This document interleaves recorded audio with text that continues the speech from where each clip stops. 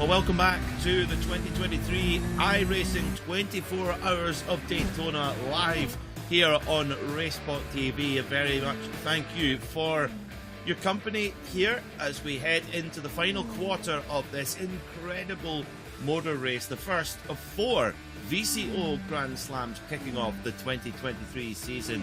It's Peter Mackay here in the RaceSpotTV commentary box, delighted to take you through the next 2 hours alongside Joey Tebbin.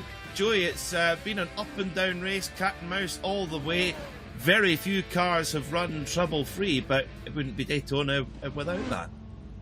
It wouldn't be Daytona without that, indeed. And the car we see on screen right now, the Williams Esports Chill Blast entry, the number 1, has had its fair share of trouble, but they got it out of the way very, very early. They had their early spin only a few hours into the race, and since then they've been absolutely pristine. They've got about a 40-second lead over the next car in GTP, the Urano Esports Data Group entry, even after they come out of the pits. They have a comfortable lead, but there's still 6 hours left where anything can happen.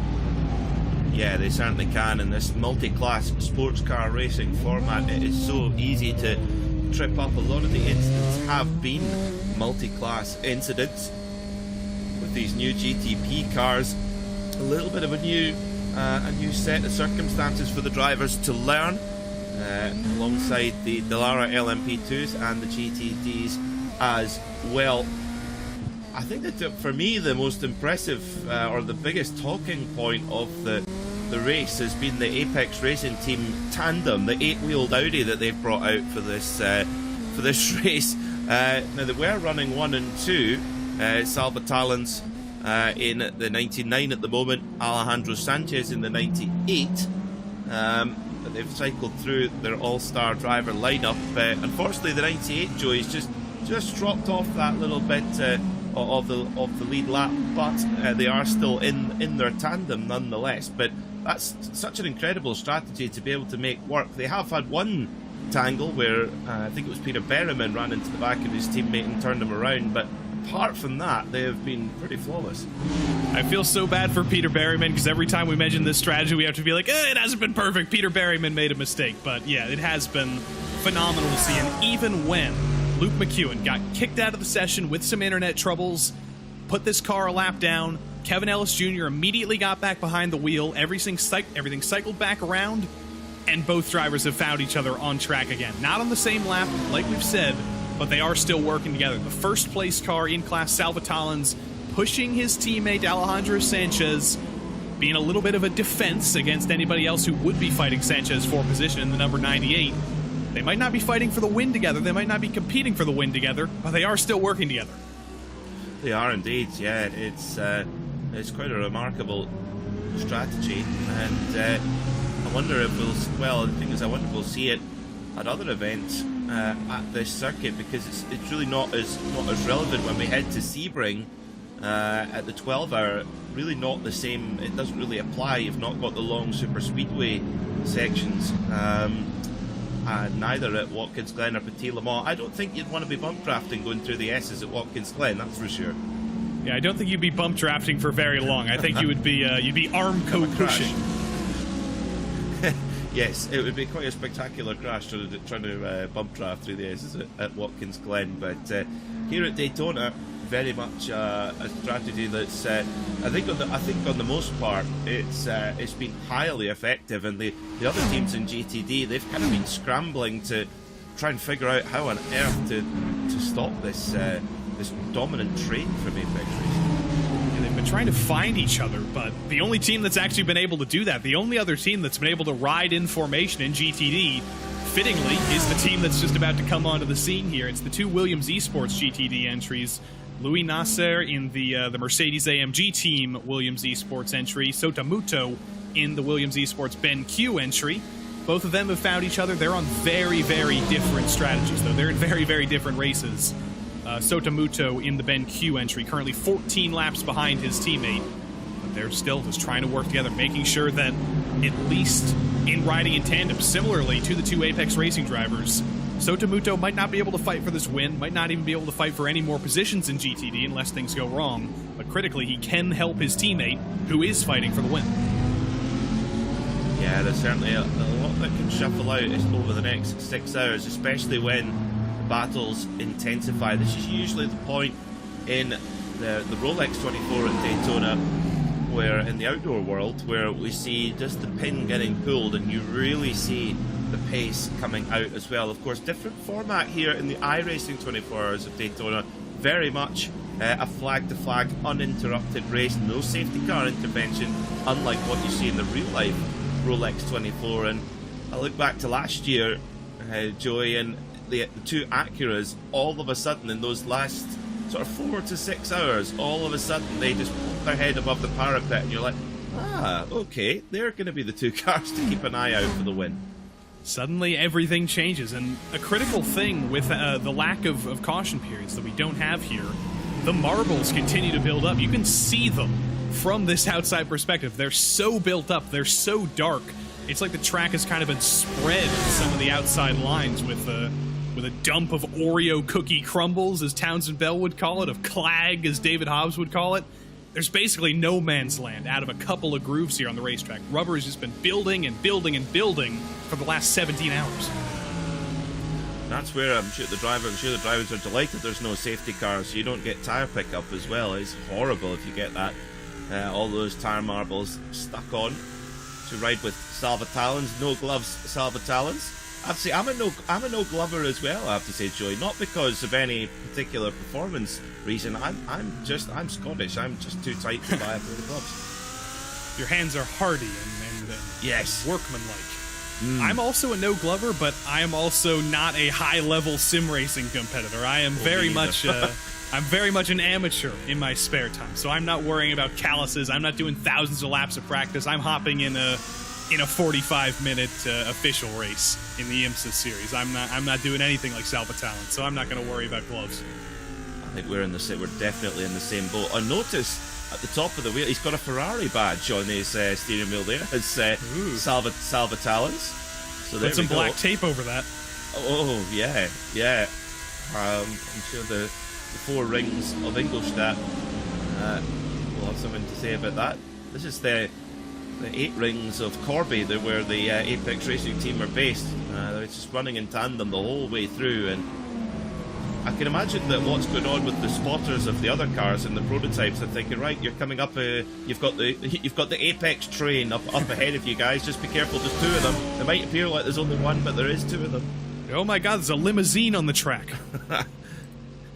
It's what's the president of the United States? What's his? The Beast. The Beast. That's it. Yes, the Beast has actually done a lap at Daytona before. Yeah.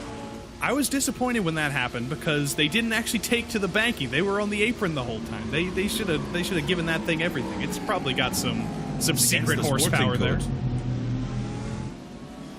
That's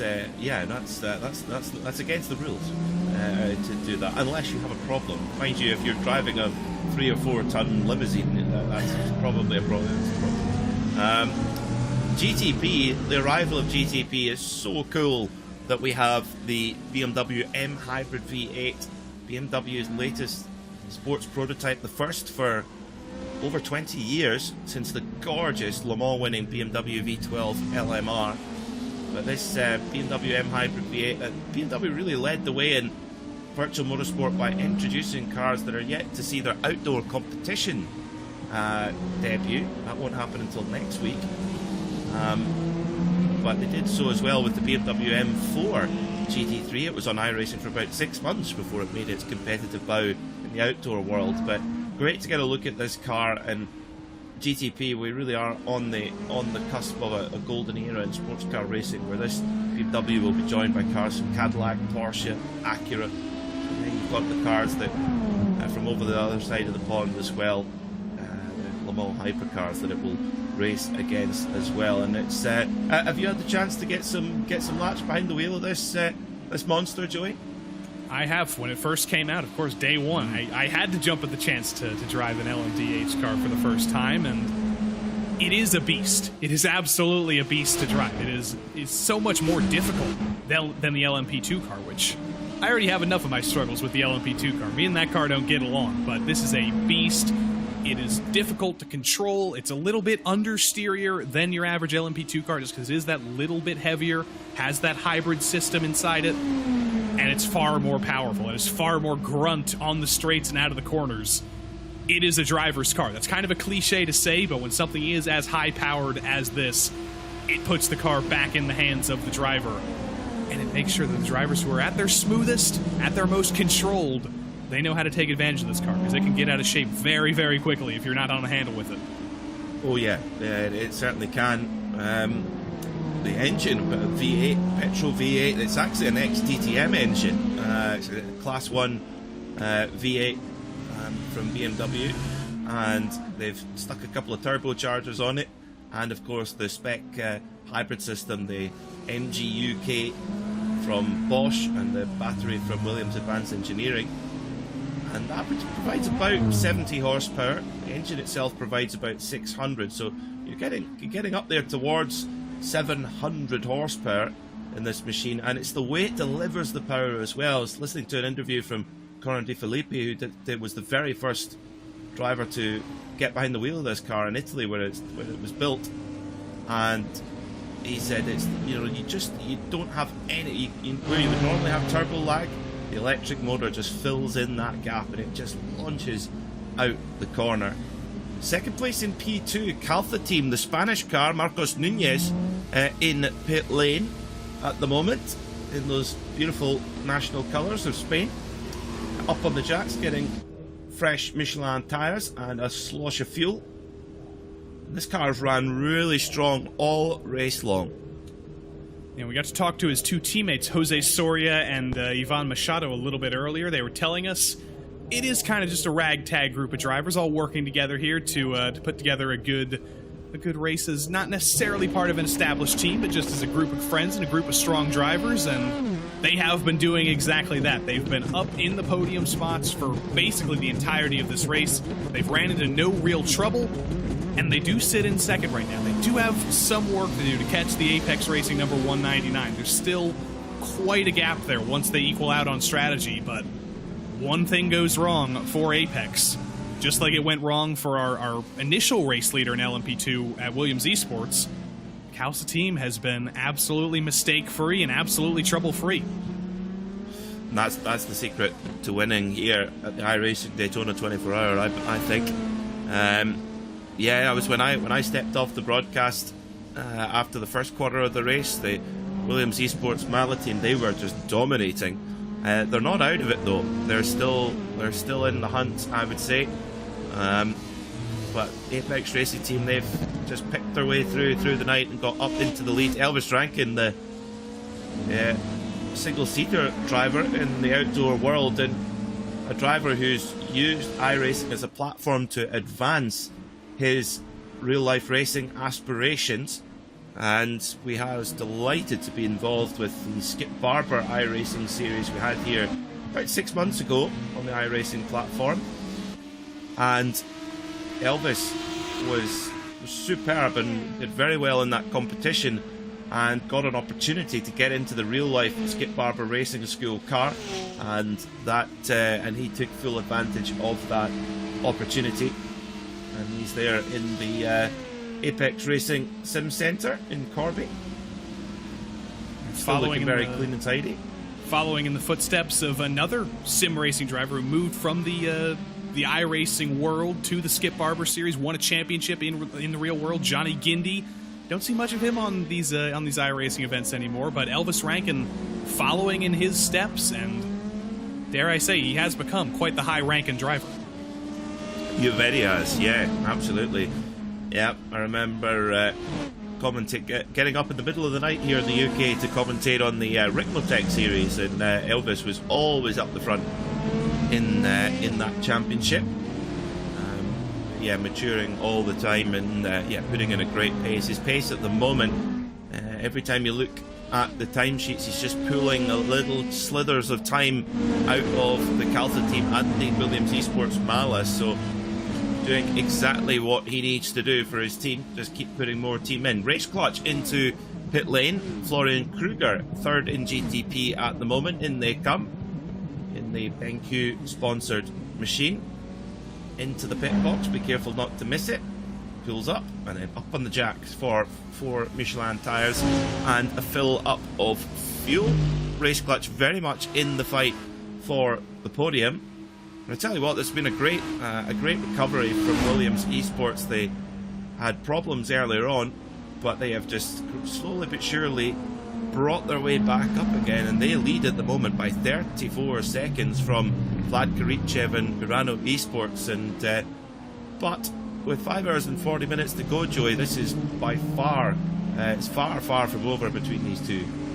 And just think about the things that have changed in the last couple of hours. The GTP class has kind of imploded in the last 10 years. Williams Esports Chill Blast made up for their mistake. They're back in the lead, but Obsidian Racing had a chance to fight for the overall win, had a speeding penalty, then ran into an LMP2 car, then got into trouble with a GTD car, and now they sit in the pits with heavy damage, as there was just a little bit of argy-bargy with Florian Kruger as he came out of the pits. There was the Apex Racing LMP2. I think there was another GTP as well down at the International Horseshoe, the Simsa entry of Fabio Rauer.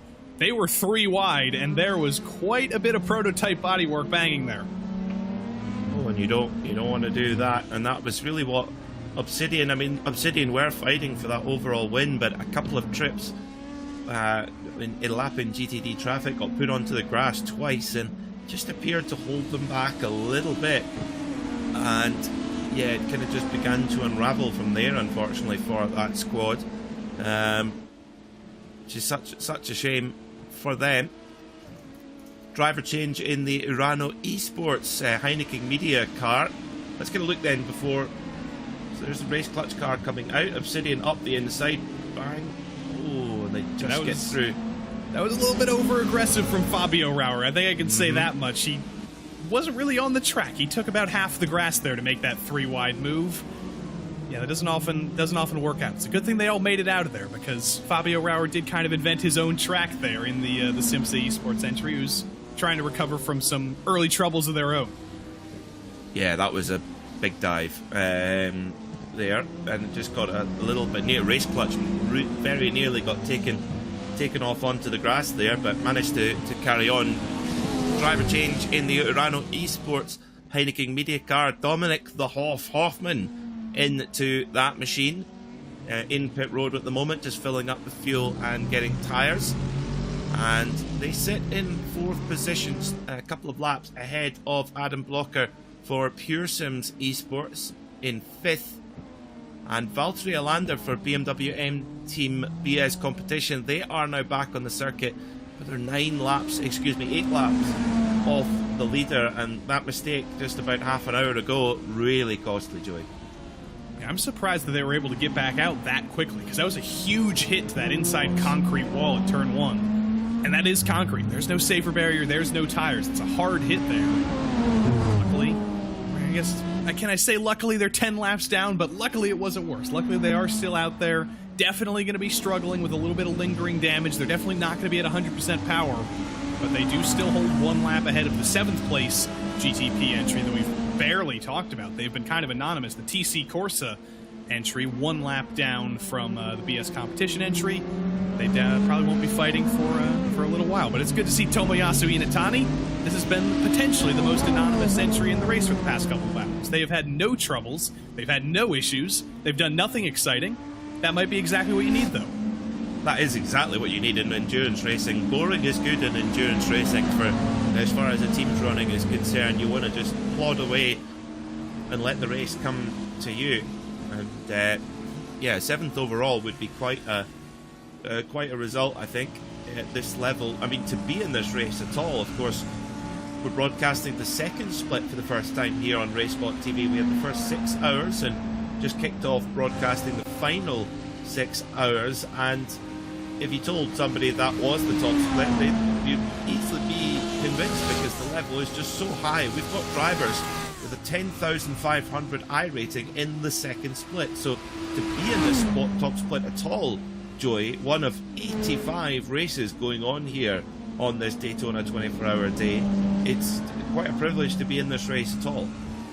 Over 16,000 drivers have signed up over the course of the last couple of splits, the couple of race slots. So do the math, 4 drivers per entry, 50 cars in this split, 200 out of 1,600. That's what, like a 400th and it's just an insane level, and it is the tippitiest of the tops. It's the 99th percentile. Every cliche you want to use, it doesn't get any stronger than this.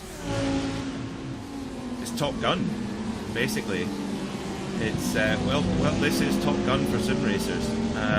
The very best of the best. We would call them it's the Red Arrows in the UK. The top pilots. Well, certainly the Apex Racing team. They've been doing some proper formation flying, glued together at the top of the field. Even after nearly 20 hours of racing, we've got some really fast lap times on the timesheets. 1:31.2 for both Arthur LeHouk in the Williams Esports GTP car and Vlad Kamichev in the Urano Esports Data Group car. Very quick. That's only 0.6 of a second off the outright best that those cars have set during this race. So, yeah, very impressive speed indeed at the front of GTP. So, GTD, well, it's still the Salva Talens who leads the way by about 90 seconds from Rainer Talvar for Team BMW Bank, who hold a 16-second lead from Louis Nasser in the Mercedes AMG Team Williams. So the battle for the podium spot, the steps on the podium, very hot indeed in GTD at this stage. That's a good one to keep an eye on.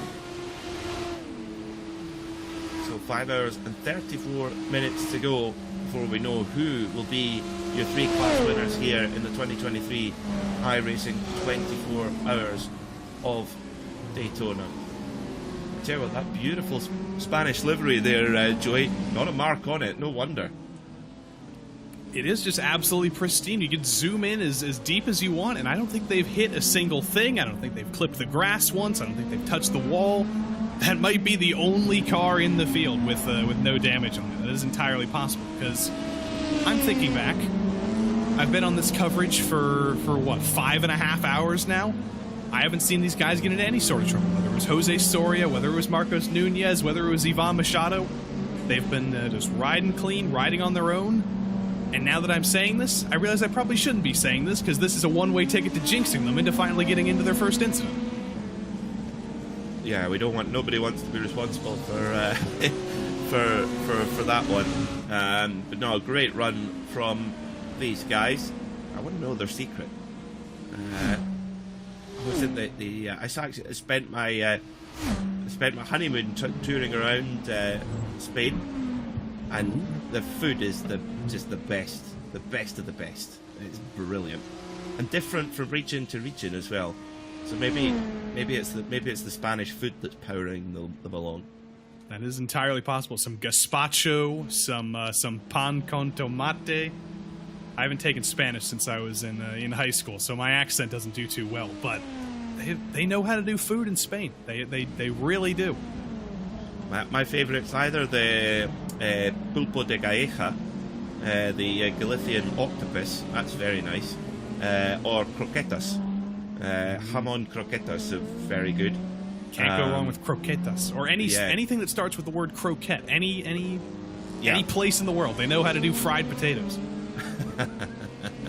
Yeah, they do. Or have you ever had the special ham, the jamon? It's jamon iberico. Yes, very very good. Very very good. Just melt in the mouth. All washed down with a nice glass of Hacienda Monasterio Ribera del Duero red wine. You lost me. I'm not going to go for the wine. I think I'm going to go for a mezzo mix instead.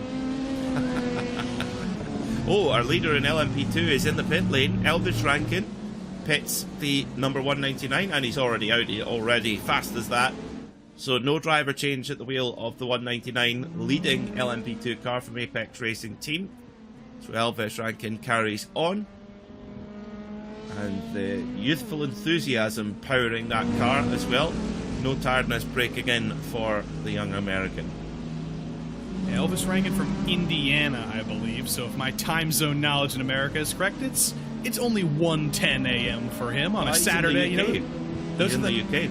Oh, he's moved his way. He's I think originally from Indiana, moved his way over to the UK. So it is more unreasonable hours there, but Yeah, he might still be on Indiana time. He still might have a couple good hours left in the night, even though it is 7:11 a.m. now.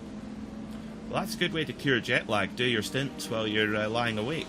Yeah. That's for sure. Yeah, that is for sure. Well, back home again in Corby doesn't quite have the same ring to it. For Elvis, we've got his onboard camera. He's at the incredible Apex Racing Team Sim Centre in Corby in the middle of England. Which actually, when we talked about this in the broadcast earlier on in the race, Joey, that since Apex Racing Team have always been a front-running team, always, but since they've moved a lot of their drivers to live at that sim racing facility, all being on site, they seem to have found an extra gear.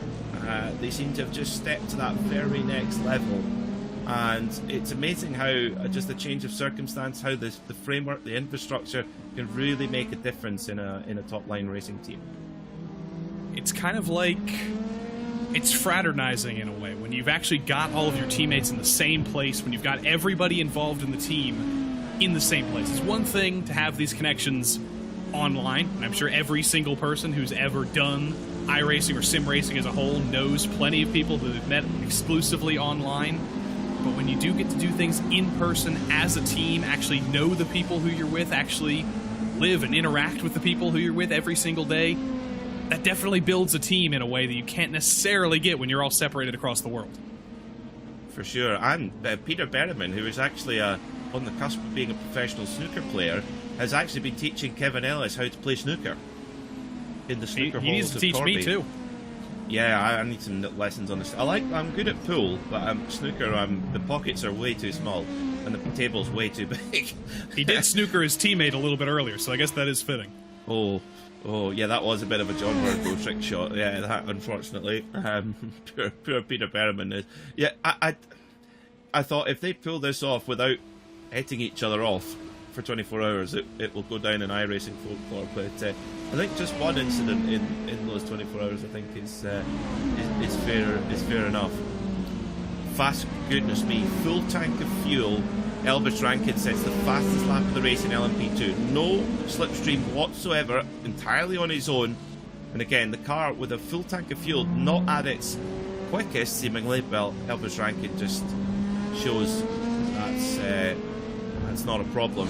134.405, significantly quicker than anyone else can manage in LMP2. Elvis Rankin is in the groove right now.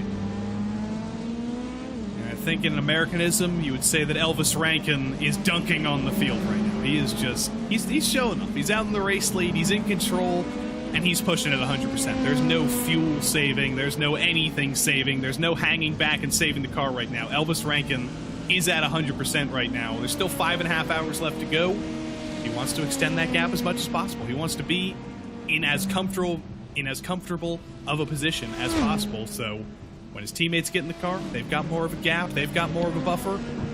The next 5.5 hours, they want to be as far away from any other entry as they can be. And the way to do that is to be the fastest driver on track, which Elvis Rankin often is. Yeah, and this is landing a pretty damaging punch on their rivals. Setting such a hot pace, pulling away and getting that buffer before we head into the real hot part of the race, both in the air but also in the competition. Let's see that. Oh, another. No, excuse me. Timing screen flashing purple at me. 134.9 that time by, so half a second off that pace. So that really was an outlier. Come on, Elvis. What a glacial pace. I think maybe team manager's going, we've got a good lead. Nice and smooth now, Elvis. Yeah, I think that might have grabbed the attention of his teammates and team manager. 134.4. Wow. Quite remarkable from Elvis. So, Apex lead in both GTD and LMP2 at the front of the field. Williams Esports continue. Arthur LeHoux having a great stint here. He's knocking out consistent low 1 minute 31s and growing that gap at the front. The gap's now up to 37 seconds, excuse me, Joey. It's got, in the last stint, it's grown by about 4 or 5 seconds. So Williams Esports, they're beginning to tighten their grip on this race. Yeah, for as long as Artur Lehoucq is in the car, that gap is likely not going to come down unless there's a mistake or a run-in with traffic, because Arthur has been the fastest driver in GTP over the course of this race. Easily. He's pulled away every single time he's in this car, and that is a very demoralizing thing. When the race leader is the fastest car, is the fastest driver, that's almost an impossible task to beat. But drivers will switch, circumstances will switch. There's still 5.5 hours left to go. You can't give up at this point, but that gap does continue to expand and expand and expand for as long as Arthur's behind the wheel. Yeah, and that's where the team manager's got to make the decision of who do they keep. Do you change the plan strategy if someone's absolutely in the groove? Do you leave them in? I mean, we've seen that many times in the outdoor world. I remember Sebring 2008 when the Porsche RS Spider LMP2 car won overall, beating the Audis and the Peugeots and the very fast Acura LMP2s as well. And Romain Dumas had arrived at that race with a broken patella in his knee, having broken it at the Porsche pre-season fitness camp. And he got to the race, and the plan was literally to run the minimum number of laps. It was 10 laps, and just to get championship points, and he'd have to leave it to his teammates Timo Bernhard and Emmanuel Collard. But adrenaline's a pretty powerful drug, and they put Romain Dumas in, and he just kept going and going and going. And then towards the end, the plan was to take him out, but he was in such a groove that Roger Penske and Tim Sidrick decided, no, we'll leave him in, and he drove the car to the win. And that's what I love about endurance racing, Joey. We have the time in front of us to develop these stories, and you have these great stints that you look back on through endurance racing history that really make the difference. It is a great story of Romain Dumas still fighting back against adversity. He said, I've broken my patella, but I'm not going to get kneecapped. No. I mean, it's probably as painful as getting kneecapped, I would imagine. He said, although the next day, he says, my leg was like a balloon.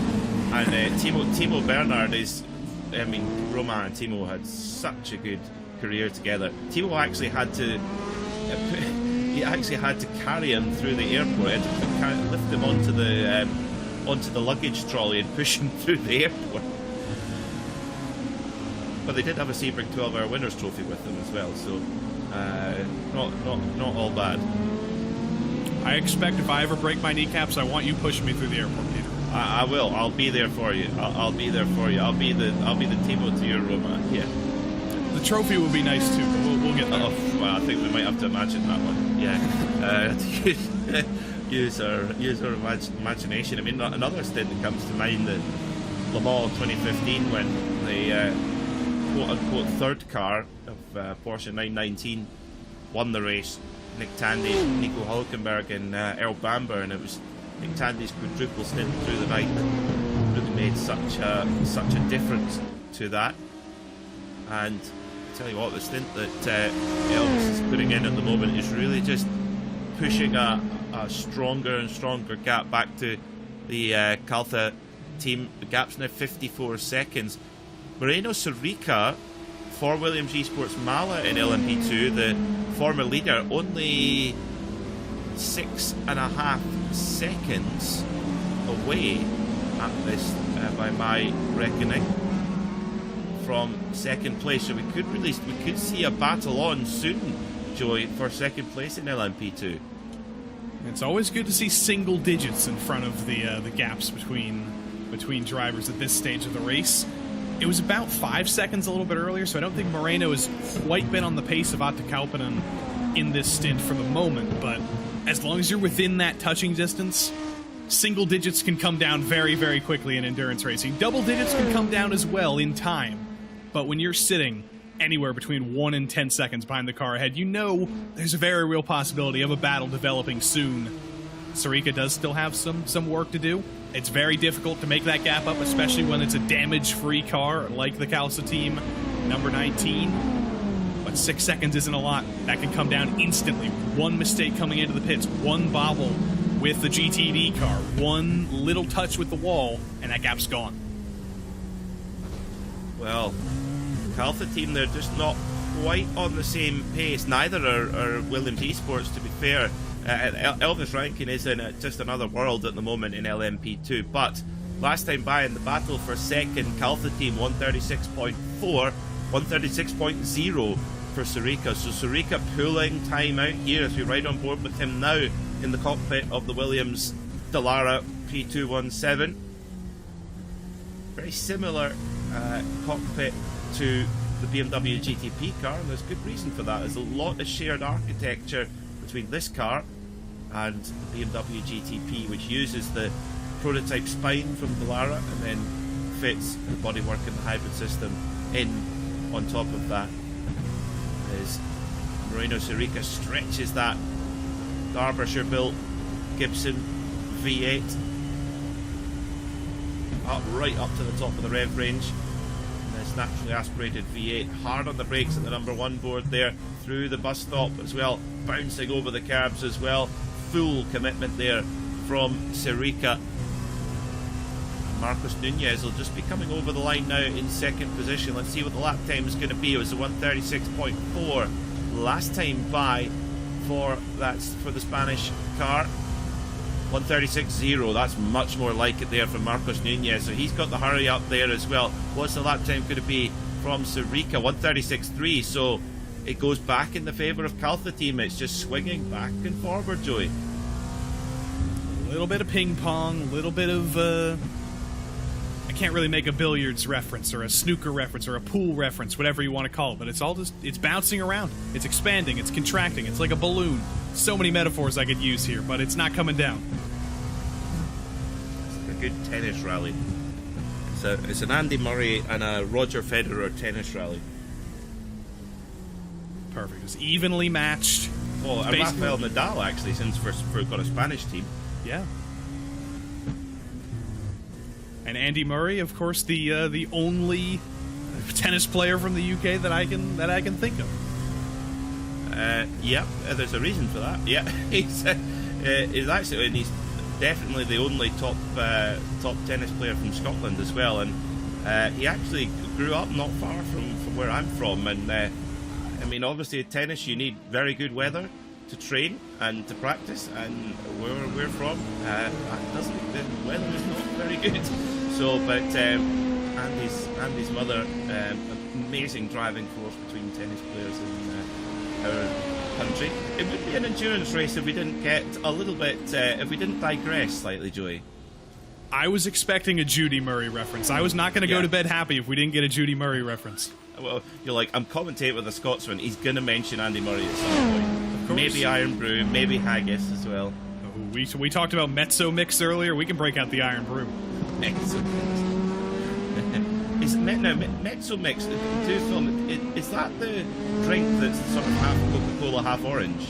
Exactly right. It's half Coke, half Fanta, or it's half Diet Coke, half Diet Fanta. I lived in the UK for about 4 months studying abroad a couple of months ago in 2022, and I was amazed. Like, why don't we have this? It's literally just Diet Coke and Fanta together, but we haven't thought about that. In Europe, they have. Paul Smith, apparently a big Mezzo Mix connoisseur. Everybody in the chat was coming back from Germany, from Finland. They all love Mezzo Mix, but it hasn't crossed the pond. The only time I've tried it was in Germany, funnily enough. And it was much more prominent in Germany than it is here. But yeah, you think it shouldn't work, really. You'd think, are you mad? But it does work. Later, second place in GTP, Vlad Kamichev into the pit lane for Urano Esports Data Group. That's the 191 car sitting in pit lane at the moment, waiting on fuel going in. And Vlad appears to be staying in the car. The Urano team can't seem to get him out of there. That is kind of a surprise. He's been in there for quite a while, but I think this will be his last stint. He initially got in the car lap 643. That's about 74 laps or so, so it's been quite a good few stints for Vlad Kamichev, but I think this will be his last one, unless he's going for a real just run through the night. Dylan Scriven's probably resting. He's done a lot of time in that car. Jonas Wallmeyer hasn't spent the most time in the world in that car. He might be who's up next on tap after starting the race. Kamichev's been doing a good job. He's been consistent, so it's hinted at earlier, there's no real reason to take a driver out of the car. If they're in the rhythm, if they're not tired, might as well let them cook. Yeah, absolutely. They can. Kamichev really is, and he's in a good groove. I would say hasn't quite been able to match the pace of Arthur LeHoux, but nobody else has on track as well. In LMP2, it's been a really good response from Marcos Nunez. Pulled out another 0.3 of a second from Moreno Sirica last time by, so that Spanish car continuing to forge on in second in LMP2, and just, you know, yes, there's a reasonable gap to the lead, but you know, if there's ever a problem for the leader, they're their first reserve, aren't they? And remember, Apex Racing, they were the first reserve when Williams Esports was dominating LMP2. They got into one bit of trouble. Suddenly, somebody else takes the throne. Somebody abdicated. Somebody's got to take it over. And Cal's team is just desperately hoping every single lap. They're just sitting there. When's there going to be some trouble for the lead LMP2 car? When are they finally going to have some trouble and we can finally take it over? And hope that trouble isn't us opening up second place for the team behind us. So pit stop as well for our overall leader, Williams Esports Chill Blast. Arthur LeHoux stays on board that GTP machine. You see the 01 on the number board on the side of the car. It's car number 1, it's in first. And that 01 on the number board there, just in front of the rear left wheel. That's their position in Class P1 for that Williams BMW. Looking resplendent in the traditional white and blue of the... It's such a... You know, it really makes me sad, actually, that it's not Frank Williams' team anymore. It's not the Williams family's team anymore. It's that does make me sad. It's always slightly disappointing when you see the names of racing kind of go by the wayside. The name still lives on, but you do think, like, you do wish there was a little bit more family involvement, though. But personally, unbiased, still big fan of Williams Esports, especially coming into Formula One, or Williams Racing in the real world, coming into Formula One in 2023 with Alex Albon and Logan Sargent, first American driver in Formula One full-time in many, many years. Same stable, Williams Racing, Williams Esports, Williams Advanced Technologies.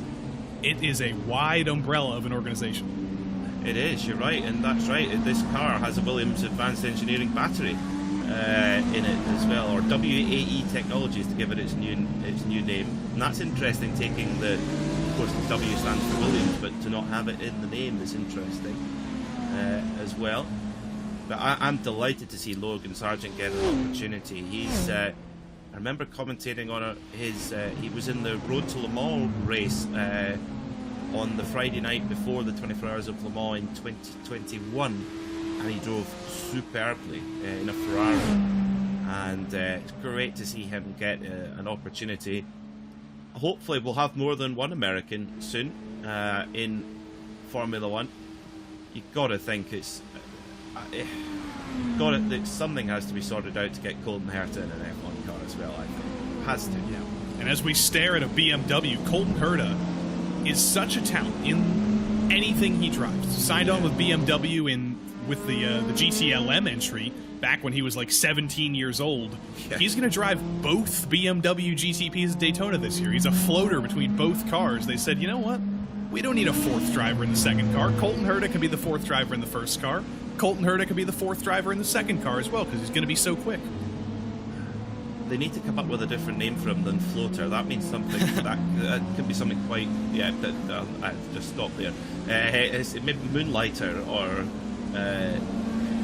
something that's not the word. Although Dries Van Tor newly he's switched from Audi to BMW, very much a staple of the WRT outfit. He is in Daytona as the quote official LMDH reserve driver for BMW. So I wonder if we might see some late changes in that BMW lineup for next week's Rolex 24. I mean, I wonder if they might bring Dries into the fray. Maybe, we'll see. And also Augusto Farfus, I heard that he had an injury playing tennis with his kids in the preseason, I believe, so he's still recovering from that. He said he'll be okay, but there's still some lingering issues with that. So Mr. Dries Van Toor still hoping that he gets a shot, but probably disappointed that one driver is going to be driving both cars. When I think of floater, I think of one of Nigel Mansell's favorite foods, the pie floater, which is just a meat pie, beef and onion, whatever you want, and they dump pea soup over it. It's actually an Australian food, but for some reason when Nigel Mansell went to Australia for the first time, he fell in love with the pie floater, and that thing has never left my mind. Wow. That's... yeah, I don't like a soggy pie, though. You've got to have that you're going to keep the crispiness in the crust. And I don't like pea soup, but for some reason, No, I saw the image on Wikipedia, and I've been enthralled. The only thing I think of with pea soup is when it's foggy. We say, that's what we say here in Scotland, Yeah. when it's foggy. So it's a pea souper today. Of course, coming back to Colton Herta, of course, he won the Rolex 24-hour last year in LMP2 with Dragon Speed. As Sarika comes into pit lane, and Sarika, of course, we must say, not quite able to match the consistent pace of the Caltha team, but that car is not perfect in terms of it's still got a bit of damage there on the rear right. Still riding slightly damaged. I think Sarika's going to stay in the car here. Hasn't been in for that long. He's still got quite a few more stints, maybe even another hour left to go in the car here. At that point, when you just have that little bit of damage, that tends to be damage that can't be repaired. You get through all of your optional repairs on iRacing. You get through all your required repairs almost instantly. But that little bit of damage is hard to fix. They're still sitting here, maybe getting a little bit of extra damage fixed. There they go, off. So if there were any extra seconds of damage, there were only 6 or 7 seconds left. So I don't think there were. I think that was just a long stop. Yeah, full tank of fuel and a change of tyres there for Williams Esports Mala. We're sponsored by the Mala Piston Company, who have been ever present for generations in both road and competition cars. Mala pistons have been in every Porsche competition car since the beginning.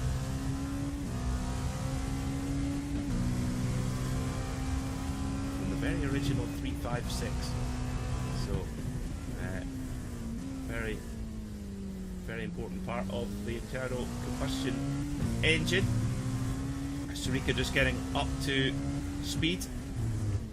Just being careful on those slightly colder tyres as well.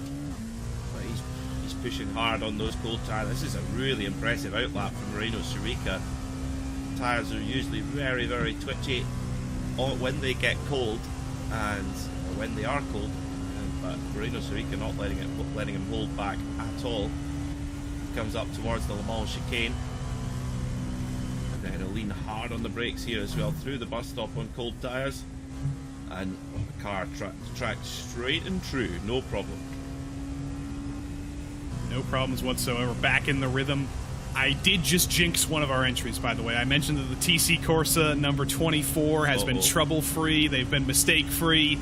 Unfortunately, a lap ago, they did just run into big trouble. Tomoyasu Inatani, a little bit too late in the brakes, overcooked it a little bit into the International Horseshoe, and then just had that very, very embarrassing crawl into the grass. Here it is, too late in the brakes, and then the second you're out there, the grass doesn't really like you braking on it. The brakes don't like you braking on grass. Wasn't the biggest hit in the tires in the world, but they're still in the pits right now getting damage repaired. It seemed like a relatively light contact. That's such a shame for that outfit. We've seen that many times there in both virtual and real world as well, especially on cold tyres. I mean, last year the Rolex 24, goodness me, the temperature, I mean, it was close to freezing throughout the night.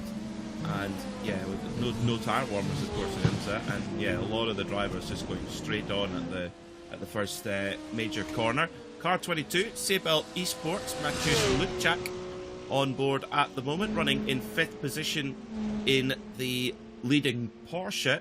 Good mix of cars at the front. We've got Audi, BMW, Mercedes AMG and Porsche all in the top 5. So I think the iRacing engineers have done a really good job with the balance of performance for this race.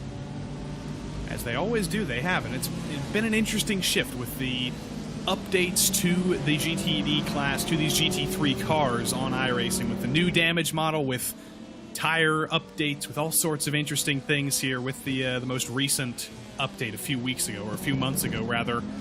It's almost like a whole new ball game in GT3, and it is very evenly matched performance-wise. I'm going to do a little bit of chat involvement here.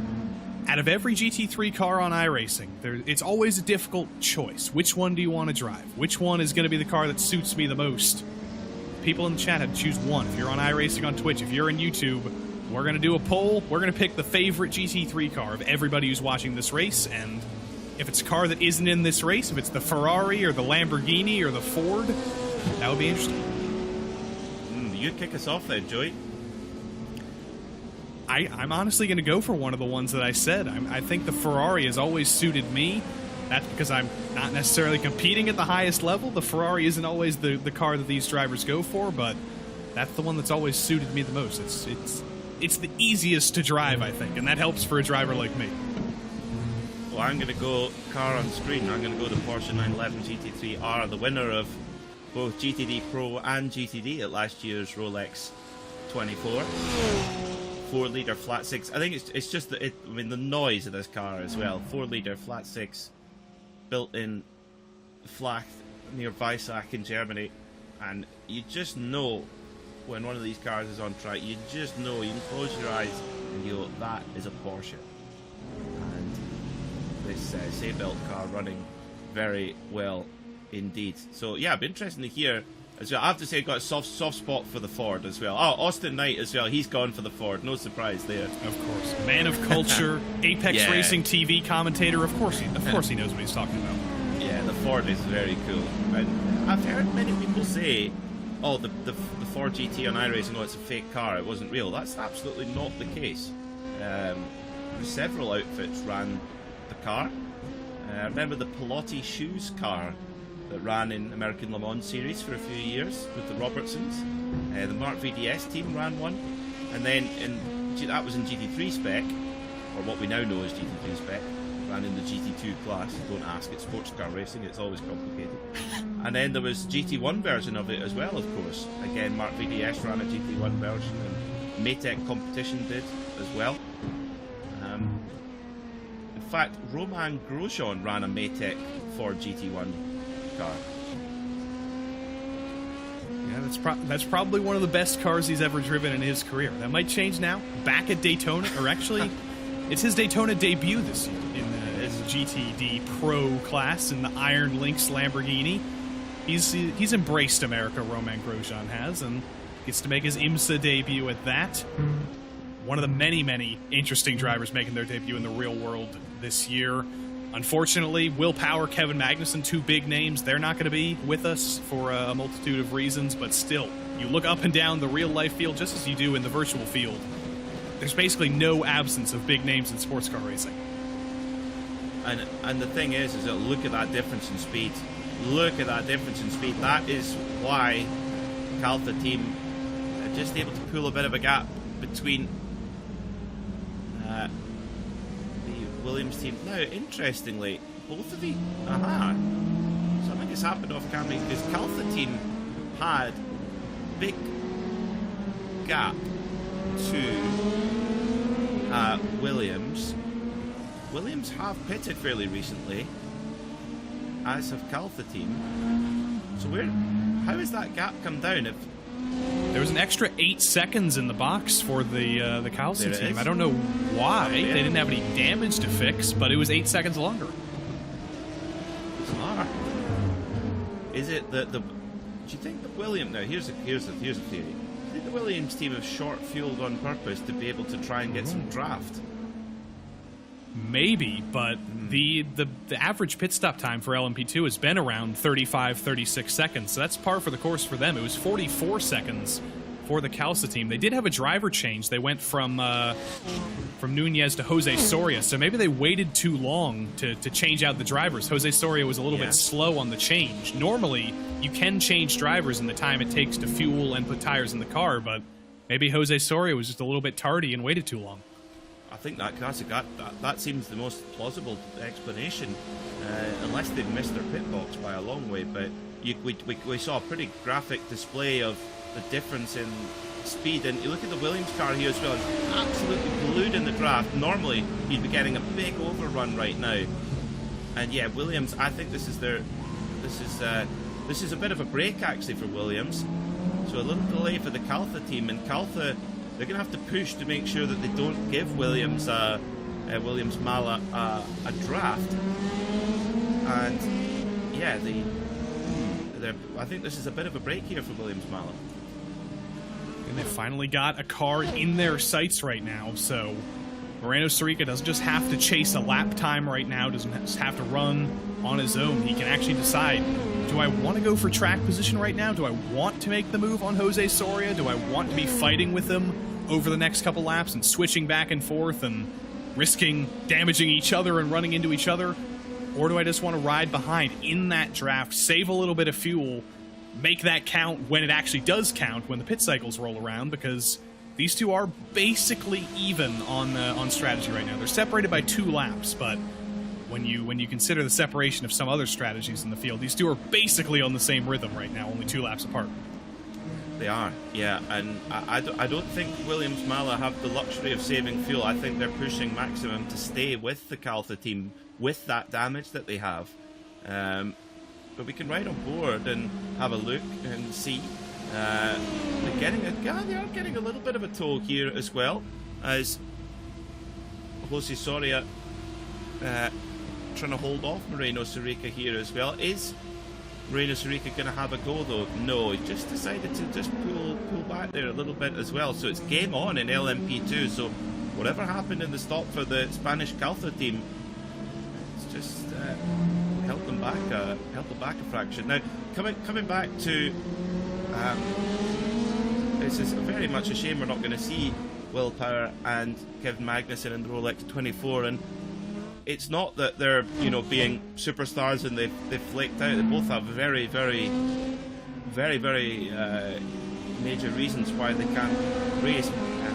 Kevin Magnussen's recovering from a hand operation, which of course he needs to be fit and fighting for the start of the Formula 1 season. And Will Power's wife Liz has had some complications after a surgery, so we wish her and the Power family all the best. And hopefully we'll get them next year at Daytona, I'm sure. Yeah, they both, especially Will Power, this was going to be his first chance of the race. I have to imagine he's going to be back. He's going to want another shot at his first shot.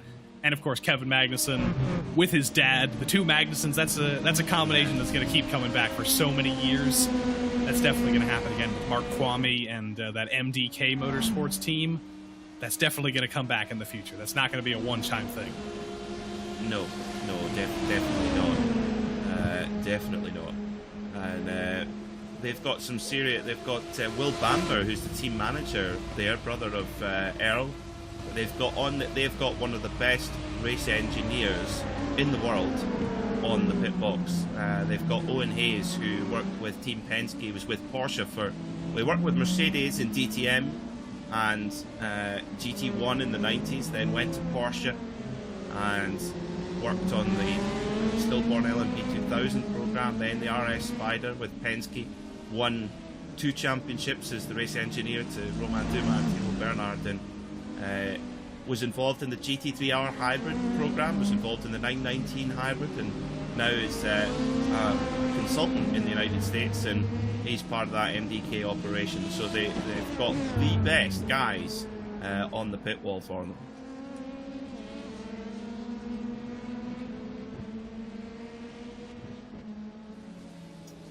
So, hello to Twisted Spider, says Chip Ganassi's team ran the GT. Now that's slightly different. That was the later Ford GT. But what a cool car that was. The GTLM version, the more modern Ford GT.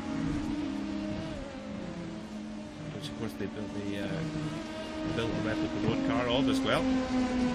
Tell you what, Williams Esports here, Moreno Sirica right in there behind the Caltha team, and this is a super break for them.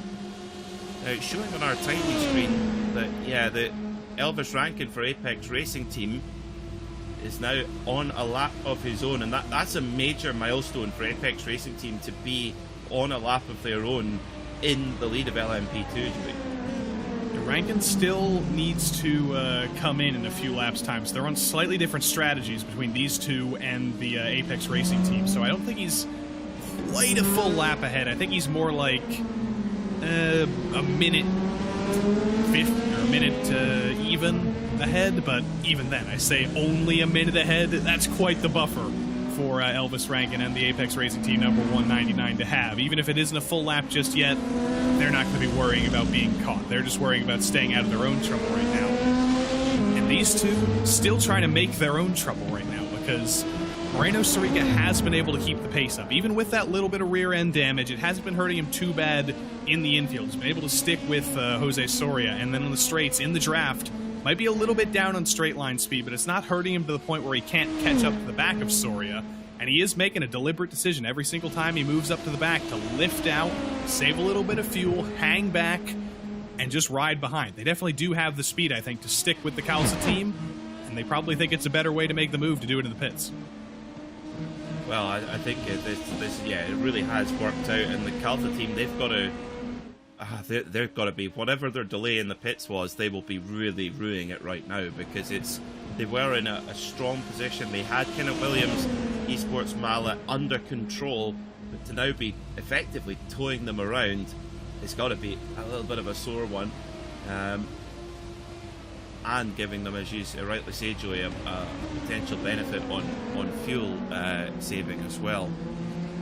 Well, this is going to rumble on for the next 4 hours and 54 minutes as Elvis Rankin leads the way in LMP2. In GTD, well, it's still Apex Racing team who lead the way by just extending their gap actually a tiny bit over Team BMW Bank by about 3 or 4 seconds over the last stint or so.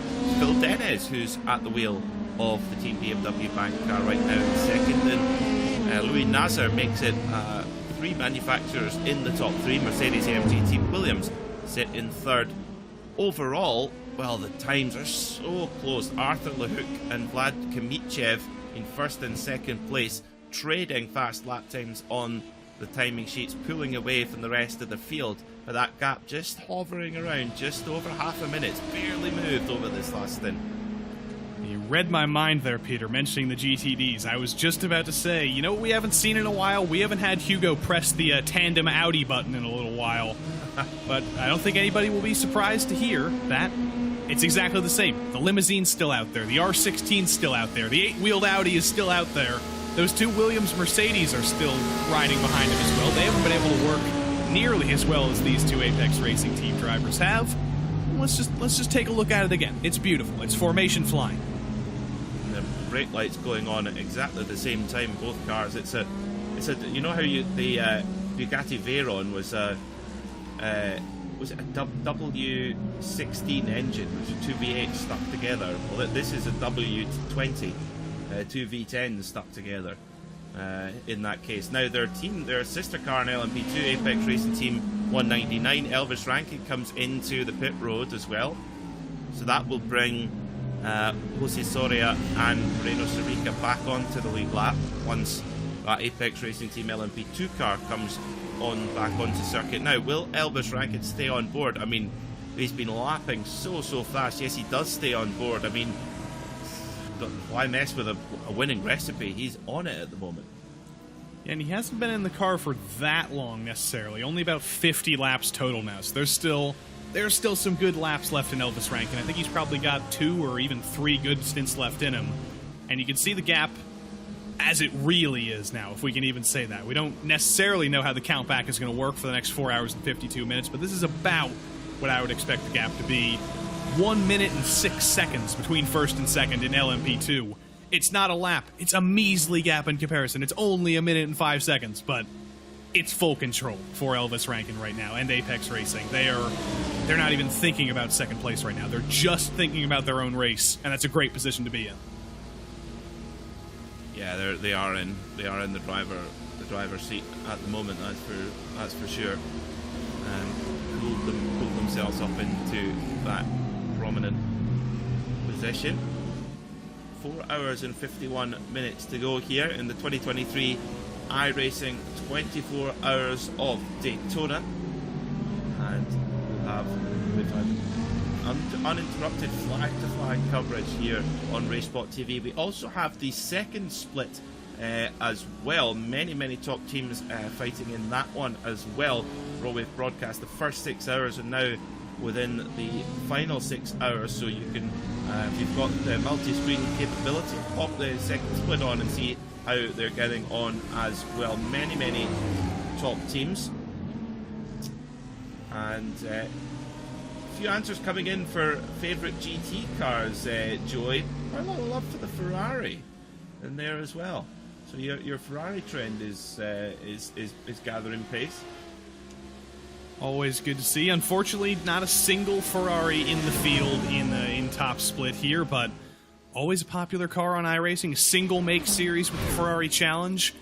Unfortunately, somewhat outdated now, as we have the Ferrari 296 GT3 debuting in real life this season, but I imagine it'll only be a matter of time until we get that scanned and simulated on iRacing, and I can't wait for that. I think that's a pretty good-looking car. It's an interesting update, and I saw today the RaceSpotTV livery on the new Ferrari, and if anything is going to work on a Ferrari, it has to be the RaceSpotTV livery, and it passed that test. Yeah, and I think the Cetilar car looks fantastic as well, the blue and the green stripes, and also a new addition to IMSA, the RaceSpotTV as well, with the kind of black carbon and red. Very cool. I mean, you could probably paint that car brown and it would still look good. That is true. There's not enough brown race cars. We need to change that. It's racing brown. Gravy brown. Gravy, yeah. Sponsored by Bovril. Yes. Yeah. Ferrari, the Ferrari team Bovril. That's my team. That's my team. Yeah. Scotty T. Red say, didn't the two Porsches spin each other out in last year's Rolex 24? Well, one of them spun. Lawrence Vantor went for a move on his fellow factory driver Mathieu Jaminet, and Jaminet carried on in the FAF car to win the GTD Pro category, and Lawrence and his KCMG colleagues had to settle for third, which actually did allow, I mean, Risi Competizione for only Ferrari nearly won the race on the last lap from third if both of those Porsches had spun out. But it shows you how racing has changed. I remember speaking to Lucas Luer, a former Porsche factory driver, and he said, honestly, he said if that was me when I was racing for Porsche, I'd have just gone straight to the airport. He said when you arrived as a Porsche factory driver in the kind of early 2000s to the States, Alvin Springer would say to you, you'd race the other Porsches, but if you hit another Porsche, here is a plane ticket and do not come back. And they must have hit each other about 15 times in those last 5 laps. So he said, yeah, times have changed a little bit compared to the past. Alvin Springer has a new book coming out, or I believe it already is out. Yes. He's been promoting it at Daytona. I'm not going to do my Alvin Springer impression, but I definitely need to get my hands on that book. Me too, yeah. If they've got copies for sale at Daytona, I'm going to grab one. Because the impact he has had on motorsport with Porsche in America is impossible to quantify, really, with being an owner of Andile and then as the president of Porsche Motorsport North America. And he's still involved. He's still going as a consultant. And he knows about iRacing. He's not just in the cool. the outside world. He was actually a guest on one of the Dinner with Racers Thursday night blunder events. I was shocked. Alvin Springer showed up on Zoom, and he was like, "Yeah, this whole iRacing thing, it's the worlds collide." That's very cool. That is very cool. Indeed. I saw Thursday night blunder recently. They were doing dirt sprint cars at VIR. Yep, they've done it there. They did it at Le Mans once. It's Sean Heckman. That guy has too many ideas. He's one of my all-time heroes in terms of media. The crazy stuff that they do over at Thursday Night Blunder. It's crazy enough just doing quote-unquote normal things on iRacing with multi-class endurance racing, but the possibilities are endless. Sprint cars at Le Mans. I think they did the Honda TCR at Eldora. It's unbelievable the amount of things, the amount of combinations you can do on iRacing. It's infinite. Did they do LMP1s at Bristol? Yeah, LMP1s at Bristol, they did, I gotta think back now, there's been so much. There was Porsche Mission Rs versus Formula Vs at iRacing Super Speedway, and the Porsche Mission Rs had to pit for battery charge. That was crazy. Yeah, because the Mission R is fast, really fast, and especially in its qualifying mode. It's got some serious juice in qualifying. Well, the Calfa team, they're not able, I tell you what, they are not shaking off that Williams car. The Williams car is doing really well to hang in there with that damage that they've got. I think they're probably wishing right now that they had a Porsche Mission R torque motor underneath them right now to burst out of the seams here. David Haynes and I were talking a little bit earlier about rocket power here in Florida. You definitely need some of that in the electric cars coming onto iRacing now, and I think Jose Soria is probably wishing that he had a little bit of that right now, because he cannot escape the Moreno-Sorica attack here, even with some lapping GTP traffic, separating things just a little bit, giving a little bit of a pick for Soria to steal a little bit of draft. Sorica's not going anywhere. It's still just rubber banding the same way it was before, just a little bit closer now. Well, that's Sorica's stablemate in GTP, the overall race leader, Arthur LeHoux. That gap still hovering around 33 seconds, and as Dylan Scribbin said in the chat, he's like, the gap hasn't moved for 6 hours. Such is the standard at the front of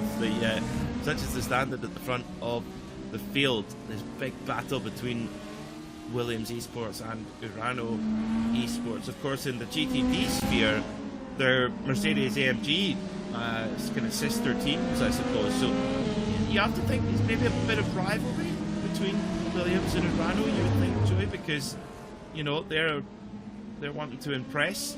They're both Mercedes AMG affiliated teams. They want to prove that they're the top of the shop. They're the top of the pile. Those inter-manufacturer rivalries, they're competitive. I want to be the top Mercedes dog. I want to be the top BMW entry. Sometimes it might be best to just be on your own. Be your own manufacturer. I'm trying to think, are there any drivers or any teams that are the only entry in a manufacturer? There's multiple Audi teams, there's multiple Mercedes teams, there's multiple BMW teams. I don't think there's any GT3 entries in GTD entries in the race right now that are just their own manufacturer in an island of their own. Not in this race, no, definitely not. I think the Coanda Porsche would be one of them. They're kind of the Coanda drivers now recognised as Porsche factory drivers as well. There's a great video on Porsche YouTube channel of Mark Lieb taking the Coanda drivers through the Porsche now not so secret storage where they've got their museum collection, which is stunning. Some of the cars that they've got in there. So GTD, Salvatallon's just slowly but surely opening up that gap even more now. It's now up to 1 minute and 36 seconds from Phil Dennis in second. Louis Nazar within touching distance of Dennis, just 9 seconds there between the second and third place. And so that is your situation in GTD at the moment. The Audi train, the Apex Racing Team Audi train, pushing on there as well. It's the car number 99 that leads the race. There it is, in the second in the queue. But the leading car on the road there, Alejandro Sanchez, is cut a lap or two behind. So that is the situation there, but still helping one another out. Their team car, Elvis Rankin in the LMP2 class, leads the way at the moment by 1 minute and 14 seconds after the pit stop. So if that gap continues to grow at the rate it is, it might not be long, Joey, before Calfa team and Williams get put a lap down if the pace continues the way it is.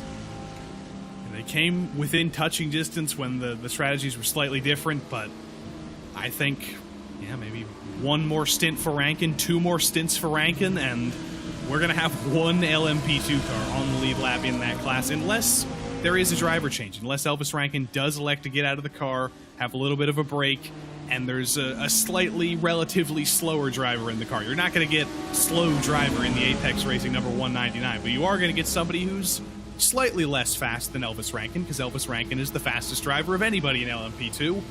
And I think the Calsa team and Williams Esports are both definitely hoping that somebody a little bit slower than Elvis Rankin coming up soon. Somebody who they can catch even just a little bit and not lose that lap. I think they're going to be disappointed. They definitely will. Depth, yeah, I think that the strength and depth they've got, look at a driver like Michele Costantini. He's been rapid in this Dallara LMP2 car from the minute it hit the service. He's been a real front runner in this car.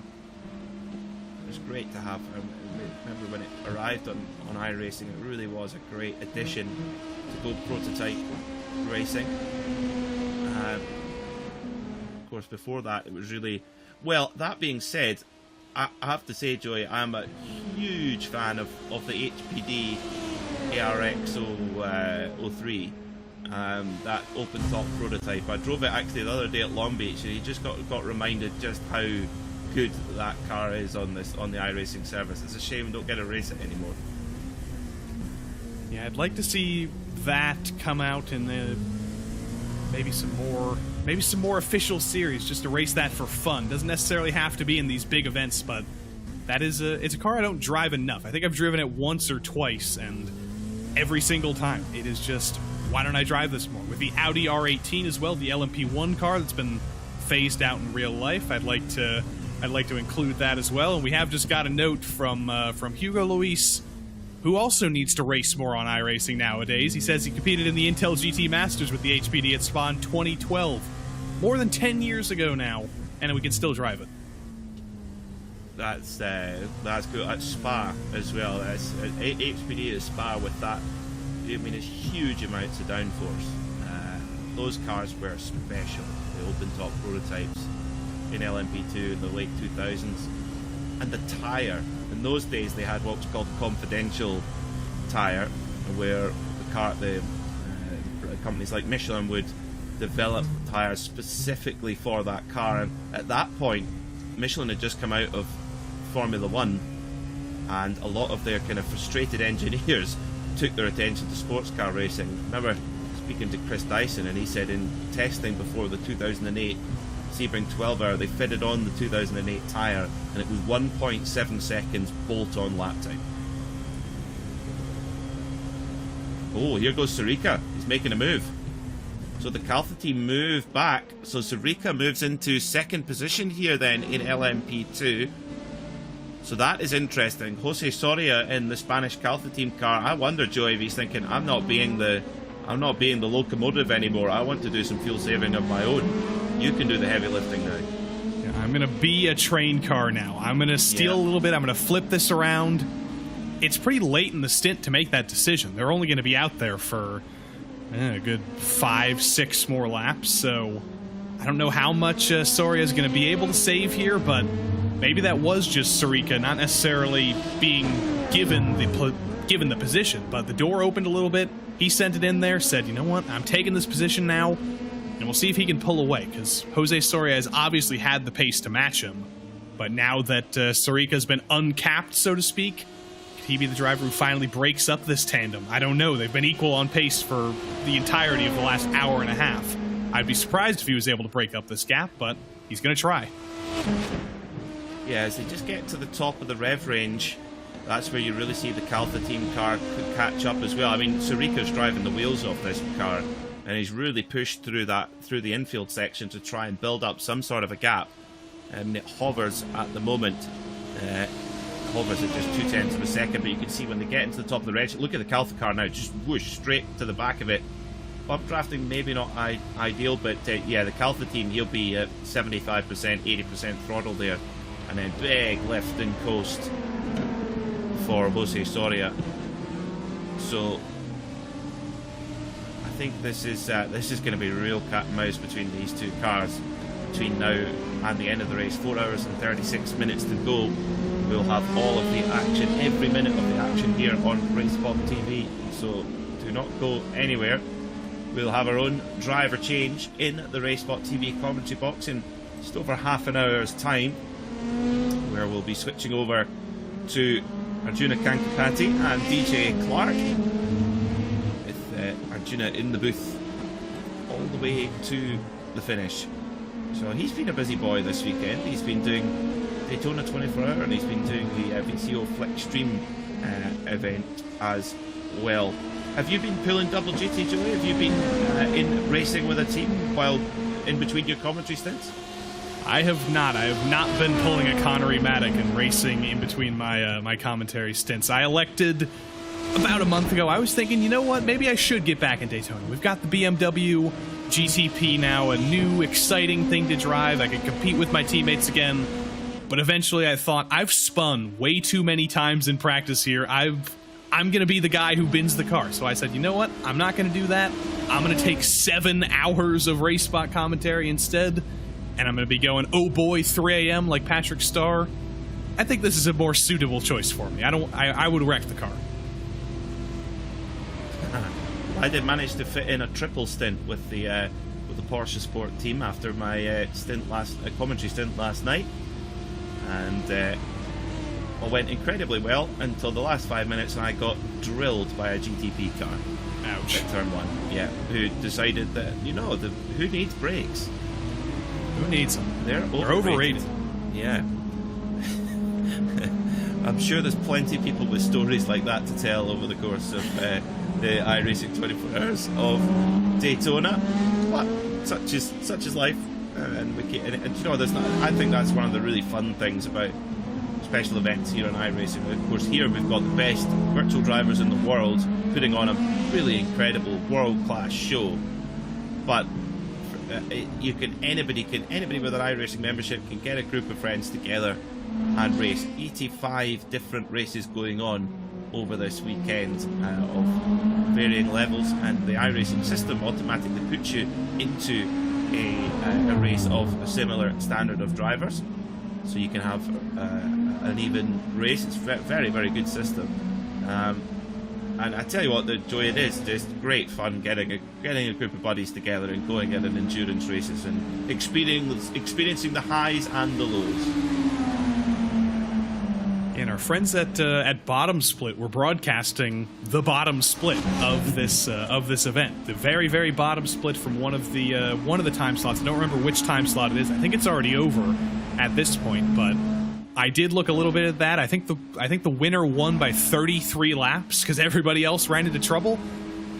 But even at the lowest level, so to speak, it's not even a low level. Every single driver in that race is committed to a 24-hour race. They're committed to their own skill level, and they're going to compete for 24 hours, even if they do have to finish 33 laps down in second. Yeah, it is amazing if you just keep ploughing on what positions can come your way, and it definitely does reward the tenacity and the no-quit attitude, that's for sure. Now, driver changes in GTD, the Apex Racing Team duo have made their driver changes. Johan Harth into the lead of the number 99, the iRacing World Rallycross champion, and Kevin Ellis Jr., the Scotsman, into the 98 car, and right there, back into the tandem they go. This scares me because both of these cars have been so great running in tandem, no matter what drivers are behind the wheel. But Johan Harth and Kevin Ellis, these are the guys who made it work, I think, first and foremost, and they made it work the best. And now they're both back out on track. They both found each other again, as if things weren't going good enough for the Apex Racing Team number 99. They've got their best duo back, controlling this little tandem, and things can only get better now. Like Howard Jones said. Yeah, well, interesting that now they're putting the leading car in the race, the first position car, second in the queue, because then if the bump drafting goes wrong, well, it's much more likely that the leading car comes off worse, gets bumped into the wall. So that's interesting. They're playing a little bit safer now, are the Apex Racing Team, making sure that the P1 car is right there. There's a little bit of a bump draft there. Kevin Ellis Jr. and Johan Harth, they have been in the Apex Racing Team for several years now as well, so they know each other inside and out. They will have done tens of thousands, hundreds of thousands of laps together, and of course both have spent many seasons in the Porsche Taycan Esports Super Cup, so they really do know each other well. So if you are going to have two drivers run in tandem, these are two pretty good drivers to start with. Some people in our chat have also been commiserating on some of their misery at Daytona. Austin Knight says that he spun and blocked the pit lane for 7 different teams. That was probably not great for him. I almost came close to doing that. I jumped over one of those evil pit exit curbs one time, destroyed the car. Sean Campbell is chatting about the Ford. He's almost going to pass out, but yeah, there's always an embarrassing moment, especially when you've been on iRacing for multiple years. Nobody gets out of these special events completely unscathed. No, definitely not. There's always stories to tell. Oh, Dominic Miranda said, big question, any knowledge on if the Porsche, Cadillac or Acura GTP will be added? Oh, I wish I knew. All I can say is I hope so, but I've absolutely no idea, no knowledge at all. So, would be cool, Joy, but we'll see. Yeah, one day I want every GTP car and every hypercar, even the Asada Fraschini entry. Get them all in here. The Van Wall, of course, well. Jacques Villeneuve's baby. Yeah, I was thinking you could have Jacques Villeneuve, Ralf Schumacher and Nico Rosberg in a team. Can you imagine the press conferences? And Damon Hill. Yes. Would be quite interesting. That's for sure. It's got a Iserta Fraschini. It's going to be an interesting machine as well. They're following in the footsteps of Jim Glickenhaus, who's really kind of shown that it is actually possible to build a car privately, to run against the major auto manufacturers like Toyota, Peugeot, etc. But the space is about to get a whole lot busier in this next year or so. I'm fascinated to see how the Ferrari goes as well. The Ferrari 499P. And great to see Antonio Giovinazzi, a very recent former F1 driver, getting a seat. I think that's a great sign, and also I think it's a great opportunity for Antonio as well.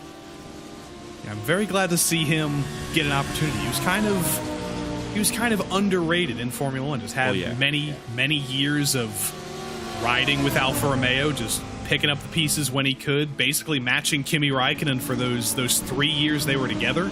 So yeah, it's very good to see him get another top level opportunity. And we've talked a lot about IMSA, but in the WEC, what is it, 13 entries in the top class this season, bigger than it's been for years. Sports car racing is very much on the up and up. This is the most confident I've felt in sports car racing's future in quite a few years. Yeah, it's been a long 5 years in the World Championship, waiting for something, because it's been barren for a while. But to ride with this is what the view from Johan Hart's machine looks like. Absolutely perfect concentration required. You know, when you're lapping on your own, you can really get into a kind of trance, a little bit of a rhythm, and sort of click the laps off almost subconsciously, it feels like. Here in this strategy, this bump drafting strategy, you do not have that luxury. You cannot let that concentration blip for 1 second, because it can all be over in a flash.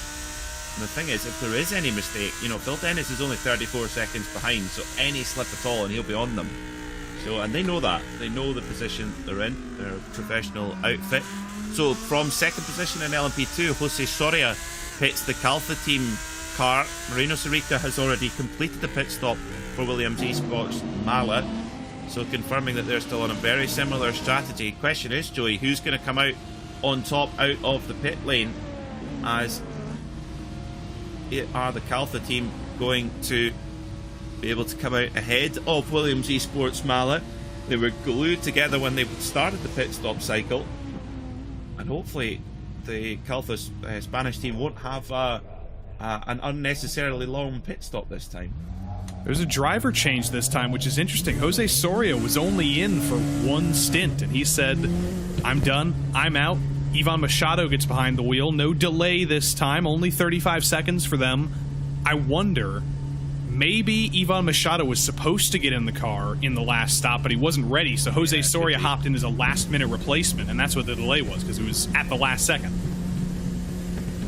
I think that could be exactly what's happened. Well, let's see what Ivan Machado Perez can do here. in this Calfa team machine. Oh, big, there you go, big correction there as he asks for the power from that Gibson V8 engine. And cold Michelin tyres as well.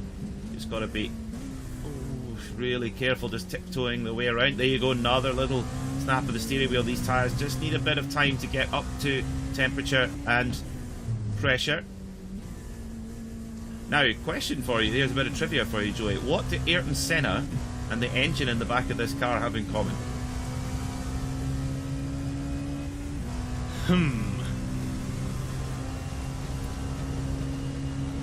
You mentioned Derbyshire earlier. I don't think that's the connection. I don't think we've got to... Yeah, you're getting warmer. Oh, getting warmer? It's not Brazil. It's absolutely not Brazil. It's somewhere between Brazil and Derbyshire. I don't know. You gotta take me out of my misery. Well, Gibson, of course, is Gibson Technologies is linked to the old Zytec, and Zytec were the first company to make electric engine management system back in the early 80s. And so this has a Gibson engine, this car, which is the same link of company as Zytec. And that Zytec electric engine management system, the first customer they had in Formula 1 was a certain Tolman team with their driver, Ayrton Senna. It all circles around. It's all a flat circle. Yeah. Yeah. But you'd be good on Only Connect, Peter. Yeah. You think of the consistency, like you think how many of these LMP2 cars run around the world. They've all got this Gibson V8 engine.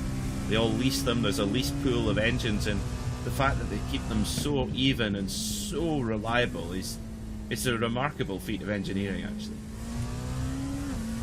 We proposed on one of the community Discord servers earlier today that there needs to be a trivia contest with iRacing commentators versus iRacing drivers.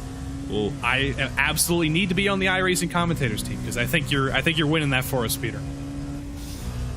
Ooh, yeah. You and Joe Peak, you're just gonna clean up.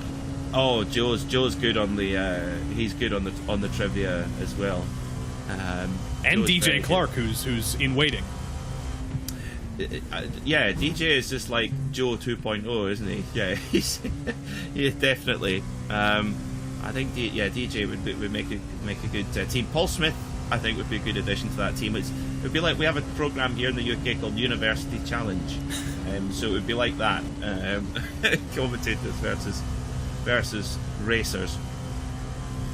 Well, 20 minutes to go before we make a driver change here in the RaceSpotTV commentary box. It will be Arjuna Kankapati and DJ Clark taking over from Peter Mackay and Joey Tebben. And in LMP2, well, Moreno Sirica has come out with the pit stop shuffling, has come out behind the Calfa team. So it's as they were then. And can the Calfa team pull away? Is Ivan Machado Perez able to pull away from Moreno Sirica's Williams Mala car? We know how much pace this Williams car had before. It was leading the class comfortably, but an incident has just held them back a bit with damage, etc. And can the Calfa team try and flaunt that advantage, or will they end up pulling that Williams Mala car along?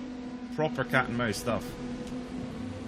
There's an interesting little cycle going on here because second in LMP2 for the moment, because they still need to come in for their next stop, is the Apex number 198, currently piloted by Manuel Cubo Torres. Last stop for the number 199 was 19 laps ago. Last stop for this car was 22 laps ago. I'd say the two Apex teams are basically synced up on strategy, and if this is the strategy that takes them to the end of the race, we could have a 1-2 for Apex in LMP2. They could absolutely shock us and move this 198. I believe it was running in 5th about 2 hours ago when I first got in the air, 3 hours ago now. And they've slowly just inched their way forward, and now they're on the same strategy as their teammates. And if this is the strategy that ends up counting back to the end of the race, this could be a very easy 1-2 for Apex. Well, that is a really good run there from the Apex Racing Academy. Team car number 198. It hasn't entirely gone to plan, of course. Right at the beginning, of 17 minutes into the race, Gordy Much had a spin which held them back a little bit as well, but they've really fought on very well in that Apex Racing Academy car. Car number 9, Manel Cubo Torres at the wheel at the moment. So it's Elvis Rankin who leads the way in LMP2, is showing us on a lap of his own, but is due a pit stop. The others have made their pit stop. So yeah, you're right, Joey. It's going to come down to the fact, I'm sure the teams are back timing to the end of the race now and thinking how many stops they're going to be, and if they are possible of saving a stop even, you're going to want to do that. If you can absolutely save a stop, you want to get on the fuel save now. Yeah, we're at the point of the race where the math is somewhat possible. You don't need one of your CERN supercomputers to do the math like 13 hours back. There's 4 hours left. That's easily divisible. Here comes the 198 in this time after a 22 or 23 lap stint. That's going to even them out. They're going to go back to 5th, I think, in class. But at the Apex headquarters, I guarantee you one of those 14 monitors that we saw a little bit earlier, that probably has an Excel spreadsheet on there that's counting back the stops, and if it looks good for them, they might have second for that. And Will Redford behind the wheel now. He's going to keep the strategy up. Yeah, Will Redford aboard the Apex Racing Academy number 198 machine, taking on fuel and tyres. Engages first gear, ready to pull away. Another thing. Yeah, big. Well, Shane can do the proper burnouts like we see in IMSA, where they absolutely rip it out of pit lane as well. Always spectacular to watch.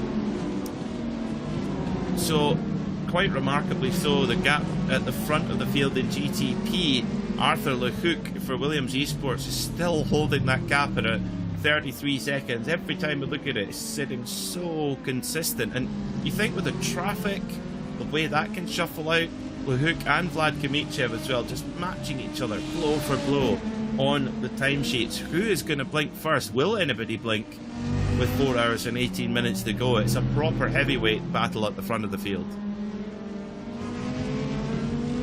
There's going to be a driver change soon. Vlad Kamichev has been in the car for absolutely ever. There will be a new driver from the Urano Esports camp behind the wheel in a little bit. Arthur LeHouk has also been behind the wheel for quite a while, so there's going to be a change there. But both teams have been very, very equal. That tends to be what happens at this highest level of competition. The drivers on a team, they're not too different. There's not much pace difference. Of course, there's some drivers who are really at the top of their game. They're really the fastest of the lineup, but you're never going to have real separation like you might in IMSA in the real world, especially in LMP2, where you might have an amateur driver, a bronze driver, who's a little bit of an anchor. You know he's not going to be so fast, and you've got a pro who you know could be the driver who really takes advantage of the rest of the field and drives forward. That doesn't happen. Everybody's basically dead equal on speed. So if you're hoping that the team in front of you lets a stinker in and you can catch up, probably not going to happen. No, definitely not. Definitely not. And, well, in LMP2, Ivan Machado Perez, 0.6 of a second ahead of Sirikas. He's still not quite able to break that draft back to the Williams Esports machine, but it would just take, if that Caltha team gets a break in traffic, they could end up pulling away from the Williams car. But at the moment, Williams Mala doing a brilliant job to hold on to the Caltha team, just keeping in that draft as best as possible. We've got the Fire Academy car there, number 14 at the back there, the black and pink machine. That car is a couple of laps behind, sitting in 8th position right now, but if we can tag on to those leading cars, that's good news for the Fire machine. We ride with Moreno Sirica in the Dallara number 15 for Williams Esports Mala, and he is right there on the case of that Caltha car. Brilliant.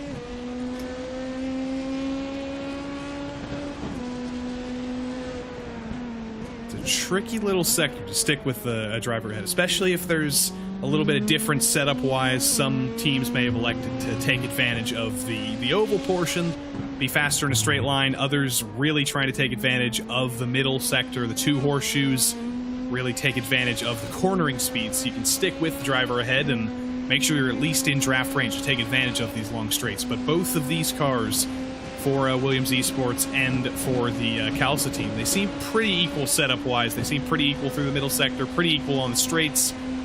And that's going to be frustrating for Moreno Sirica. He's definitely wishing that he had an advantage somewhere, because as all of this shakes out, they can't separate from each other. They can't break apart. They've tried so hard. They've switched positions. They've done everything, and they can't avoid each other. They're just glued together. Let's take a listen then to see what Sirica's strategy is here with fuel. Yeah, he's pulling out the throttle there. Let's hear into turn 1.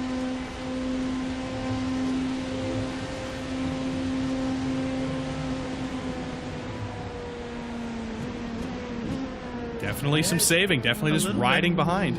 Yeah, certainly a little bit.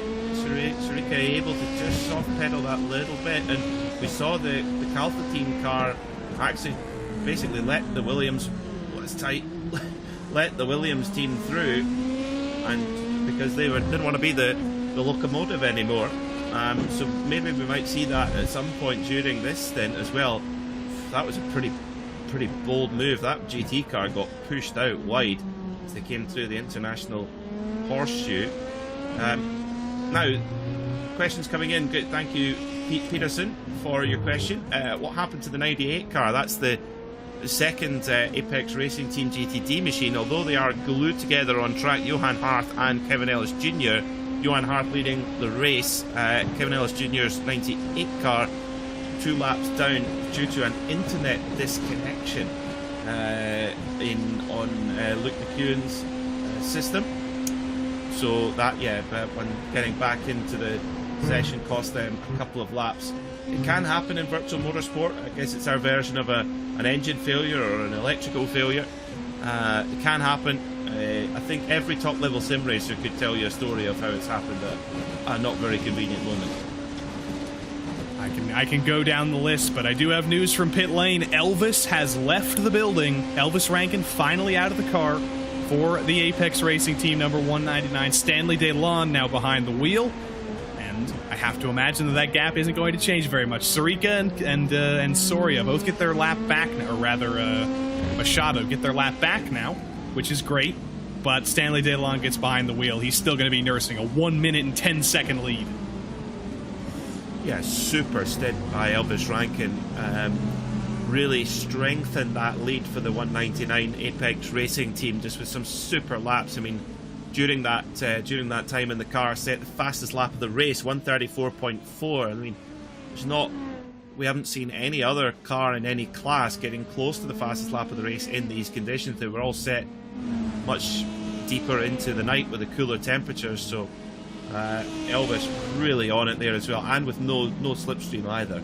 An incredible lap, 134.4. So Elvis definitely fulfilled his obligations to the Apex Racing Team. He can be very proud of that. And now it's over to Stanley DeLandis to take on the next couple of hours. And I think then that would cycle through to Michele Costantini for the finish. Not a bad lineup. Yeah, not a bad lineup. It's okay. You know, it does the job. You bet it does. Yeah, you bet it does. Yeah, the gap now, 1 minute and 14 seconds after the pit stop cycled out. The question, this could get, although with the difference in, they are quite different in terms of fuel strategy. The obviously the Calfa team and the Williams Esports Mala in second and third, they're very, very similar on strategy, whereas Apex Racing Team are kind of out on their own.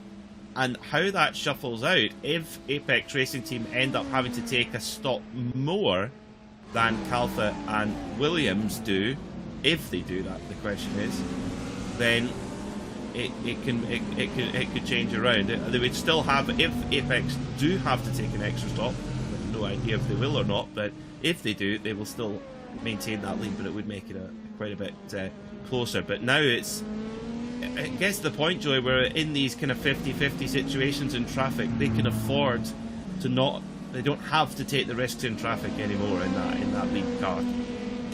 Yeah, that's very, very helpful when you're just racing yourself. You're not racing anybody else in your class. You're just trying to survive. You can hang back, but at the same time, you can try and be conservative all you want. You can try and be careful. There's always an issue. There's always a driver who gets a little bit over-aggressive who's lapping you. There's always a GTD car who ends up in the wrong place. There's always somebody who crashes in front of you. You can be in control of your own destiny all you want, but there's still going to be some things that are out of your control.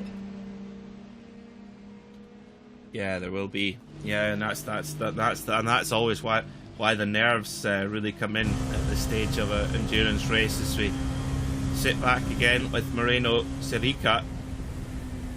And again, big lift off the throttle nice and early there, trying to just save as much fuel as possible. This is really impressive stuff from the Williams Esports Mala team, and indeed from the Caltha team, who are setting the pace there as well. And the Fire Academy car, Jorge Garcia, right there behind them as well. He's actually caught this pair, interestingly. So he's pulled time, although he is a couple of laps behind, he has pulled time. He's right behind Moreno Sirica here as they come into Western Horseshoe.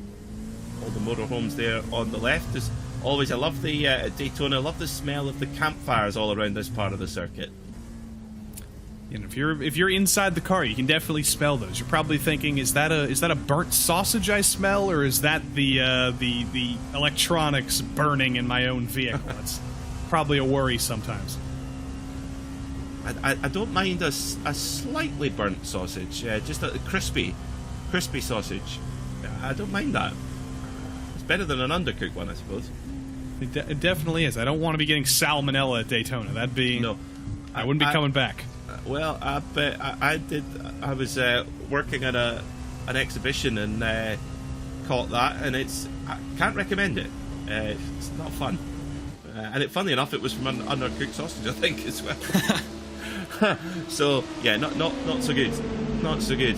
But yeah, it's wonderful. Such an atmosphere. I can highly recommend anyone who's thinking about, you know, what races to go to. Rolex 24 at Daytona. Put it right up the top of your list.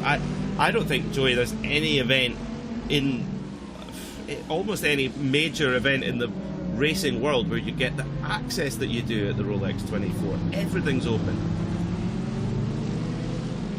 Yeah, IMSA, in terms of American Racing Series, IMSA is absolutely either at the top or tied at the top with another American Racing Series, which is always very, very open in real life. But IMSA, you go to Daytona, you go to Sebring, you go to Watkins Glen, you go anywhere on the calendar, you go to Detroit where paddock access is free, and you just walk up and you're like, oh, there's Jordan Taylor, there's Kelvin Vanderlinde, there's Colton Herta, there's Ben Keating, whoever else. You just walk up to them, they're just people, and then you see all the stars and cars that you've seen on your TV right in front of you for free. They're real. They exist. It's unbelievable access. Quite a novel difference compared to other series where everything is just shut off. Everything's, you know, exclusive access, etc. And yeah, it doesn't create the same atmosphere. And the value for money as well coming to Rolex 24 is fantastic. There's Moreno Sirica, there's both the Caltha car. Now here comes Sirica now. He's going to make a move to the outside here. Pulls out of the draft, interestingly, of the Caltha car. Is he going to go for the move? I think he is. Yeah, hard on the brakes goes Moreno Sirica, about halfway through the stint. And the Caltha team now, they go from the locomotive to the carriage. And that seemed to be more the Sirica's decision rather than the Caltha team letting them by. So that's interesting. Does Sirica feel like he's being held up? That might be the answer. He's been riding behind for so long that saving fuel is great, riding behind is great, but when you think you're getting held up, when you're losing more time than you would be gaining in the pits by doing that, it's definitely not worth it. And you can see there's some GTP traffic coming up here as well that's shaking things up if Sirica gets caught here, or rather if the Calsa team entry gets caught up here by that GTP car that's trying to lap him, that could be the pick here. The gap's already expanded to 0.8 of a second over this one lap. Ivan Machado might be in trouble if he can't get out of this trouble here. The GTP traffic is going to get by fairly straightforwardly. That's Daniel Civichabo in the Pure Sims Esports entry. But yeah, this has been very, very separated now. And then Sirica's going to get held up here at the bus stop as well. As the Caltha team now actually going around Daniel Civichabo at the bus stop, because the Caltha car of Ivan Machado Perez cannot let the Williams car get away. And on the banking, you really see the difference in top-end speed here. Just a tiny little bit hampered is the Williams Mala car. And there you go, there's the Caltha car right on the back. That didn't take very long to be able to get in there. And now the Caltha car can do its own fuel saving. There is almost a little bit of... Are both of these cars, do you think, Joey, before we sign off, are they helping one of each other, thinking we're better helping each other here and trying to do something about Apex Racing Team in the lead and then we go for it? Or is that just a romantic idea? It might just be a romantic idea, but I mentioned that the gap was expanding. It was almost a full second, but that's how quickly things can change here. You might have a full second gap and then instantly you run into one little bit of traffic at the wrong time at the bus stop and it's all gone. You saw that Ivan Machado got a great run out of the bus stop. He could have just stolen the draft of the GTP that was going by there and blown by Sirica and made the move again. But no, he backed out, lost more than a full second by getting back in the draft, and he's thinking, you know what, it's time to save a little bit of fuel. If we're both going to be saving fuel, I'm going to be joining the fray as well. And they're going to try and even things out. But there's the separation again. Yeah. As they come through now, it's a clear run. This should be interesting. A clear run through the bus stop now for Moreno Sirica. And can he then hold off the Caltha car? Is it that Sirica was trying to make the break, thinking that he's got enough pace to pull away from the Caltha car? The gap is at 0.6 of a second. It's still on the banking. But then just as they get into the kind of higher rev range in 6th gear, here comes the Caltha car, the Spanish liveried machine.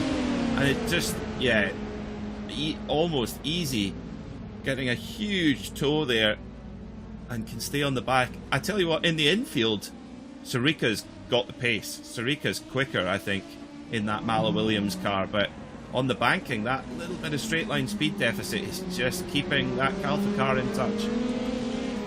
Now that he's been kind of uncorked, we can see a lot of the full potential through the infield, but that Fire Academy car, that's still something interesting to watch here, because Jorge Garcia is 2 laps behind these guys, actually 3 laps behind these guys, but he wants track position. He definitely wants a shot to get a little bit further ahead and fight with the likes of Havu and SRC Movano, who are on the same lap or within reasonable touching distance of some extra positions. So the Fire Academy, they might be the pick here. They might be the kingmaker. So with just coming up with 4 hours to go here in the iRacing 24 Hours of Daytona, let's have a quick recap while we've got most of the leading cars out on circuit. Arthur LeHoux leads for Williams Esports Chill Blast by 33 seconds from Vlad Kimichev for the number 191 Urano Esports Data Group.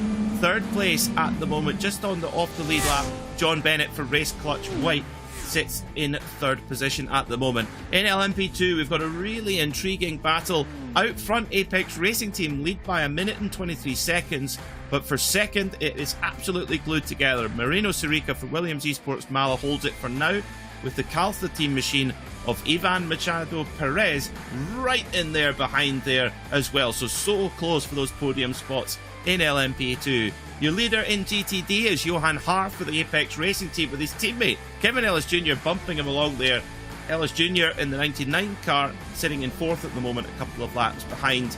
Phil Dennis sits in 2nd position for Team BMW Bank in GTD, 1 minute and 40 seconds off the lead.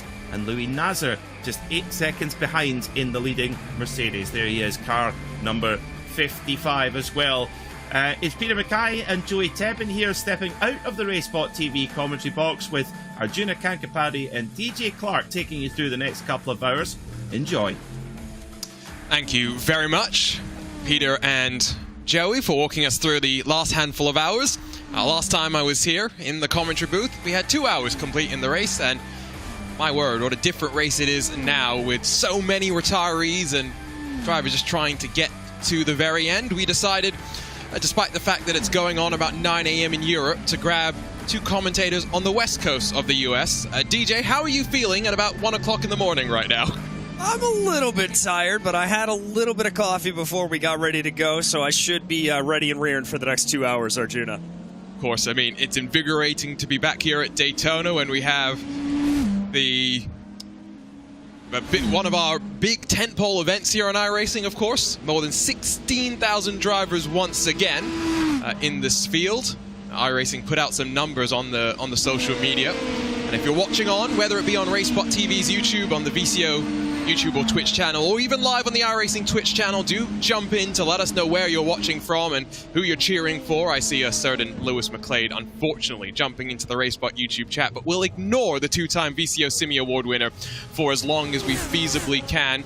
It's at that point of the race, though, of course, with so many cars out and fatigue starting to set in, with 20 hours going to be clicked off the clock in a handful of moments' time. Sun continues to rise. The track temperature is building as well.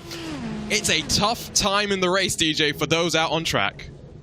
Yeah, it's a very, very difficult time. You've kind of gotten through the adrenaline rush that goes through with the sunrise over Daytona and over these high banks, and now it's really just back into the grind here for these last 4 hours of this race. And so you've got to really focus in, and it's both physical and mental fatigue that these drivers have to deal with. You know, we often talk about the mental fatigue that just sitting in the car for that long, but let's not forget that a lot of these force feedback wheels that these drivers have, the direct drive wheels, they can take a toll on you, and you'll definitely start to be feeling it in your arms. You've got to make sure that you're not getting a cramp down in your legs going off on the pedals. It certainly does take its toll, and these drivers have to be cognizant of that. Daytona is similar to the Circuit de la Sarthe in one way, which is that you have longer straights with which you can kind of take a bit of a rest and let yourself stretch at least one of the legs. Your right foot's still going to be planted on the throttle for the most part, but maybe your braking leg can get a bit of respite. That was your race leader, but we checked back in with the Havu LMP2 car in the battle for 6th position. Jesse Tekela trying to fend off the advances of SRC Movano and Nicholas Boo behind the wheel of the number 33. While we watch them rounding around some GTD traffic, let's bring in one of our drivers. That's going to be, I think, the story of the next 4 hours, trying to talk to as many people as possible. And we talked to Adam Blocker in the Pure Sims number 16 in GTP. Adam has just, I think, finished his final stint of the race. Adam, how are you feeling right now with the driving in the past? Yeah, just kind of tired because it's 3:40 a.m. but for me, and I haven't slept at all. But yeah, I mean, overall, you know, we came into the race not really knowing what to expect, and Maurizio did a great job in qualifying and put it on, you know, P8, and that's kind of where we ran the whole race so far, like between, you know, 9th and 6th, the whole first 12 hours, and a lot of people that were slower than us, like behind us already, crashed out, and then we got a few places ahead of us too. So right now we're sitting in 5th, and hopefully we can just maintain that, basically. I think you've had a bit more of a pleasant experience than what I think was your last top split special event, which was with me in the old Corvette DP back at Sebring in 2020. What's the difference in your mind, though, as you look 12 months on? You've been an IndyCar driver for a long time on iRacing, but you joined up with Pure Sims to focus a little bit more in endurance racing. You were part of the second split winning outfit last year for Pure Sims. What's the difference when you step up to this top split? I mean, the main thing is, you know, you just have those two teams, like, you know, the top 5, 6, 7 teams that are, you know, all professional sim racers that do this full time, and you know, just put in tons of hours, and, you know, they inevitably have a setup advantage, and obviously they just have really strong, you know, driver lineups with no weaknesses anywhere in the lineup, you know, and if you go somewhere like second split, you know, you'll have some teams that are a bunch of consistent, but, you know, maybe slightly, I guess, slow drivers, at least by split 1 standards, or you have those other teams that have, you know, a couple really fast guys and a couple, you know, less fast guys. So yeah, I guess the main difference in split 1 is just everybody is that really fast guy. But yeah, honestly, was really surprised to see the level of attrition that we've had though in this race. So I've got to ask what you think about this BMW M hybrid V8 car. We've seen a handful of drivers having issues by themselves, even outside of some of the multi-class traffic encounters. What's your opinion on this latest generation of prototype machinery? honestly, I think it's pretty fun to drive. We made it a big point to try to come up with a setup that was comfortable for everyone, because we knew that some people were going to have issues. Just from how the car handles the balance. Is pretty hard to get right between cold tires and then also old tires, both in cold conditions and hot conditions. So one useful thing that's good in this car, kind of similar to the Indy car, is that you have adjustable ARBs in the car. That's something that we didn't have, or that you don't have in the LMP2. So that's a big thing. Each driver that jumps in the car can slightly tune the car to their liking. So that's big. I guess the only thing that I'm honestly kind of disappointed about it is the hybrid unit is it's there, but it doesn't really play into the racing that much, in my opinion, except for the fact that it makes fuel saving harder. But no one's really playing with hybrid modes and trying to store energy for a pass or anything like that. So it's kind of the one thing I maybe don't like about it as much, or just kind of disappointed. But yeah, besides that, it's really fun.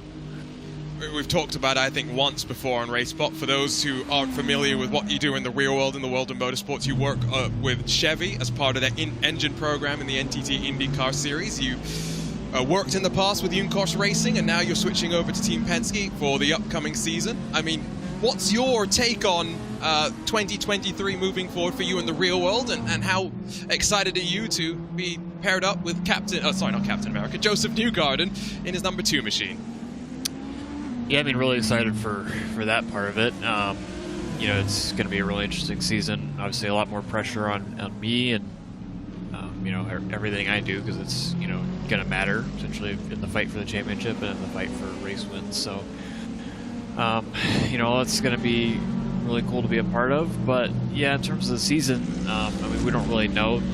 Preseason testing hasn't really started yet. It's going to start full force here first week of February when we go to Thermal Club, and then from there, we have 4 tests in the first 2 months, while during the before we even have 2 races. So, but there's a few little shake-up things that maybe people won't see from the outside. Like, for example, IndyCar switched to a new fuel this year. So previously we ran E85, which was 85% ethanol and 15% gasoline, and this year we're going to run 85% ethanol and 15% food waste. So that's going to have an effect on engine performance, and it's going to be interesting to see what engine manufacturer can come up with a better solution. And there's also some little aero updates that IndyCar's done on the team side. So yeah, always new things to figure out, even in a quote-unquote spec series. Yeah, and I know last year the entire Chevy program worked hard to make sure that you were the dominant force, so it's going to be exciting to see how this year plays out. Good job on the driving today, Adam. Looking good for a top 5 in that Pure Sims Esports number 16. Go and get some rest, and we'll talk soon. Yeah, I just want to shout out everybody at Pure Sims. I think, second split, they're doing well in LP2 as well. I think leading there, and obviously this split so far, Mauricio, Danny, Matt, and I have all done a pretty solid job. Hopefully we can continue that. And yeah, I just want to thank everybody there, and thank you guys for calling the race, and iRacing for all they do and having reliable servers. Adam Blocker joins us from the Pure Sims Esports camp before he heads off to get some well-deserved rest. Always interesting to hear about those that blur the lines between virtual and reality, not just for those that drive in the real world, but for those that do things behind the scenes, including the man opposite me in the RaceSpotTV commentary booth, DJ. You're getting set for another year of running around the US and doing some circuit commentary on some great GT3 racing. Yeah, GT3, GT4 with SRO America. We're very, very excited. Obviously headed back to the Circuit of the Americas this year, which is going to be a big highlight, and ending the season with the 8 Hours of Indianapolis once again. So very, very excited. I am itching to get back on the road, Arjuna. It has been a long off season, and I am very, very eager to go make LAX my second home once again. Yeah, lots of traveling, that's for sure, especially with the calendar for you this year being somewhat spread out across of the US. We check back in, by the way, with this LMP2 battle for second. The Culture Racing team back in front of the Williams Esports Mahler car. They do have German sim racing in the GTP class right behind them, and technically that is for position, because German sim racing are 34 laps down. They run 8th in class and are going to pick their way past these two LMP2 contenders. Endurance racing spirit, it's what we love to see. The fact that they are out there and just still trying to salvage what they can. Sometimes in iRacing, I'm guilty of this myself, DJ. If something goes wrong in the early stages, you've got a damaged car, it's very easy to give up and not drive for 22 hours with the damage.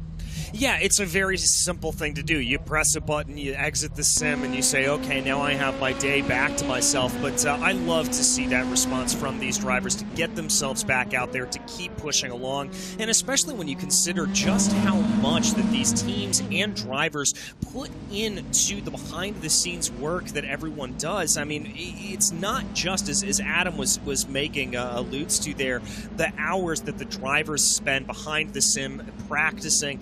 There's also the crew chiefs and engineers that are working behind the scenes, doing the fuel calculations, doing the strategy calculations as they go, and they try to be able to get themselves up ahead. And so there is so much that goes into it, and you hate to see that all kind of go to naught here early on. So massive, massive credit to all of them.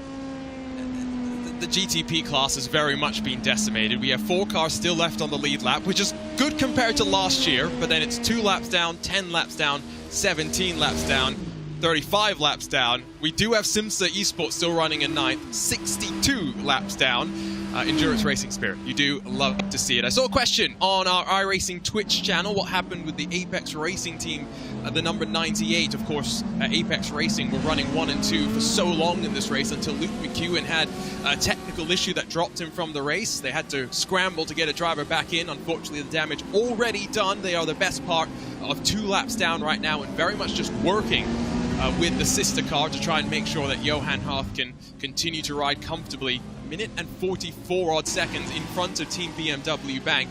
In fact, that is the car directly in front of them. 99 car about to lap the entirety of the field as well. That was a GTP car that decided to take things to the inside and a little bit close for comfort if you're Phil Dinez in that BMW Bank car.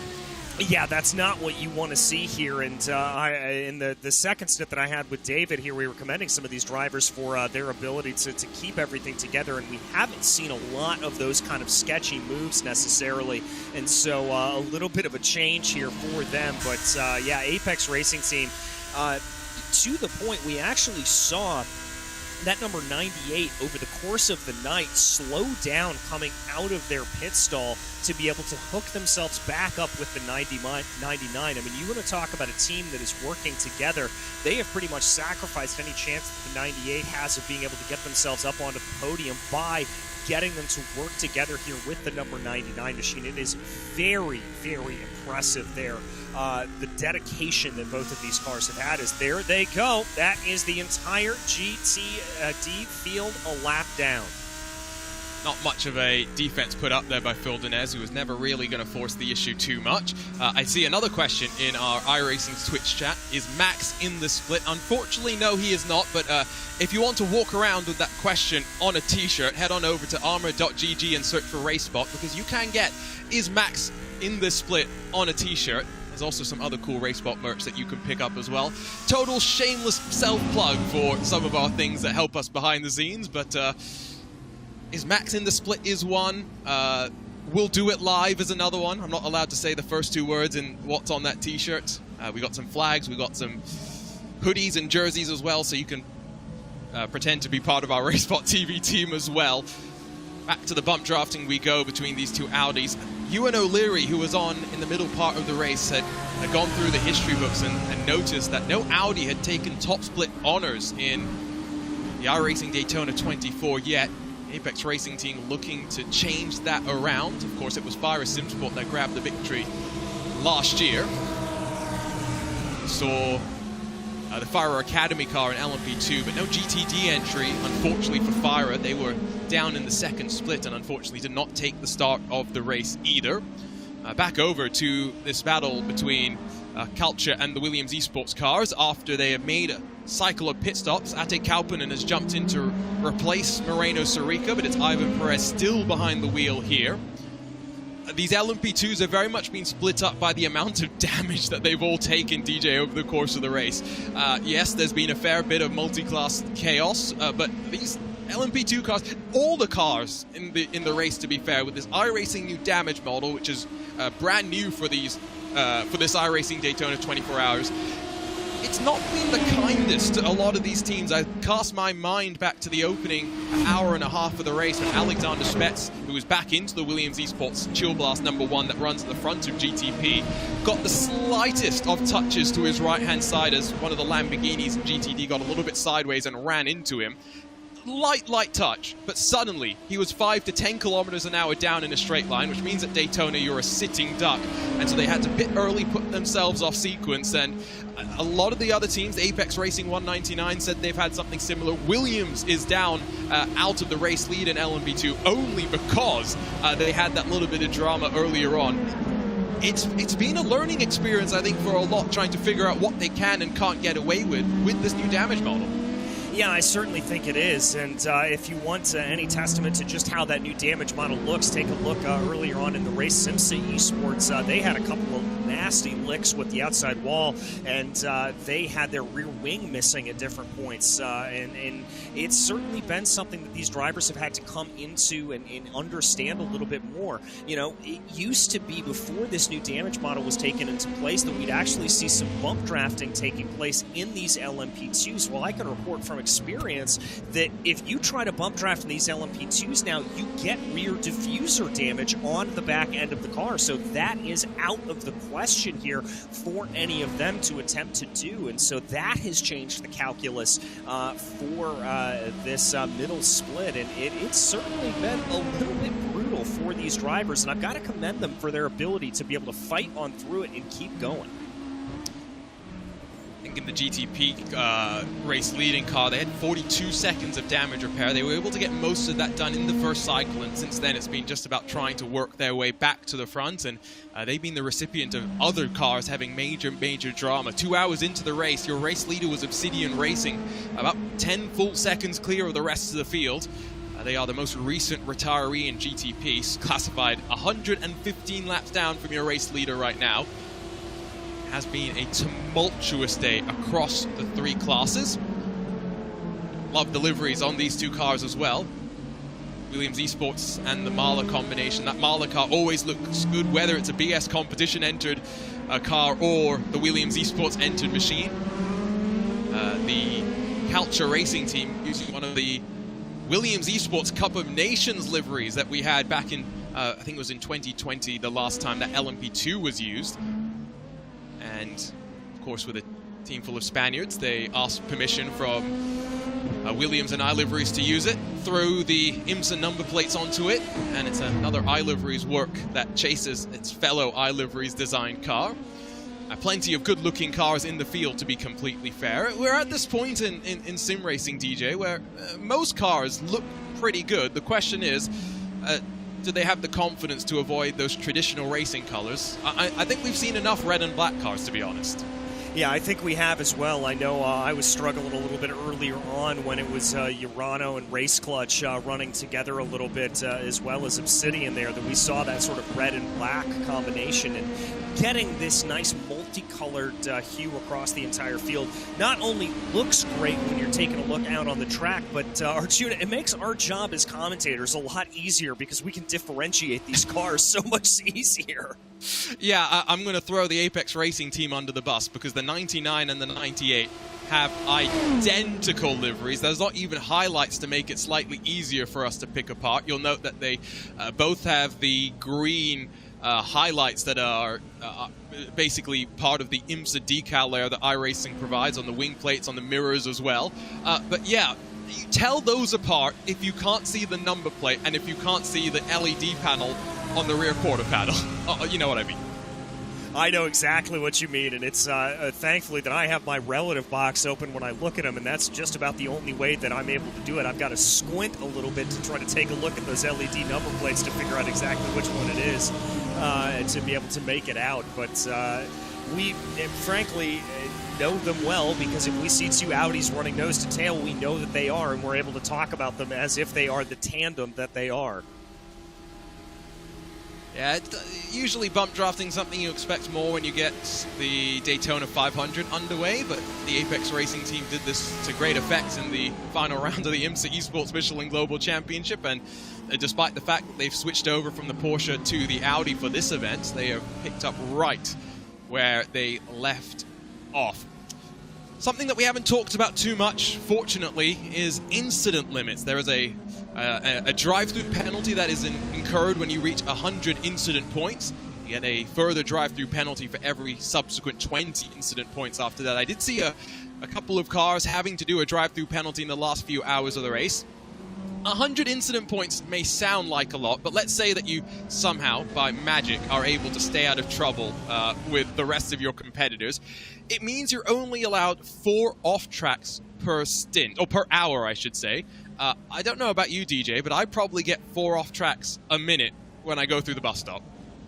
Yeah, I do too. It's not exactly the easiest place to keep things clean and together there for you, for these drivers. So it really goes to show that the testament of the drivers that they're able to keep everything together and keep it going. But the other thing is that you will also have drivers that will bank those off-track limits, that they know exactly where to put the car, and they will actually kind of hold them back a little bit. If they're on a run and they need to make a pass, that they will actually use those off-tracks strategically in order to try to get themselves forward. And so I think as we close in at the end of the race, we may see some of those drivers ticking up a little bit more when it comes to incident points. Yeah, I do think it's gonna be interesting how many have run a little bit too close to the limit. On board inside the Apex Racing team facility with the Frenchman Johan Hart, your race leader, just giving the shove to Kevin Ellis Jr., who currently runs in the number 98. Don't forget as well that next week, of course, is going to be very exciting with the Rolex 24 getting underway and really ushering in this new era of prototype racing. The week after that, the Motorsports paddock travels halfway around the world to head down under for the Bathurst 12 Hours, returning to its traditional spot in the Motorsports calendar. The week after Daytona, it's going to be really exciting to have now an international entry list once again for the first time in, I think it is 3 full years at this point. 2020 would have been the last time that we had a regular, non-COVID interrupted Bathurst 12 Hours. And the exciting thing about that is it means a week later, February 10th through the 12th, we get our third iRacing special event of the year, the iRacing Bathurst 12 Hours, single class of competition, just the GT3 cars that will rumble to try and survive the mountain for 12 full hours. I have some good memories at the mountain, DJ. I've won one of my Bathurst 12 Hours attempts. It is a tricky race to survive, let alone win. And I can't wait to see what we've got in store, because in this race, the Audi, the BMW and the Mercedes have all shown their speed at times. We've had Porsches and Lamborghinis in this field as well, along with Ferraris. But I feel like right now we're in a spot where we're going to rock up to the mountain and we're going to have a decent mix of manufacturers. Yeah, I think we will as well. I mean, when you look at Daytona here, this is obviously much more of a power circuit, and when you talk about Bathurst, it is much more of a tale of 2 different tracks. You need to be able to have the power to come up and down the hill, but once you get onto the mountain itself, you've got to have a car that is very technical, that is very precise and easy to drive, and I think you're going to see a lot of different makes and models that make their way out there as drivers and teams try to sort of pick their way through and figure out what's going to work best. And credit here to iRacing for giving us a fantastic balance of performance in the GT3 category to really make everything come alive in a fantastic way. This event is also one that I enjoy, not just because of the fact that we have so many drivers from around the world getting their experience of the Daytona 24 Hours, but it's also one of these events that always has drivers trying to attempt it solo, which I'm just going to say I think is insane. I can barely do I can do 4 to 6 hours by myself. I can't imagine doing 4 to 6 times more than that. but the lap record for the solo attempt of a Daytona 24-hour has actually been broken this year. Mr. Aero HD and Chevette have been pushing each other forward. They've raised $5,800 for Extra Life for Kids over the course of the weekend so far. And even though they were wrecked out of the lead with 50 minutes to go, a win that would have been stripped away from them because they wouldn't have completed the drive time regulations that you have to have 2 drivers. 888 laps, DJ. That is remarkable. I can't even imagine that. I mean, Arjuna, when this stint is over for me, I will have been in the booth for 7 hours, and I'm exhausted.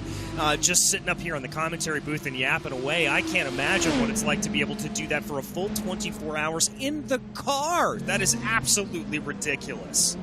Yeah, we really harped on Govan Keeney's 10-hour marathon stint at the start of last year's iRacing Daytona 24.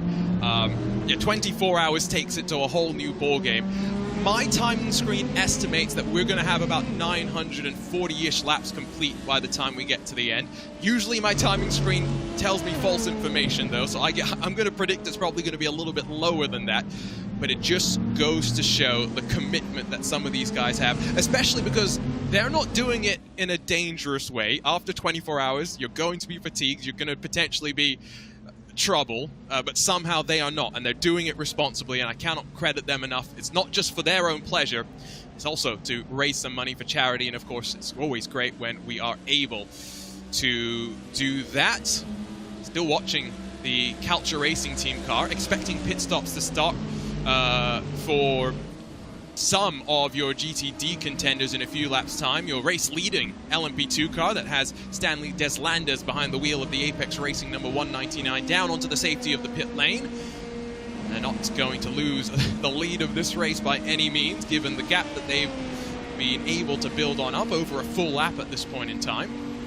One major change that we are seeing compared to 2022 across the board for most cars is the fact that now, DJ, you can change tires and put fuel into the car while changing your driver all at the same time. It does mean that there's a little bit less of a tire strategy for us to be talking about. It's just push the tires until the ragged edge for one stint in most of the classes. But it does mean in some ways that you have to plan out your strategy in a completely different way to what you've been accustomed to before. Yeah, it certainly does. You've got to change things around a little bit, and it does come back to just that adaptability that all of these drivers really need to be able to have. You cannot throw anything to chance if you are one of these drivers. But you've got to put in the practice hours, and what that means is the practice hours including in on the pit stops themselves, because with those changes, that changes up your calculations when it comes into the final rounds and when it comes into these moments. You've got to be thinking about it, and for these drivers, the biggest thing to take out of it is that, well, you're going to be coming out of the pits on cold tires every single time, and that's going to change the way you drive these cars. We've already seen it come back to bite a few drivers here at this point, but it's going to continue to play out. It's going to be a little bit less of a concern now that the sun is out and track temperature's up to about 80 degrees Fahrenheit right now, but it is certainly something that we have seen take a forefront here in this race. That windshield wiper going off in the LMP2 car. I think 12 months ago, a lot of people were hoping that we'd land up here at the World Center of Racing for another bull blast around the Daytona International Speedway with rain. Will Redford didn't need rain to have a bit of an issue there. We'll have to spool the replay up and see if that was self-inflicted or assisted through what looked to be one of the horseshoes. Not exactly sure if it was the international horseshoe of the West horseshoe, but Apex Racing Academy car still runs in the 5th position. He's lucky that he didn't take out his 2 sister cars in GTD, but I'll be honest, I didn't really catch exactly how that all unfolded. Yeah, I'm not entirely sure as well. Let's see here. Comes down to the inside through the kink. I guess it was the outside through the kink. Oh, he caught the grass there as he came around. That's what it was. He was trying to make that move on the outside of his sister cars and just touched the grass there on the outside, and that was enough to spin that number 9 around. You can see it better here from on board.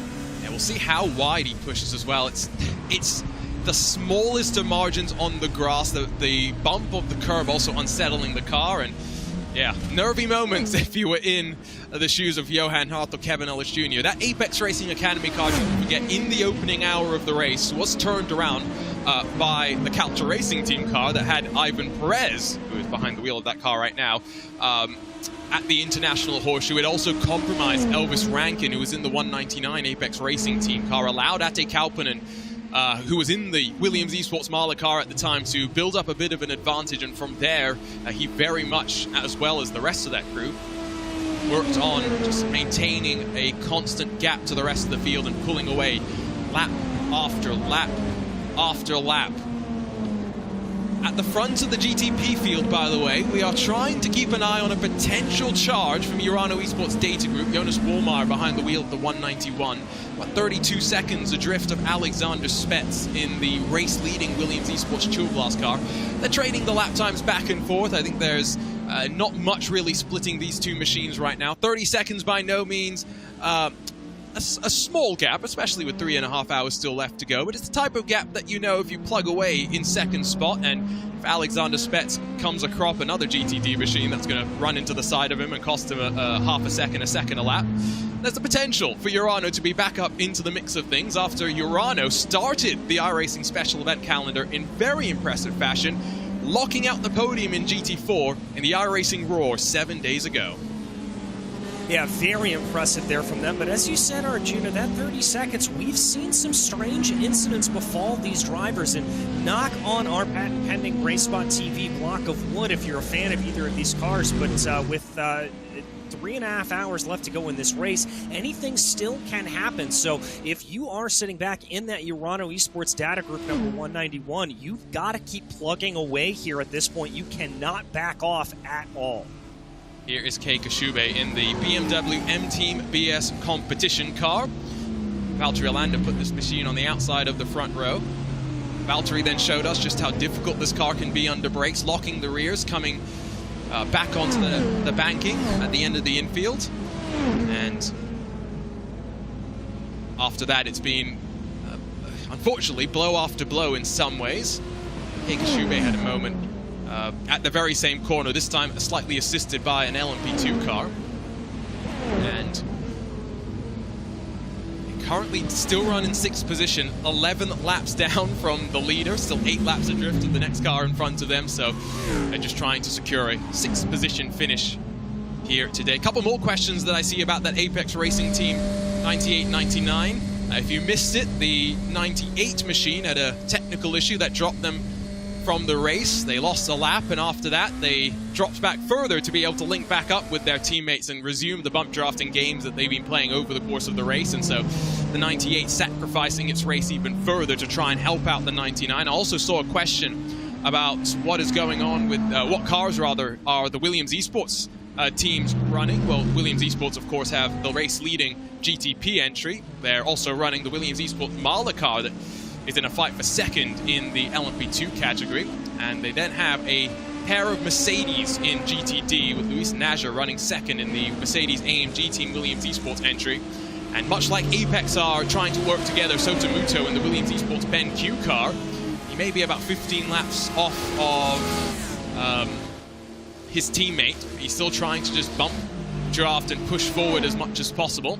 And maybe even trying to crack a fastest lap with some comments that I saw in some various discords over the nighttime shift.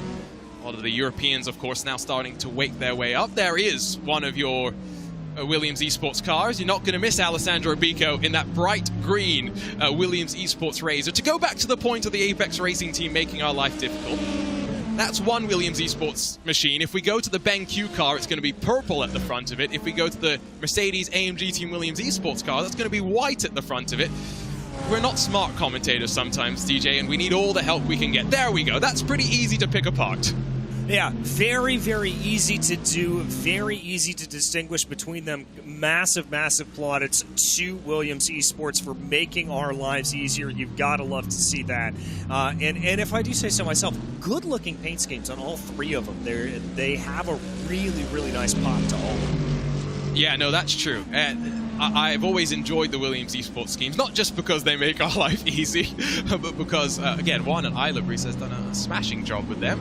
It's also great because it's very identifiable for all of their sponsors. BenQ is purple, Razer is green. You kind of know exactly which is which when it comes to identifying the partners of the team as well.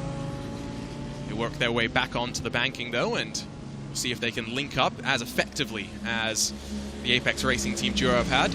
Do remember, if you want to follow along with live timing, if you want to dive into some of the data analysis tools, that Timing 71 will let you explore with this race. Head on over to timing71.org and you can scroll through a replay of how the race has played out so far. You can grab all the pit stop times and the data from that, and you can try and see if there's anything interesting going on in terms of some of these strategies. It's rather simple, though, of course, overall, with 50 cars taking to the green flag. We are left now with 28 out there and running. Attrition has definitely played its part. 3 classes of competition, I think, being part of it, because I think this is the first time for a lot of these drivers, at least in the iRacing world, DJ, that a lot of the times when you have 3 classes, it's 1 prototype, then GTE, and then GT3. Now we have 2 prototype classes, and then the single GT class, which means there's a lot less of a pace difference between GTP and LMP2, and then a big gulf to the GTDs.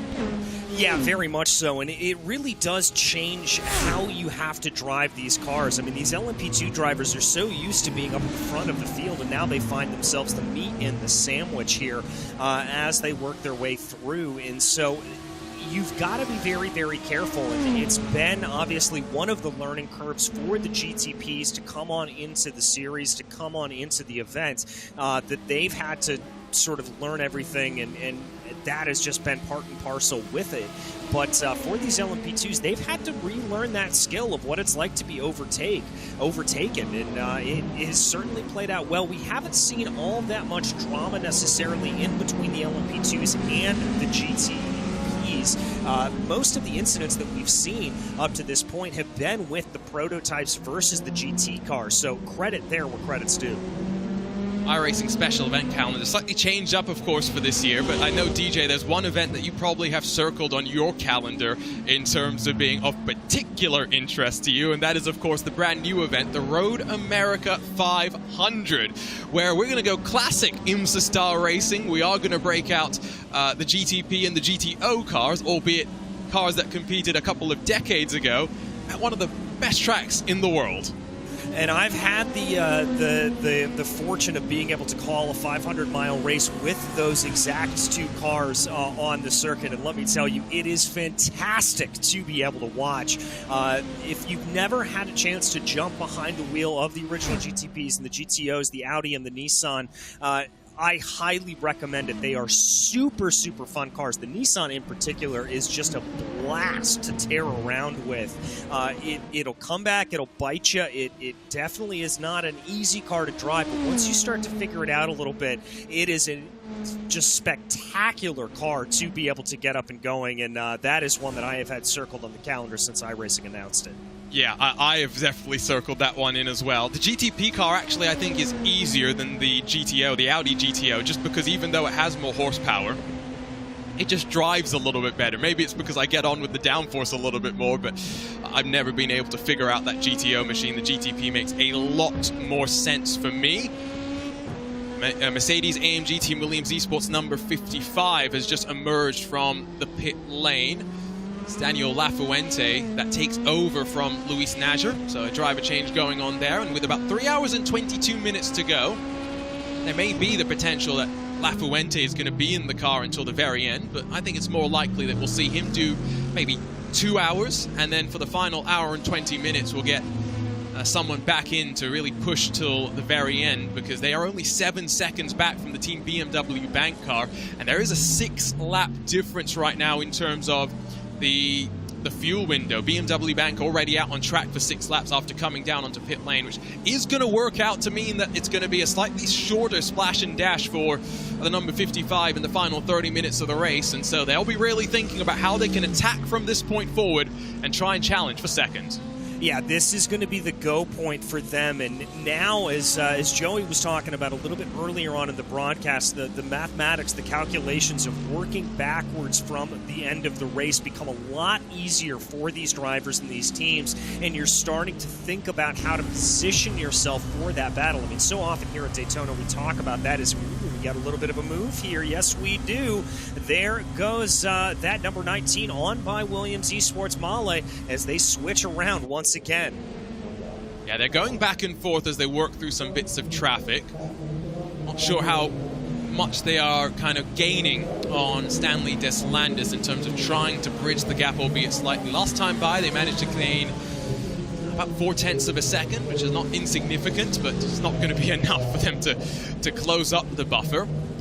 I do want to give a bit of shout out, by the way, to one of the LMP2 teams that slightly shocked me, surprised me here today in the opening stint, and have carried that momentum forward. The Inet Motorsports blue car, Harold Creighton, did not actually set a time in qualifying, and at one point had gone from 50 up to the lead of the race. They are still running in 4th position right now, only 11 seconds back from that battle that we continue to track between Kalcha and the Williams Esports Mala team.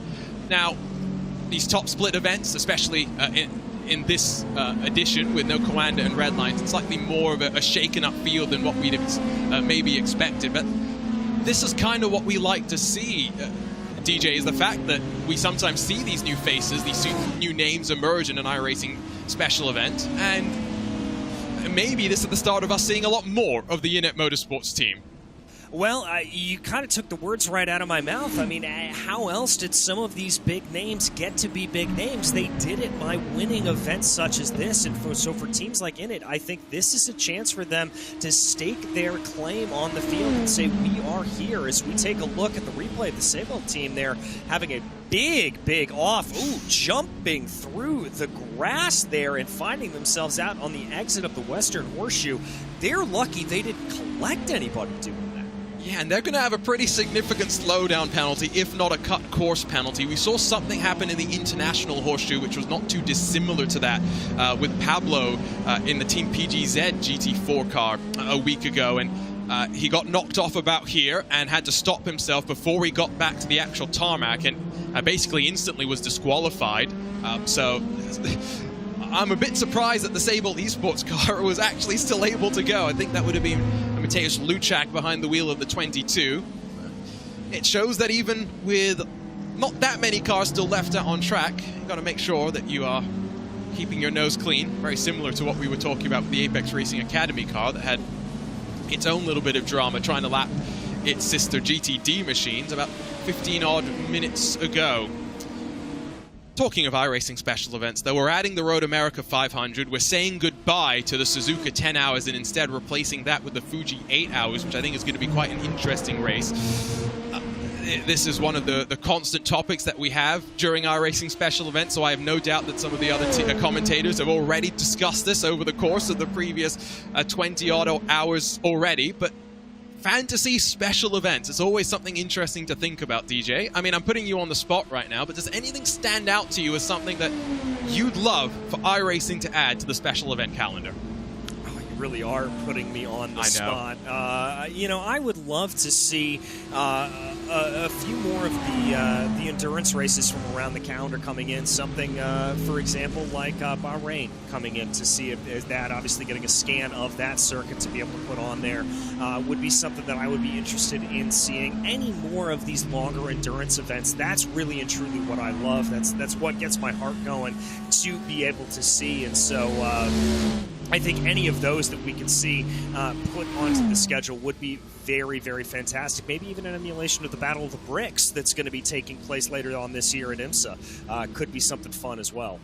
Ooh, yeah, we had some fun, you know, previewing the Battle of the Bricks with the IMSA Esports Michelin Global Championship when that was round 3 of the 4-race championship when we headed to the Brickyard. A GTD and touring car machine, so a slightly different set of classes, but the 2.4-hour race that we're going to have this year in the IMSA WeatherTech Sports Car Championship, a prelude to potentially longer races at the track with the series. And of course, I think partly because, DJ, you got to be part of the very first race into the sunset at the Indianapolis Motor Speedway with the Indy 8 Hours last year.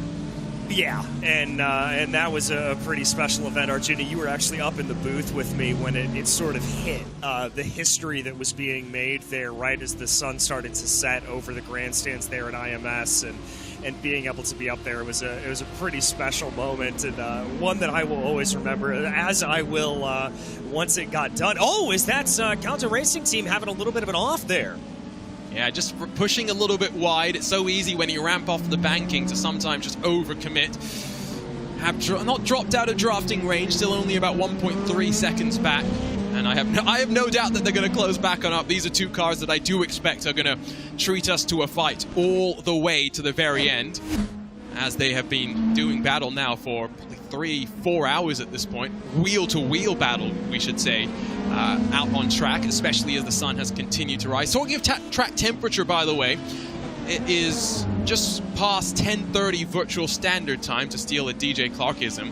But when we started this race, we had track temperatures of about 31, 32 degrees Celsius. I saw the coolest during the night dropping to maybe 23 and 24 degrees Celsius. We bumped on back up to 28 degrees Celsius, which none of this sounds like a major swing, DJ, but we also have to remember that we're in Florida in virtual January. Despite the fact that people think it's warm, it is definitely not as warm as people may realize.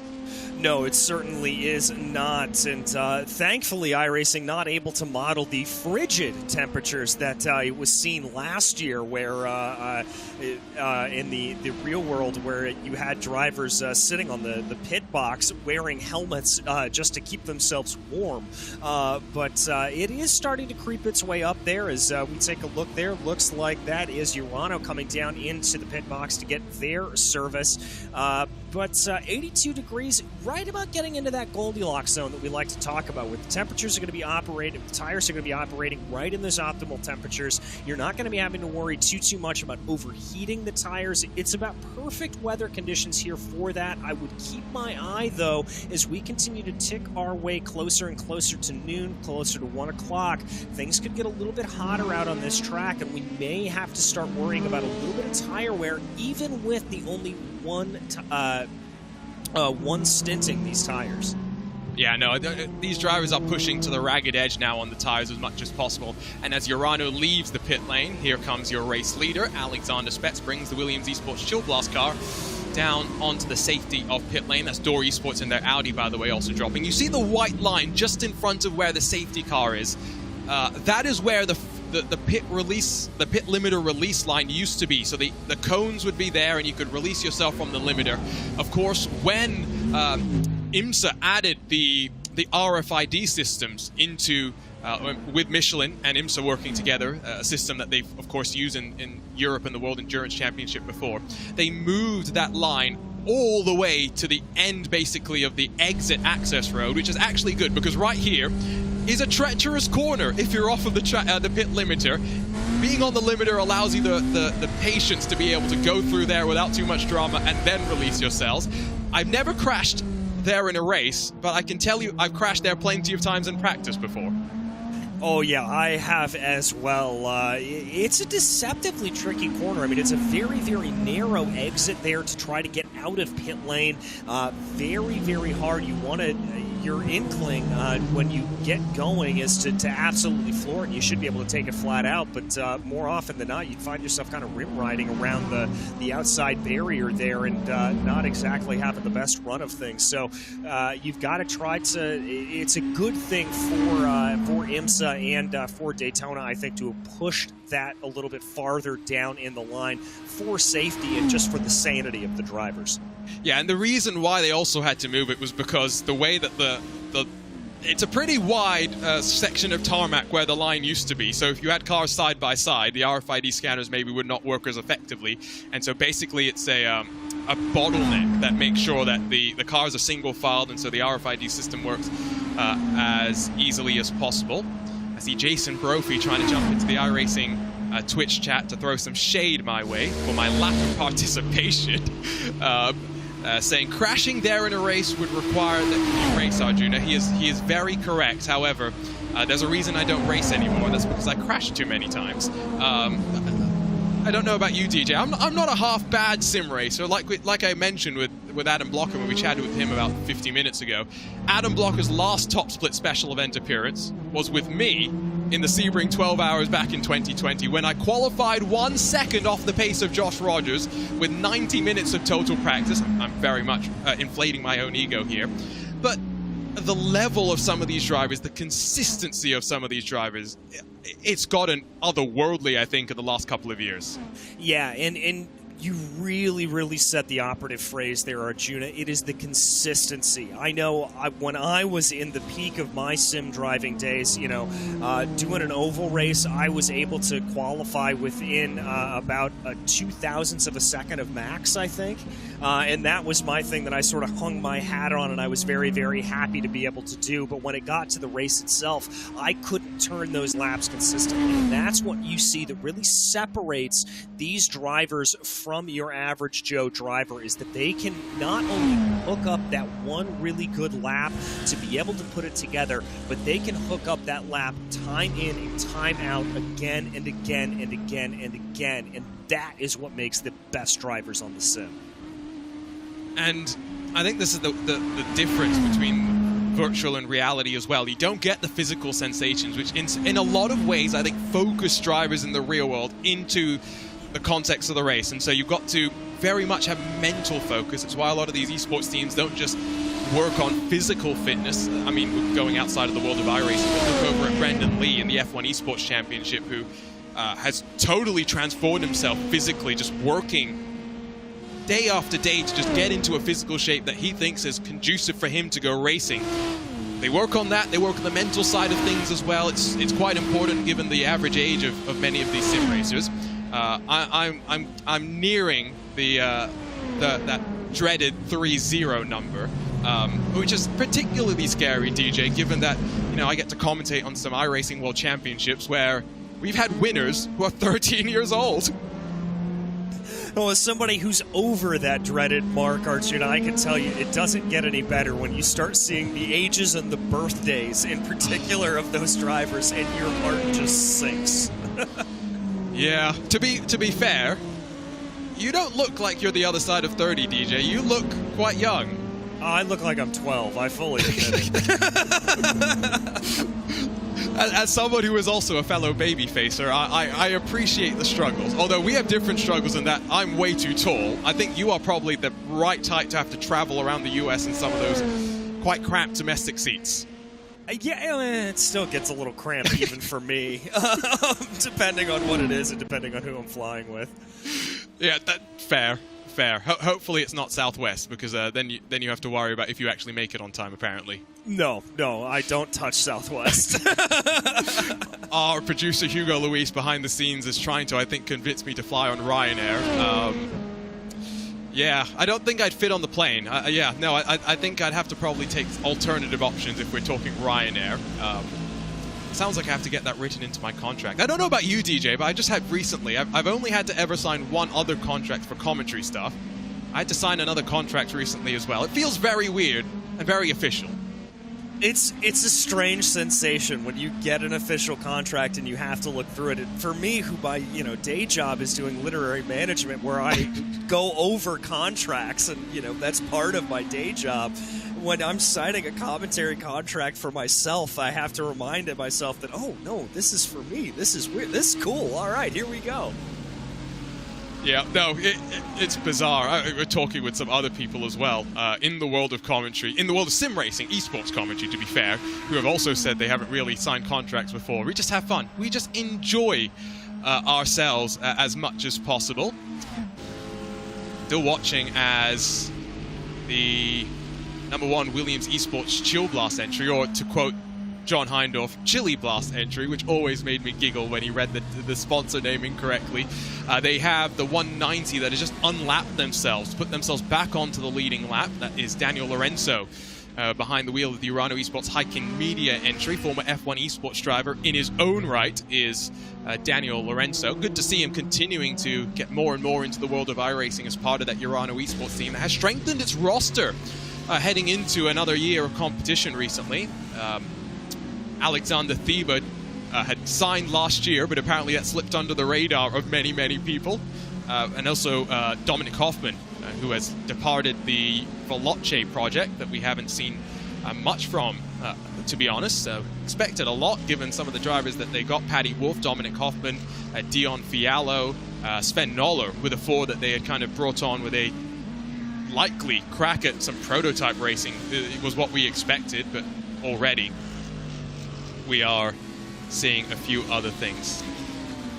In terms of lead battles, though, of course, not something that we're really talking about. All three of our leaders are looking pretty comfortable. The main battle that we're tracking outside of the LMP2 fight for second and third that we've been watching between Williams Esports Marla and the Culture Racing team is in your GTD class. Last time we checked in with Daniel Lafuente in the Mercedes-AMG Team Williams Esports number 55, he was about 7.5 seconds back from Reina Talvar in the BMW bank car, and you can see here that Lafuente is still linking up with Cody Deeth, who's at the wheel of the Williams Esports BenQ car, but he's not really been able to close on Reina Talvar, despite the fact that Reina is actually running by himself without any sort of pushing assistance, and at the most, we're seeing Reina Talvar get some draft off of the Apex Racing Team cars that are working together. It's been an interesting race for many of these GTDs.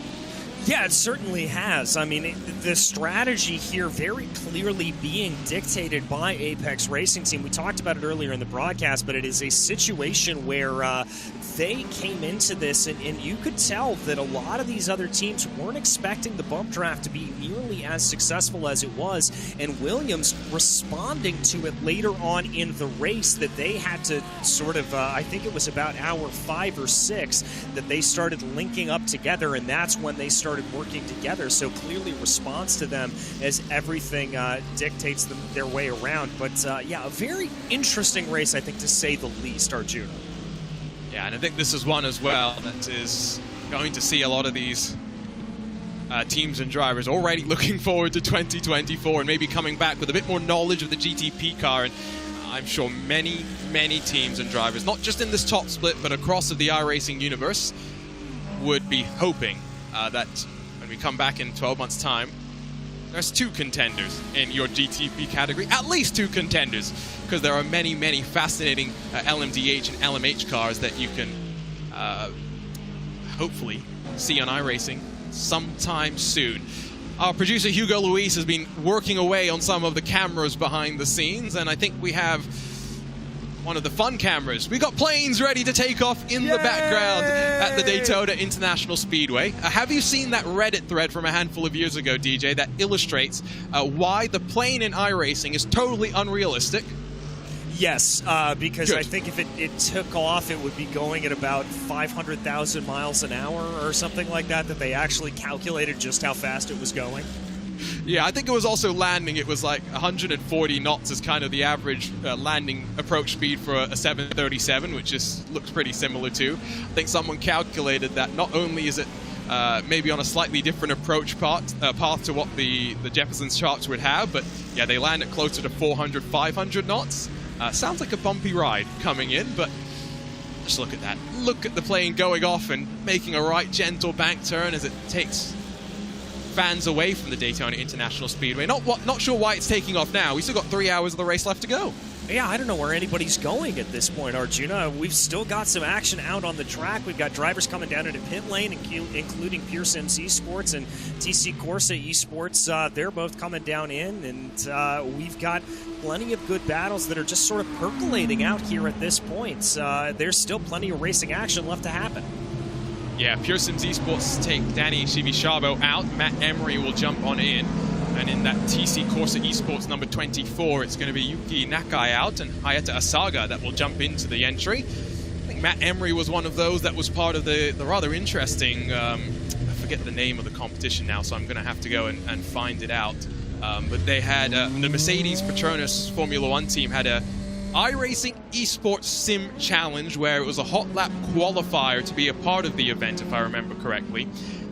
Drivers were divided into 2 teams, one being representing George Russell, the other one representing Jarno Opmeer. It was basically a time attack with 2 drivers going head-to-head, getting 3 laps to go out there and set their fastest lap. Rather interesting event to watch remotely. I'm sure it would have been quite interesting to see it in person, but Matt Emery was one of our qualifiers there.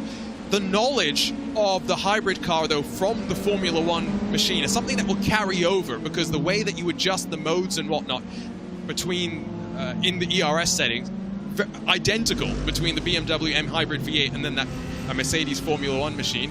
Adam Blocker had mentioned it as well earlier, that there's not much strategy that you actually have when it comes to that hybrid system. It's more about just making sure that you are maximizing braking zones and the regeneration that you get from the car, so you're not braking too much and slowing yourself down too much, while also getting the most of the regeneration. He also said something where I found it quite interesting. There's not much fuel saving that you'll do in this car, because of course when you lift off the throttle and you're not on the brakes, you're not actually dumping any energy back into the battery, which does mean that fuel saving is maybe not going to be as important in this next era of prototype racing.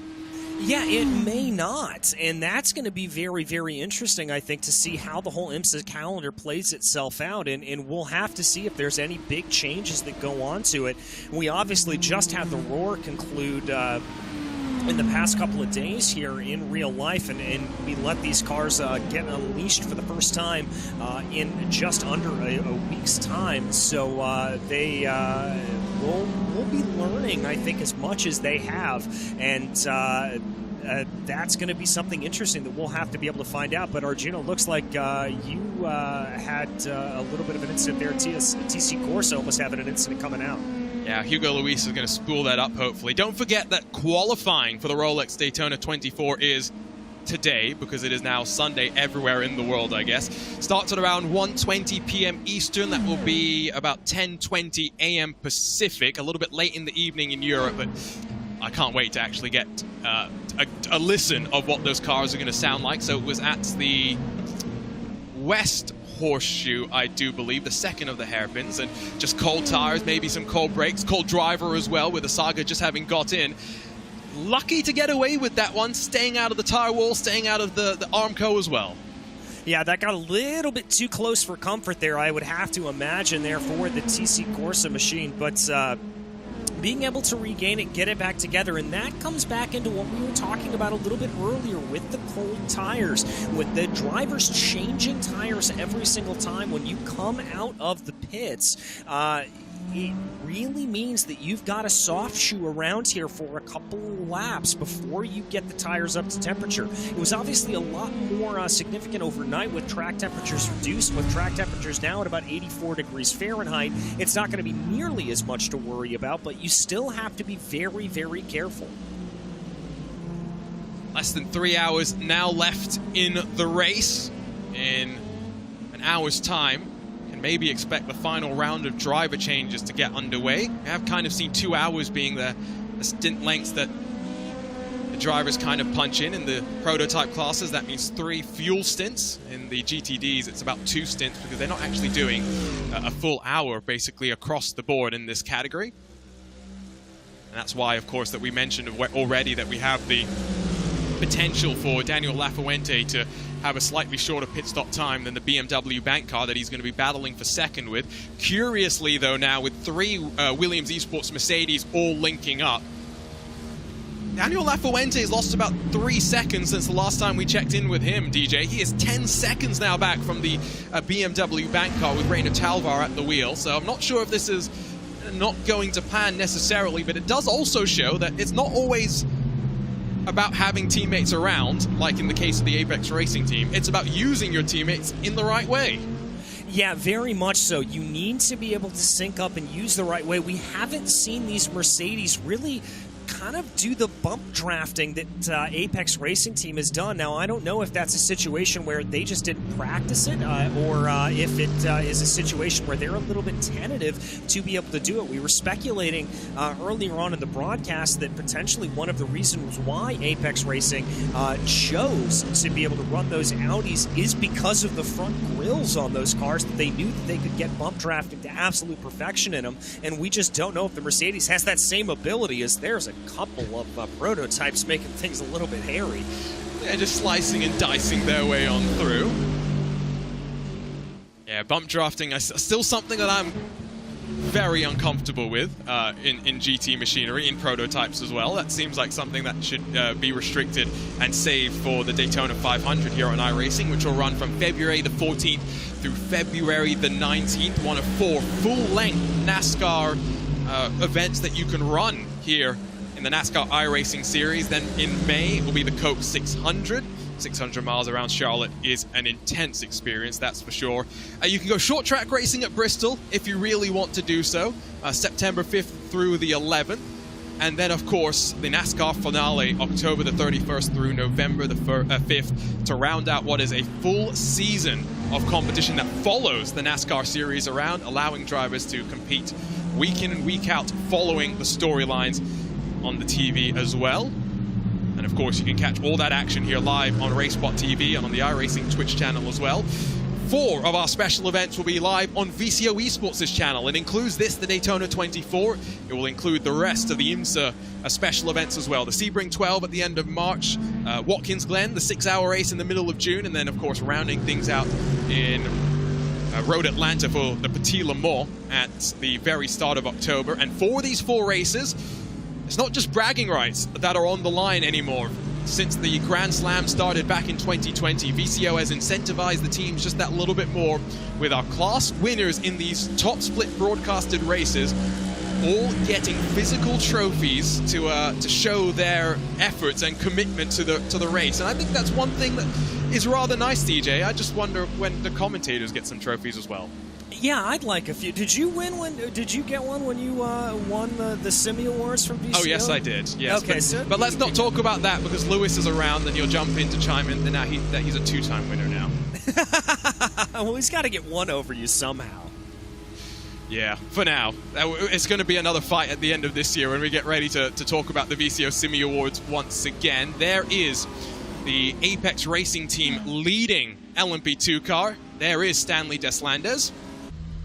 Does look as though that he is also, of course, racing at the facility. We saw on board with Elvis Rankin earlier. They are very much, they are having a party down in Corby. Although right now, Deslandis is just kind of waiting for the fuel to be added to the car before he can roll out again. Deslandis, one of the promoted drivers from the Apex Racing Academy here in 2023 to the full Apex Racing team. Also Michael Liani, I think in the number 98 Apex Racing team car, getting the bump up. And the Academy is something that I really do enjoy, DJ. It's a program that 5-6 years ago launched the likes of Sebastian Jobe, Kevin Ellis Jr., and Zach Campbell into the World Championship fold. And it also converted Zach Campbell and Kevin Ellis Jr. from oval races to road races, which I think is something quite remarkable. I was really intrigued when the Apex guys announced that they were bringing it back for 2022, and it's been really interesting to track how the drivers have gotten on over the last 12 months. And the fact is that I think you can call it a success, with the fact that already drivers are getting promoted to the big lineups.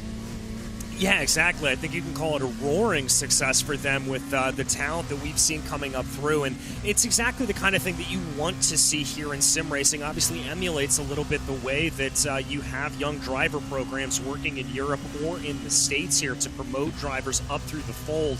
And it really promotes that sense of community and unity for these drivers. I love it. I love to see it. And you love to see these names that you kind of get to know when they're coming up as fledgling drivers, then we see them blossom and expand, and it really makes it kind of a cool thing if you're able to latch on as a fan to one of these drivers and really get yourself to appreciate it.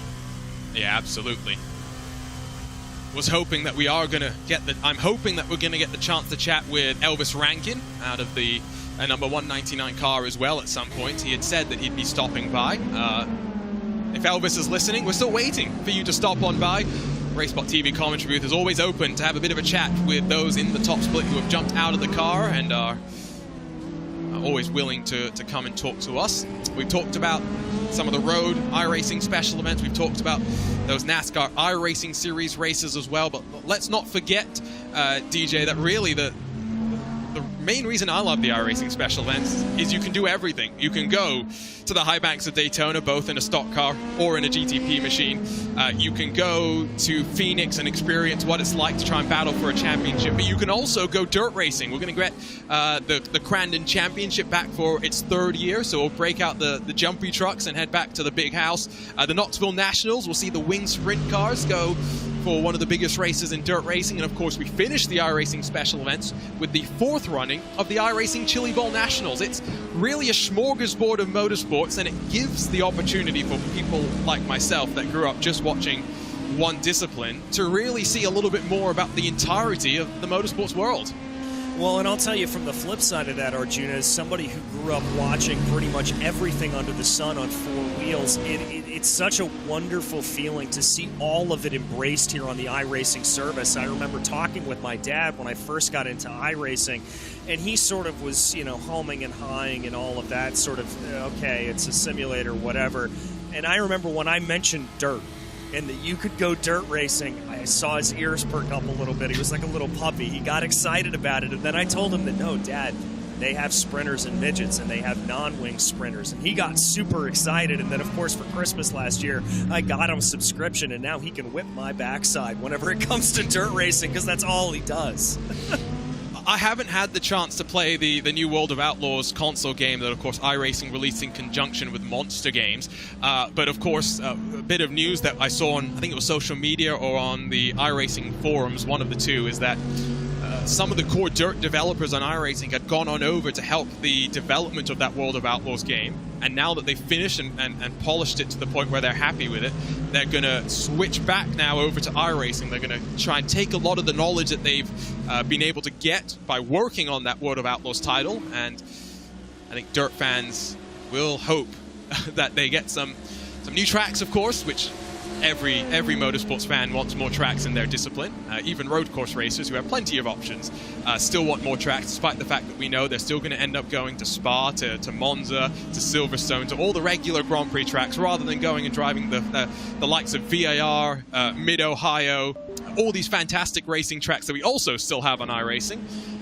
But yeah, plenty of intrigue there. Elvis Rankin has messaged me to say he's a little bit busy right now. He's a bit busy doing what? Well, let's check in at the Apex Racing Team facility and see if we can pick up what Elvis Rankin is doing. He's not in the car right now. He's definitely enjoying himself, as I think he's getting hydrated to go back out for his final stint of the race, potentially. Out there, he's got a little bit of a laugh on his face. I think he may be rocking out a little bit, trying to get himself psyched up and ready to go by the looks of it. Yeah. I had the pleasure of meeting young Elvis at the Indianapolis 8 Hours. He was there competing on site in some of the esports activations that were there as well. And somehow we managed to sneak up onto the podium at the very end to see the podium ceremonies, where we got to listen to the lovely DJ Clark do his best WWE announcer impression. I must say, DJ, I was very impressed. It's what they asked me for. They came in and they said they wanted a big booming voice, and I said, okay, here we go. And I took it away for him. And I think my boss was actually just happy more than anything that he didn't have to do it, because he was forced to do podium for so many years. And now we can find someone else who can maybe do it with a little bit more vigor, I think is the way to put it. Yeah, that's it. You don't realize how much the champagne really gets around. I didn't get sprayed too badly, but some of those photographers, yeah, the drivers definitely aim for some of those photographers, that is for sure. Yeah, they certainly do, and I will tell you that I have been caught in the crossfire more than once, and there is a reason why now, if you ever see me on a podium, you don't see me on the podium, because I'm cowering behind something when that champagne starts to fly. Yeah, no, you were basically camped at the doorway to head back into the commentary booth, because you were trying to run away as soon as someone came to you. I must say, the commentary booth in IMS is wonderful. You have this amazing view. The podium's off to your right-hand side. You see across the yard of bricks. You can see all the way down into turn 1 and turn 4 in terms of the oval. You can see the cars ramping back off of the road course and heading the wrong direction down that main straightaway. From your experience in 2022, DJ, what is the best commentary position that you've been able to visit so far? best commentary position that I've been able to do. Road America's pretty good. You don't really see a whole lot of the track from there, but they have a wonderful bank of cameras, much like Indianapolis. Indy and Road America are very, very similar. I have to really give credit, though, to Sonoma. I think if you're talking about being able to see everything on the circuit, you're placed down right at about the pit exit, and you can see probably 75% of the circuit from that booth.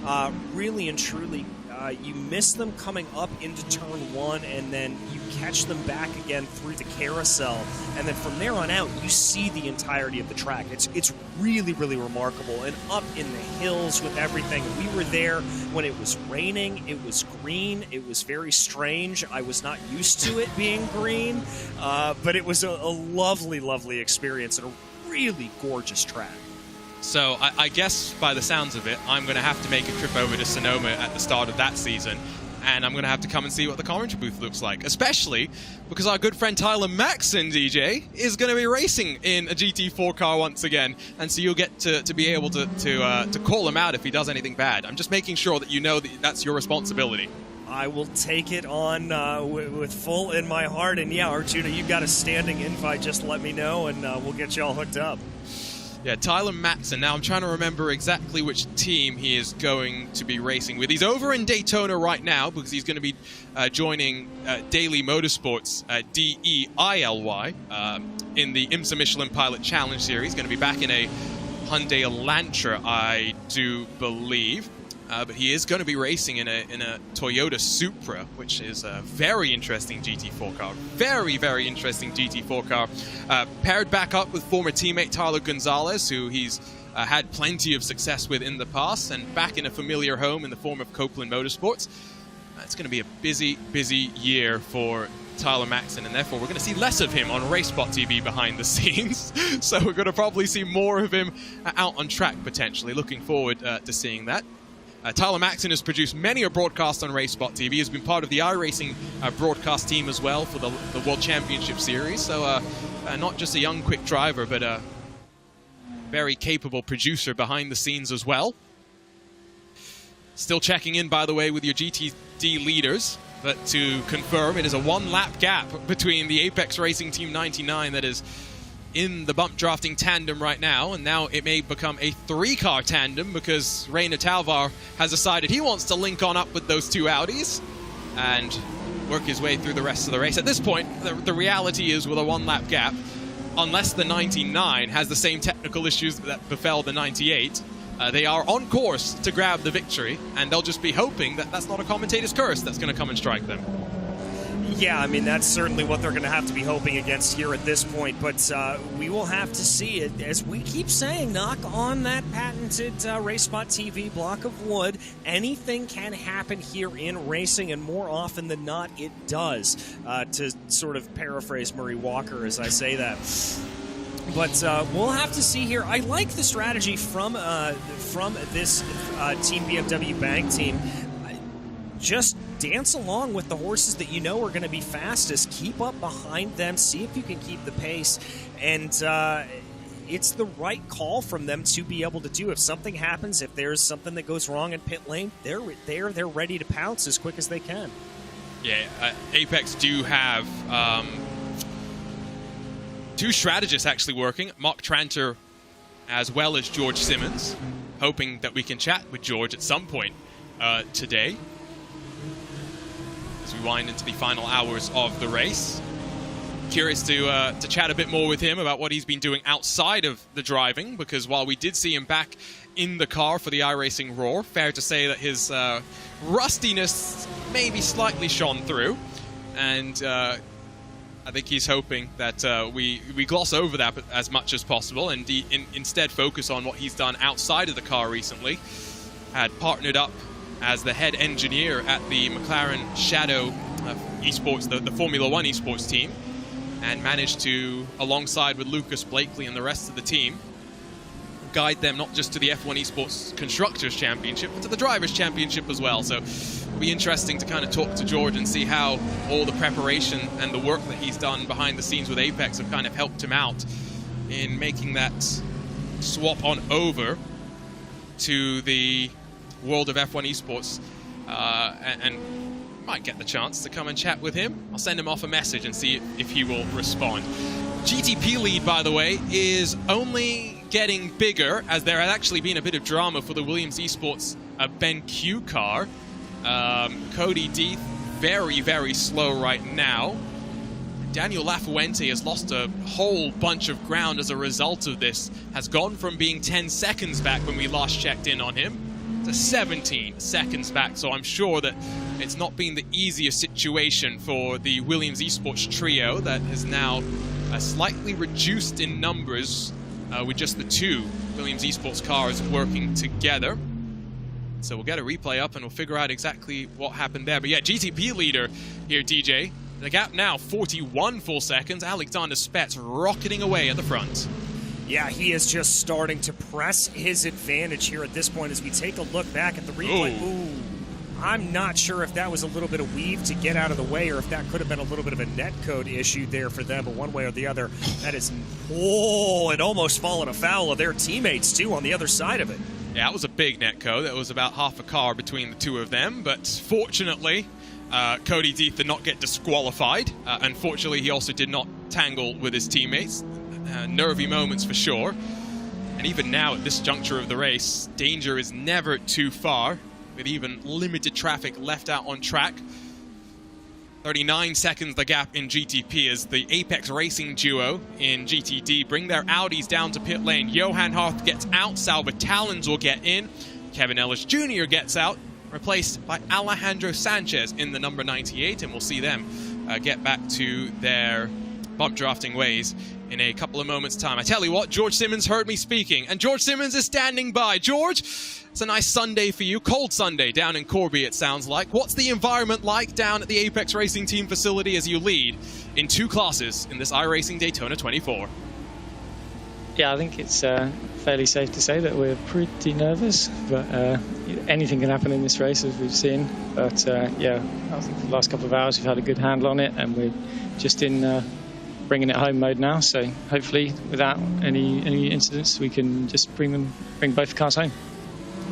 We saw you back behind the wheel last week for the iRacing Roar. How good was it to be able to jump back into a touring car and actually go out racing rather than sitting behind a screen and helping call the strategy? I think I was more nervous than I've ever been, to be honest, in that race, because yeah, it didn't go so well a year ago when my VR headset switched off and I was half expecting something similar to happen. And I'm super out of practice now, not having driven very much in the last few months. So yeah, well, it was good fun. The Roar's a brilliant event, one of my favourite special events, because you can just hop in and give it a go, and there's a good chance even someone like me who's a few temps off can hang with the train. So yeah, it was good fun. Of course, the reason why you're a bit out of practice, we just mentioned a few moments ago, is the fact that you were working alongside the McLaren F1 esports team as they made a charge on the championships, a successful charge on the championship, it turns out. How much did your experience in the world of iRacing carry forward? Because for those that don't know your background, you've actually worked in the McLaren F1 mission control as well, so it's not like you are totally foreign to the world of race engineering. But what could you carry forward from sim racing as you went over to F1 esports? Yeah, one of the really cool things obviously was the RO1 championship that went on, was it last year or maybe the year before? And so that was very similar to F1 with different fuel loads, tyre compounds, yeah, we built a lot of tools to be able to deal with that on iRacing, and many of those we adapted a little bit, and I was able to yeah, carry over to the F1 esports side, yeah, seemingly fairly effectively. So yeah, pretty pleased with that. Overall, how different of an experience was it? Of course, you've been part of Apex Racing Team for such a long time. To go in with new drivers, had to get to understand how they work, how best that you can get the other engineers to work with their drivers as well. How different an experience was it compared to what you're getting on with right now, which is getting what is effectively a close group of drivers and friends together, enjoying a bit of a party atmosphere at the Corby facility. How different was that couple of months in terms of behind the scenes and managing the entire operation? Yeah, I think there's a lot of similarities, to be fair. You know, we were same group of people who are all focused on one common goal, and there's a lot of stuff that I've learned through the experience with Apex that we were keen to take over to F1 esports, and also a lot of stuff that we'd learnt in the past with Apex that we wanted to make sure we didn't, the same mistakes get made the second time over. But yeah, overall it's like a fantastic experience. It's interesting, for me, I was not experienced with the F1 game at all, but as you alluded to, fairly experienced with strategy. So it was just trying to figure out where I was maybe being a bit too focused on strategy and needed one of the other guys on the team, the experts from the F1 game, to kind of pin me back to some kind of reality. And then in the other way around, like where I could bring some new stuff that perhaps people hadn't quite thought about yet. And I think the championship was interesting. If you look at the way that the races played out, we definitely kind of were one of the more inventive teams in terms of technical issues potentially for George Simmons in the Apex Racing team. There we go. We got him back again. I held down push to talk for too long. I was definitely waffling too much. So. No, it was good. I'll just wrap things up and let you get back to the team by asking, are we going to see you back in the car more this year? What do we have to do to convince you to do a bit more driving? Well, as you've seen from my raw performances, there's a very good reason why I'm sat upstairs and those guys are sat downstairs driving the cars. So I very much doubt it. Maybe if you're really lucky. Yeah, we need a few more touring car events, it sounds like, to tempt you back. Oh, well, I mean, you also saw how that went last year. So perhaps not. Thanks for giving us the time, George. Best of luck for the rest of the race, and hopefully you're not too nervous with the Christian Horner foot tap going on for 2 hours and 36 minutes. Yeah, thanks a lot. See ya. Always appreciate not just talking to the drivers, but those behind the scenes that make it all possible. George Simmons, a long-time member of the Apex Racing team, still working alongside with Mark Tranter in the strategy booth to make sure that the 3 Apex Racing team cars, as well as the 2 Apex Racing Academy cars, are hitting their marks and hitting as expected through the... Is it the bus stop chicane or the Le Mans chicane, DJ? What's your opinion? I've been calling it the Le Mans bus stop as a way to just placate absolutely everyone, but that may just be a me thing. I like it, it's a lot simpler because I still call it the bus stop just because I'm not smart, and so it takes me a while to update things. But we always have this conversation. There are various tracks, in particular Spa, where there's like 4 corners in a row which all have multiple names, not 2, multiple names that you can pick from. And so it's like, well, you're going to be wrong to someone, so just pick the one that you want. I think Le Mans bus stop's pretty good. Yeah, it's sort of like I said. It covers all of the bases for them. As that got a little bit close there with Williams and Commentator Racing team as they worked their way through. I thought for a second that Williams Mullet team was going to take a look down to the inside. Yeah, no, these two still, going back and forth, not really split by much. I get the sense. Last 90 minutes is when we're going to take the gloves off and really start swinging back and forth. Of course, both still have a little bit of damage, so we'll see how that fares out. 35 on minutes to go until the top of the hour. About right on schedule, we have the 191 Urano Esports Data Group car coming in, so no danger of them requiring a splash and dash. It's going to be Jonas Wolmar that still stays in the BMW M V8 Hybrid, and will roll after a 32.1 second pit stop. Again, remember, tires and fuel done at the same time, so short pit stops, that's for sure. And the Mahler Williams Esports powered car also runs its way in the LMP2 category. Mate Kalpinen's going to step out, and Moreno Sorica is going to jump back in. Moreno Sorica was part of the Porsche Tag Heuer Esports Super Cup back in 2020, retains his license for 2023, and it's a party for Williams Esports because here's Alexander Spetz as well. Yeah, he's going to come on in. Everybody clearly making that call here at this point. The leader of your race up on the jacks, getting the tires here at this point. So just waiting for the fuel to go in. It does look like the Mala team is out and on their way as Spetz. There you can see that LMP2 working its way on by, and we just wait for the GTP counterpart to work its way by as well. Yeah, there we go. 31.9 seconds. So pretty consistent across the board for GTP cars. Not much of a difference that we really have. I will say, if you're George Simmons or anyone in the Apex Racing team facility, the one thing that you're hoping for is for continued good luck compared to what we've seen in the past sometimes from the Coanda Esports facility, where we've had the Coanda car sometimes drop out of races because the internet has not always been the most stable. We've had no issues ever with the Apex Racing team, and so I'm knocking on wood as I say it, but I think that's basically the one bit of drama that they are they are thinking about right now. Williams trio, by the way, back in line and have sorted this one out.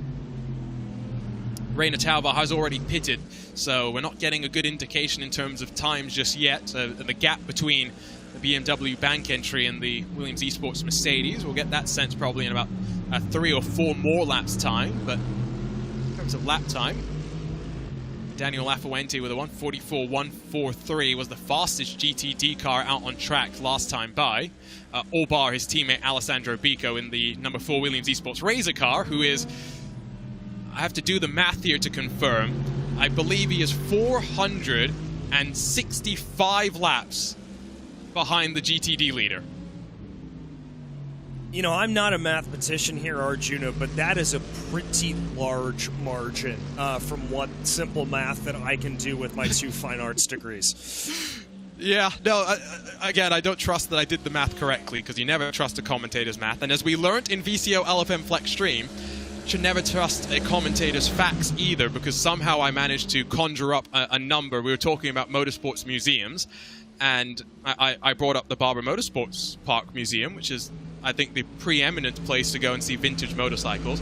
And for some reason, I said 6,000 bikes was what was in their collection, which is a lot. But the real number is 1,600 bikes, which is definitely not as much. No, definitely not as much, but I certainly think that it's still is impressive, no matter how much how many there are in there, whether it's 6,000 or 1,600 or whatever it is. That's still a lot of bikes to have in a single area. We were kind of talking about this as well. We don't really have like a central place to go and see motorsports history. The IMS Museum, DJ, is fantastic. It's an amazing collection of cars, but it's quite limited in its scope. At least the publicly available cars are, you know, mostly American open wheel cars. In the annals, in the basement levels, they do have sports cars and stuff that they restore for other people and they keep in their collection as well, but not accessible for mere mortals, unfortunately. Apparently Silverstone has one. There's another one in the UK, that's the name of, I'm forgetting right now. But yeah, motorsports museums aren't something that's necessarily that common. Now, well, we were just talking about what could befall the Apex Racing team. It turns out something that could befall them is an LMP2 car spinning in front of them. That was the Boutsen VDS by Undercut Black 21 that I think had their issue. Yeah, I think we need to stop talking about the Apex Racing team for a while now. Yeah, I think we do as well, as we are just proving to be very, very bad luck for all of them involved here as that happened there. But not necessarily, well, they do have some pretty hefty motorsport background, but I do have to say the Peterson Automotive Museum out here in Los Angeles is a fantastic place to go see not only racing, but just all sorts of automotive history. Everything from the Pope Mobile before it was officially made into the Pope Mobile, when Pope John Paul was supposed to come out here and tour before his failed assassination attempt. They made a Cadillac for him, and they have that in there. They have supposedly Saddam Hussein's Mercedes in the vault down there, as well as some pretty fantastic open wheel cars. They had a big Formula One exhibit that I believe is still going on. I think right now they have a big James Bond exhibit. It's if you're ever in the Los Angeles area, I highly recommend it. It is a absolute gearhead's dream. Interesting. I know the motorsports or the automotive museum in the UK the name that I'm now completely blanking on, which you'll have to excuse me. For DJ and myself, it is 2:15 in the morning, so those impulses in the brain maybe not firing as quickly as we would have liked. But I believe they even have some of those interesting Top Gear cars that we had once in a while. Which reminds me, I think maybe the most impressive motorsports or automotive museum collection that I've ever seen was in that episode of Top Gear, where they did all sorts of wacky things, including doing an art car that Jeremy then crashed on his way to bring it to the exhibit. Shenanigans ensued. They cut a car in half. They did all sorts of weird things. James May recorded an audio guide for the thing that, of course, because James May doesn't understand directions, got people lost inside of the museum. Yeah, I do think it would be nice to have a motorsports museum, and at some point, maybe we can have a few sim racing things in there, because let's not forget that there are a handful of teams that have had their liveries wrapped on real cars. Most notably, of course, was when Porsche brought a half Lego, half real car to the Coanda house, and it was really interesting what happened there. BS Turner, of course, the collaboration between BS Competition and Turner Motorsports that saw them run a split livery in the IMSA Michelin Pilot Challenge race at Sebring back in 2021. Hopefully we'll get to a point, DJ, where we can have a few of these mementos lingering in some museum somewhere. I certainly think we will and we should, Arjuna. I mean, we are seeing more and more that crossover, the bleeding in between the two of real life and sim racing, that this is no longer a little bit of a niche sport. This is definitely something that is gaining in popularity. And obviously, you and I are very biased as sim racing commentators, but it's pretty fantastic. And I can tell you that many of my friends who I have gotten addicted to racing over the years, as the off-season wound down, they're coming to me and going, where can I get my fix? How can I get my racing in? I turn them on to sim racing, and next thing you know, they're talking to me about different broadcasts and all of this, and where can I get a wheel, and et cetera, et cetera. It's a great way, if you're a motorsports fan, to just get into it and get a feel for what it is. And like I said, to be able to be watching racing during the off-season, it never stops. Yeah, and we've been very fortunate here at RaceSpot over the off-season of real-world racing to have Andy McEwen, the voice of the British GT Championship, joining us in our commentary booth. He's going to be jumping in about 25 minutes time to be alongside myself to the end of the race, and it's really cool to see just how excited he gets about these events. He was really excited to be part of this Daytona 24. Curiously, for someone that is the voice of the British GT Championship and Endurance Racing Championship, the thing that he's most excited about, though, is a different race here at the Daytona International Speedway. He's interested in the Daytona 500, which is really cool, and we'll talk more, of course, with Andy in 25 minutes' time, when DJ's going to get to go to sleep, and then I'm going to have to slog through at least 2 more hours before then I let my adrenaline carry me as far as it can through Sunday. Hopefully far enough to allow me to watch the Raw qualifying live in sound and vision, of course, on IMSA TV. And if you're in the US, well, you can catch it all on NBC. I believe it may be on Peacock here today. Comment in our YouTube chat in terms of talking of car collections, and this one is something that I was actually thinking about. Jay Leno's Garage, one of the most fascinating channels that you can follow just to see everything in that collection. Would very much enjoy a tour of that. Mark Tranter, who was watching on while calling the strategy for the Apex Racing team, said the Beaulieu Museum, I think that's how you say it, that's the one that I was mentioning in the UK. You can tell what the strategy is here, by the way, between the Williams Esports pair. Alessandro Bico is going to link up with his teammate Daniel Lafuente as they roll off the pit lane. Actually stayed stationary, waiting for the service to be finished on the number 55 car. And this is just the teamwork to try and close the gap up to Rainer Talvar and that BMW bank car. It's up to 18 full seconds now. There's a lot of work for the 55 to do. Yeah, there's a lot of work for them to do, and I think this is, again, taking a leaf out of that Apex Racing Team book. That's exactly what we saw the 98 do as they came out of pit lane. They actually pulled off and off to the side of the pit lane exit to allow themselves to be able to catch back up with their teammates. So Williams clearly doing the same kind of thing here, as they think that that's going to be their only way to be able to move their way ahead and catch that Team BMW bank car. Yeah, the BMW bank car did start on pole position. I think they are going to be slightly frustrated. We'll talk about that in a second. What's happened with... Well, that's a big wiggle on braking for SimRC, that 76 car. And just not looking healthy. Yeah, they were already many laps down. The 76 is scored in 45th position. Marvin Strell, I don't know why he was trying to see what the state of the car was, because he is... again, I have to quickly do the math here. He's about 736 laps behind his class leader. So I don't really think there's much that he could really have expected to get. Oh, I think, you know what he has probably done? He went out for the lap, which then when he takes the toe means that it will count as a completed lap. And he's now scored in front of Zenith Esports in class. So it's going to be a 16th place finish for SimRC. rather than a 17th place finish. All right, playing a little bit of games there, but I like it. Again, it's that no-quit attitude that you get here in endurance racing that is pretty fantastic to see, as we've got a couple of more cars coming down into pit lane. Looks like the number 67, that is the German sim racing blue car coming down in. What's happened to Alessandro Bico? Shown as slow on my timing screen. Now remember, oh, yeah, he's still trying to get up to speed. Don't see anyone leaving the scene of the incident, really. That would have been a factor. Yeah, we'll get a look here, but off of the banking, it's trickier than sometimes you expect as you transition onto the braking. A little bit too much speed in there and just loses the rear end, and unfortunate that poor Simsa Esports does not absolutely T-bone that bright green number 4. Get another look at it here, and you'll just...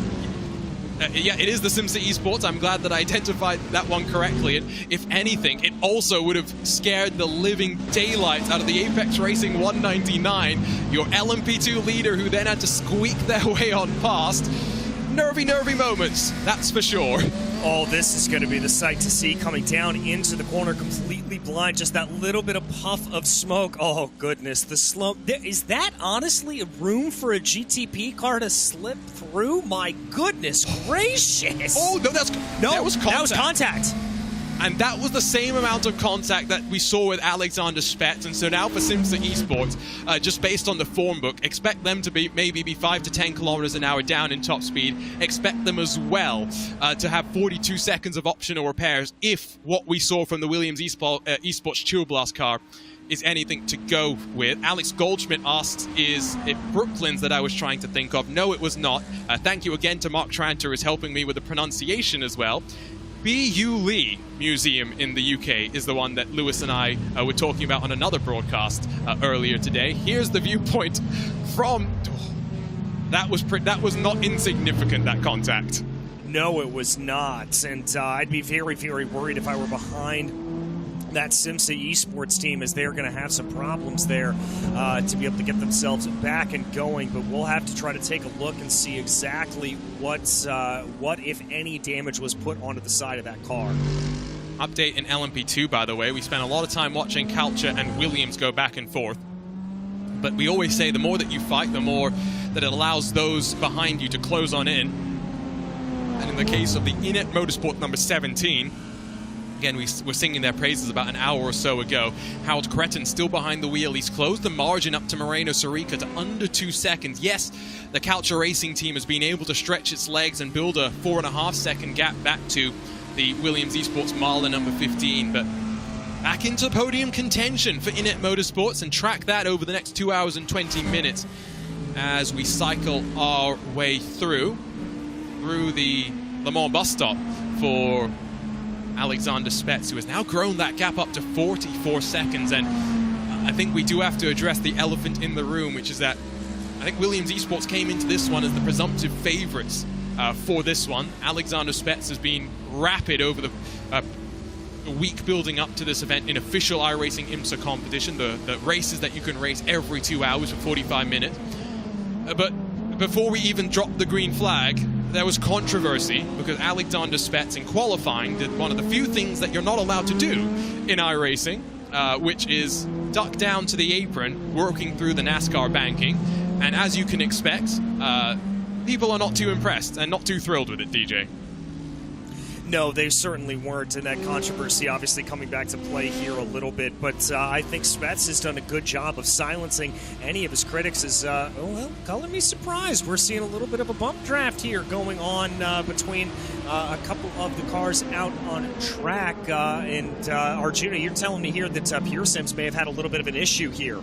Yeah, we'll try and figure out exactly what's going on as they fight their way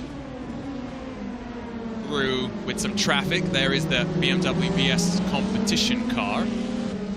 Just trying to figure out exactly what has happened to Pure Sims Esports. They've had to trundle around and do a very, very slow lap and then bring the car back into pit lane, because it does look as though, just from what I can kind of see on my side, Matt Emery left the pit lane, and then and then was unable to release himself from the pit limiter, and so had to do an entire lap at the Daytona International Speedway, crawling at what's the speed limit here? It's like 90 kilometers an hour or something like that? Yeah, I think it's 55 miles an hour. It is an absolute crawl, and that is going to absolutely cut his time all the way down. Oh, you hate to see that. Yeah, fortunately they were able to swap it around. Definitely seems like it would be some sort of a hardware issue, given that Matt Embry had just finished his first stint back in the car, so had already had a stint without any sort of an issue. Those are the little technical things that we deal with here in the sim racing world sometimes, and at least for Pearson, they are have the knowledge that they are 5 laps clear of the BS competition BMW that's trying to chase them down, and so they have a bit of a buffer. Mentioned as well the incident limits that sometimes see a drive through, as that's the Williams Esports smaller car into the iRacing car. Contact as well with the Race Clutch GTP that runs in 4th position. Palaver of chaos down into turn number 1, and the question will be, is there additional damage now on the Moreno Sorica number 15? Here's a look, and it's just deep onto the braking zone, and it's a mistake from Sorica that you would not expect. No, not one at all, and I think he was a little bit off-put there by that Race Clutch car trying to work their way through, as was their prerogative. Moved down to the inside, down onto the apron. That's what set that all up. Yeah, just don't go to the apron. It's as simple as that. Until you get to the final lap of the race, why is it worth the risk? That ultimately will be the question. It was the Inet car that actually went down low. And so Moreno Sorica then slightly butchering that entire sequence. It is Harold Cretin that loses out the most as a result of that. It's going to allow a bit more buffer to the Culture Racing number 19 with Ivan Perez still at the wheel. As we do have pit stops back underway. We saw Elvis Rankin getting grooved up and ready to go. And I think we're right, DJ, because we were right that he was getting ready to jump into the end of the race, because Elvis Rankin is getting ready to bring the 199 back out onto track. Yes, indeed, he is there. You can see it at rest in the pit stall, and now back out and moving again here as they go. Rankin back behind the wheel of that car, and that is going to be a move. And there you can see Elvis on your screen. A little bit of communication there with the team as he has to wait to get onto that pit, or to get off of that pit limiter, obviously, until he's able to get past the green cones. Hopefully without any drama like Matt Embry experienced in the Pure Sims Esports number 16. But indeed, as we jump on board from that wonderful little visor sort of cam that we can get here on iRacing, Elvis Rankin will focus on getting back up to speed. I would like to find out, at the very right edge of the camera shot, there is a face. The question is, whose face is it? I'm not entirely sure whose that is, and I can't really identify it from about a quarter of the face there. We'll maybe have to ask Elvis once he gets out of the car. If you can identify that face just from the little sliver that you have, congratulations. You are clearly an artificial intelligence. So do let us know if you think you know who that is. Lewis and I always talk about this when we... Oh, Hugo Luis is trying to zoom in and give you as many pixels as possible. It's not Kevin Ellis Jr. It's not Peter Berry. It's not an Apex Racing Team driver from what I can tell. We'll see if we can get some sort of an answer. But we always, Lewis and myself, we always mention this when we see Jamie Fluke's onboard cameras now that he's living in the Apex Racing Team facility. Jamie Fluke used to have a wonderful wall of track maps behind him. Now, unfortunately, he doesn't have the wall of track maps behind him. And it makes me and Lewis very sad, DJ. It makes me sad as well. We had I forget who it was, but we had somebody up with a bunch of track maps earlier, and we were trying to go through and identify as many as we could. David and I were. And so all of those track maps. Oh, it was Owen Carroll. Thank you for Hugo for reminding us there. Yeah, Owen had a big wall of track maps that was very, very impressive. Okay, I do have a picture of who the face is. I'll be honest, I still don't recognize whose face it is. We'll see if we can get that up on screen for you. I've sent it over to Hugo, and we'll endeavor to get that one figured out. The iRacing detectives are going to go to work as it will go. Comments in our iRacing Twitch chat. Apron moves should be illegal. Change my mind. 100% agree in my mind. Just no risk. All it is an unnecessary risk. I think the rule should be no using the apron until the final lap of the race, out of the final corner, to be super specific. No, I have to completely agree with you there on that. I think that is the way to go. As it kind of is in real life. You don't want to have any of those issues coming back to bite you. It just invites the kind of incident that we saw out on track, having drivers move down to the apron. Yeah, so I'm sure we're going to get some more hot button discussions happening over the social media channels, the various discords that we have in the sim racing world. Okay, Hugo's getting the picture. Let's see if we can get it up on screen for you now. I have been told who this is. I'm not going to say who it is unless someone in the chats is able to detect this themselves. I must say, it's a good reminder of who's driving that rig, and maybe it's a driver that you don't want to irritate. That's the other thing. I'm not very good with distractions. I know there are some teams and some drivers who are a lot better with it, you know, chatting freely during races, you know, like it's a regular Sunday drive. But I'm not capable of doing that, DJ. I can barely commentate and watch a screen. No, I'm not as well. The only talking that I really do over the course of the race is talking to myself. And I will mutter to myself incessantly while I am driving, to the point that I actually had partners tell me that I'm not allowed to sim race in the room anymore because I talk to myself while I'm doing it and keep them awake. Nice.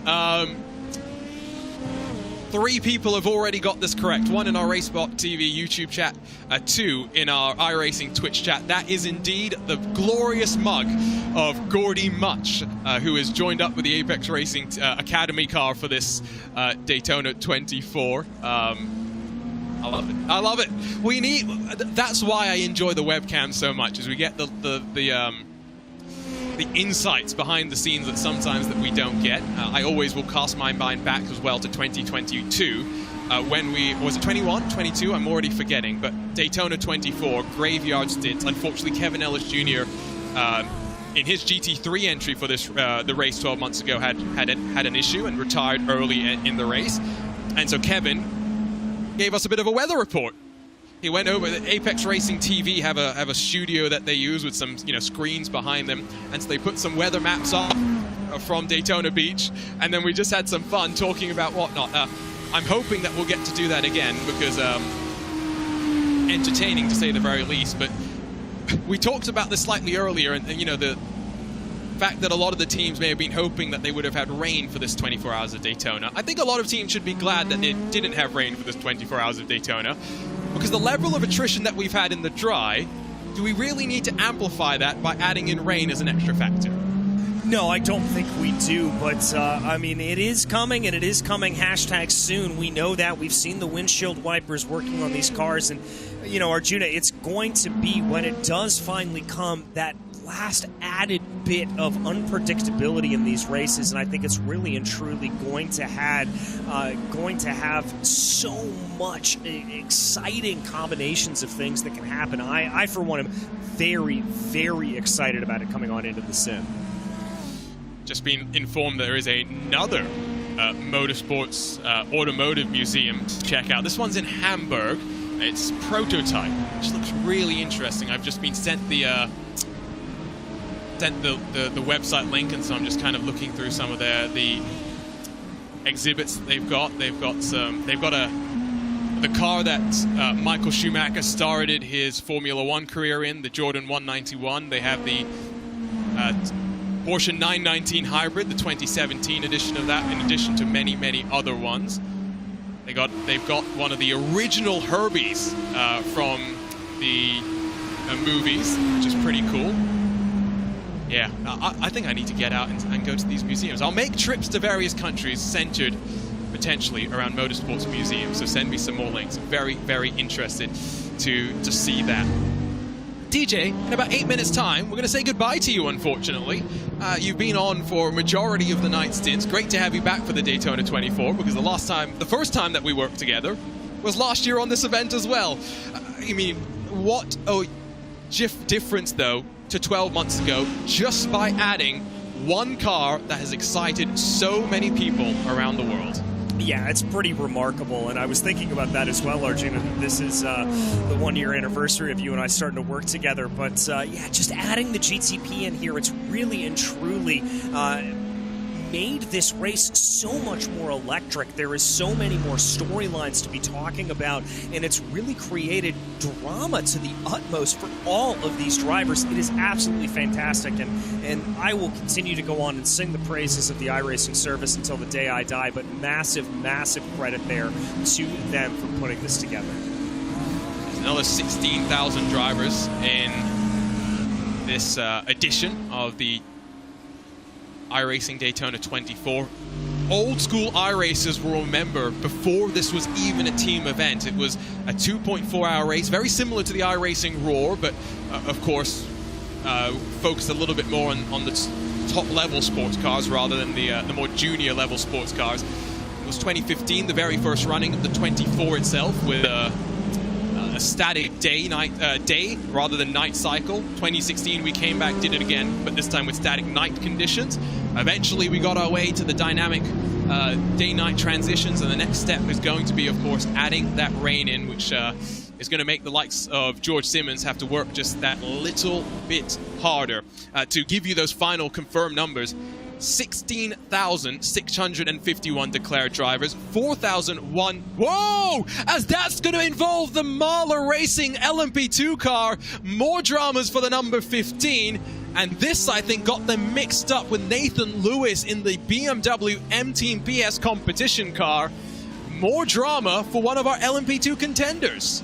Yeah, coming down into the corner here, just outbraked themselves. It looked like that BS competition car and caused the spin to come around there. They just carried too much speed coming through the kink. We take a look at it here. Yeah, just too much. You see that car squirming. You see the tires locking up there at that point as they try to get it under control, and absolutely nowhere to go, playing pinball there with the two Williams machines. Yeah, that is unfortunate for Moreno Sarica, could really do not much in that situation. Look from up above, which will give us a really good indication. You can see just how deep and committed that Lewis was trying to get it to the inside. We talked about it in hour one, the danger of this BMW M Hybrid V8 on the brakes with the rear end stepping around. And not the first time that we've seen it from the Zebra, and well, hopefully with 2 hours to go, hopefully the last time that we will see it as well. Someone's also just jumped into our iRacing Twitch chat, by the way, to say that the Charlotte NASCAR Hall of Fame is also something to see. That definitely sounds like a highlight to go and see, but I'll be honest, as someone who hasn't watched too much NASCAR, I think I'd be very, very curious to see what they've got over there, DJ. Yeah, I would be as well, and I do remember from many, many moons ago when my family were lucky enough to actually tour around Daytona. Daytona's got a pretty good museum as well with a lot of good NASCAR history and certainly something to be able to check out. Yeah. Do let us know. Again, more museums. This is a topic that now we're going to try and track here at RaceSpot, and we're going to make a list. And I think it sounds like something that we should do, DJ, is we should send someone to the museums. We should do a rating of them. And then we should build an order, our definitive RaceSpotTV ranking to automotive museums in the world. You know, I would be willing to undertake this, to go around the world. I'll talk to Hugo. We'll see if we can get something together for you and I. We'll go tour them, and that'll be our job for the next couple of years. An all expenses paid trip. I won't say no for that. Exactly. Do remember, by the way, it's too late to jump into the iRacing Daytona 24, but it's not too late to start getting yourself set on your iRacing journey. Plenty more special events to come. The Bathurst 12 Hours in a handful of weeks' time. Head on over to iRacing.com to learn more about iRacing and to get started with your iRacing career. Of course, we're getting set for another season of World Championships to get underway. The eNASCAR Coca-Cola iRacing Series will have its exhibition, the Clash at the Coliseum, on I think it's the 29th of January, and then at the start of February. We're also expecting the 2023 Porsche Tag Heuer Esports Super Cup to get back underway as well. So 2 top-level competitions back in your lives on the iRacing Esports Network, and of course, adding to the weekly cadence that we've had with the World of Outlaws Sprint Car Series, I believe it is, that has been running itself through the winter as it gets set to crown yet another champion. We've talked about Road America, DJ. We talked a little bit about fantasy events, potentially. I think we got cut off a little bit quickly there at some points, though. You look at the schedule, though, and I'm curious for you, take the Road America 500 out for a second, because I know that's going to be your go-to answer. What's the special event that stands out the most to you? I think probably Knoxville Nationals or Petite. Petite has just always been a very, very special race to me. I've always loved watching that race. It's kind of the culmination of a whole season, obviously, for IMSA. But that's one that I always look forward to. And Knoxville Nationals, I'm not the biggest fan of winged sprinters. I grew up in Indiana where it was all non-winged sprints. But being able to see that come to the service, I'm very, very excited for that one, Arjuna. Interesting. Knoxville was a lot of fun. I'm not really a dirt oval commentator, especially with the winged cars. I can do the Chili Bowl. The Chili Bowl is easy because they spend more time on one wheel than on four wheels because they've got so much power and they just load up the right rear and brawl out as much as possible. Yeah, the way that the winged sprints work, it's just very, very unique and something very different. Manuel Cubo Torres on board with the Apex Racing Academy number 9. He doesn't have track maps behind him, but he does seem to have a rather large collection of what I would assume to be PlayStation games based on the covers. You got the PlayStation 3s on the very left. You have some PlayStation 4 games hidden by the seat itself. That's a healthy collection there. Yeah, it's not doing too bad for himself on that. I'd be interested to see what his collection entails and what he's doing when he's not sim racing. That's always the question that I want to know from these drivers is what games are you playing when you're not racing? I'll ask you one question before we let you go, DJ. Do you remember what the very first racing game you ever played was? Yes. I do not remember the name of it. I can't for the life of me, but it was an old 16-bit racing game on my family computer. And I remember very, very vividly running at a faux track somewhere where you had to brake coming over a bridge, otherwise the car would take off. That's one of the first memories I have of any racing game. Interesting. I'm not 16-bit days, but I distinctly remember that the very first game that I ever played was Road Rash. It would have been Road Rash 3D on the original PlayStation, a game that came out back in 1998, which is now starting to make me feel quite old again, DJ. It's making me feel old as well, thinking back to those old days, I gotta tell you, Arjuna. All right, DJ Clark has been with us for the last 2 hours. He will step aside to go off and get some well-earned rest at 2:45 in the morning. Jumping in back to the RaceSpotTV commentary booth after 4 hours at the very start of the race, the lovely Andy McEwen. Andy, how are you doing this morning? I'm very well, Arjuna, thank you. I would love to say I got plenty of sleep and feel well rested. That's not quite true, because I actually couldn't take my eyes off the RaceSpotTV broadcast last night. I was up until about 2 a.m, I think, watching this race, at which point it briefly calmed down, and I thought, right, time for sleep. I need to be up relatively early tomorrow morning. But that is really a sign of how engaging this race has been. Right from the word go, there have been storylines all the way through, and actually, even in the few hours that I did miss overnight, the very complexion of the race in at least 2 of the classes changed completely. And, 2 hours to go, Arjuna. I'm not convinced we're done with the twists and turns just yet. I think the only class, I left after 2 hours, you had 2 additional hours after me, but the only class which is kind of similar to what it was when I left is the GTDs, and that's just because Apex is still at the front. The 2 prototype classes are completely wild in what's happened overnight. So many contenders are dropping one by one. And the race leader, when I stepped aside at the 2-hour mark, was Obsidian Racing. They had, a 10-12 second lead over the chasing pack behind. They are our most recent retiree, and we are ticking past laps, 845 laps. We're now on to lap 845. We're going to hit 930-ish based on the estimate on my timing screen. We were talking about 2 hours ago as well, Andy. Would you ever endure 24 hours at Daytona by yourself? Ooh, I think I probably could. I've never stayed up throughout an entire 24-hour race that I have been covering. I've stayed up watching them before, and that damn near killed me. But I do actually find it easier when I'm engaged in it as a job. So I think I'll give it a go. Yeah, why not? So it's been a bit of a trend. A lot of people do it for charity year in, year out. And so this year we have broken the lap record for a solo car driver, along with also raising almost $6,000 for Extra Life. 888 laps in 24 hours by themselves. To put that into context, right, that's only about 50 laps shy of what our race-leading car in this top split is likely to end up doing. That is a remarkable effort. Wow, that is making me feel worn out just thinking about it, quite frankly, because this is not easy to do. We've spent most of this race talking about how difficult these races are mentally, physically, and yeah, to do that solo is thoroughly impressive. And actually, speaking of race distance, we've just ticked past 3,000 miles. I was doing some quick mathematics before I jumped on. 843 laps was 3,000 miles covered by the race leader, still 2 hours to go. So the pace of this year's race has been particularly impressive as well. Yeah, these GTP cars not necessarily looking like they're going to be as fast as DPI machines in the real world, just based on lap times that we've seen through the first couple of days of testing. But I have no doubt that we are going to see the pace just ratchet up, and we'll likely see them get comparable to these iRacing times pretty shortly. There is Jonas Wallmeyer in that 191 car, has been able to close the gap down. Excuse me, it's the 190 car. Dominic Hoffman behind the wheel of that.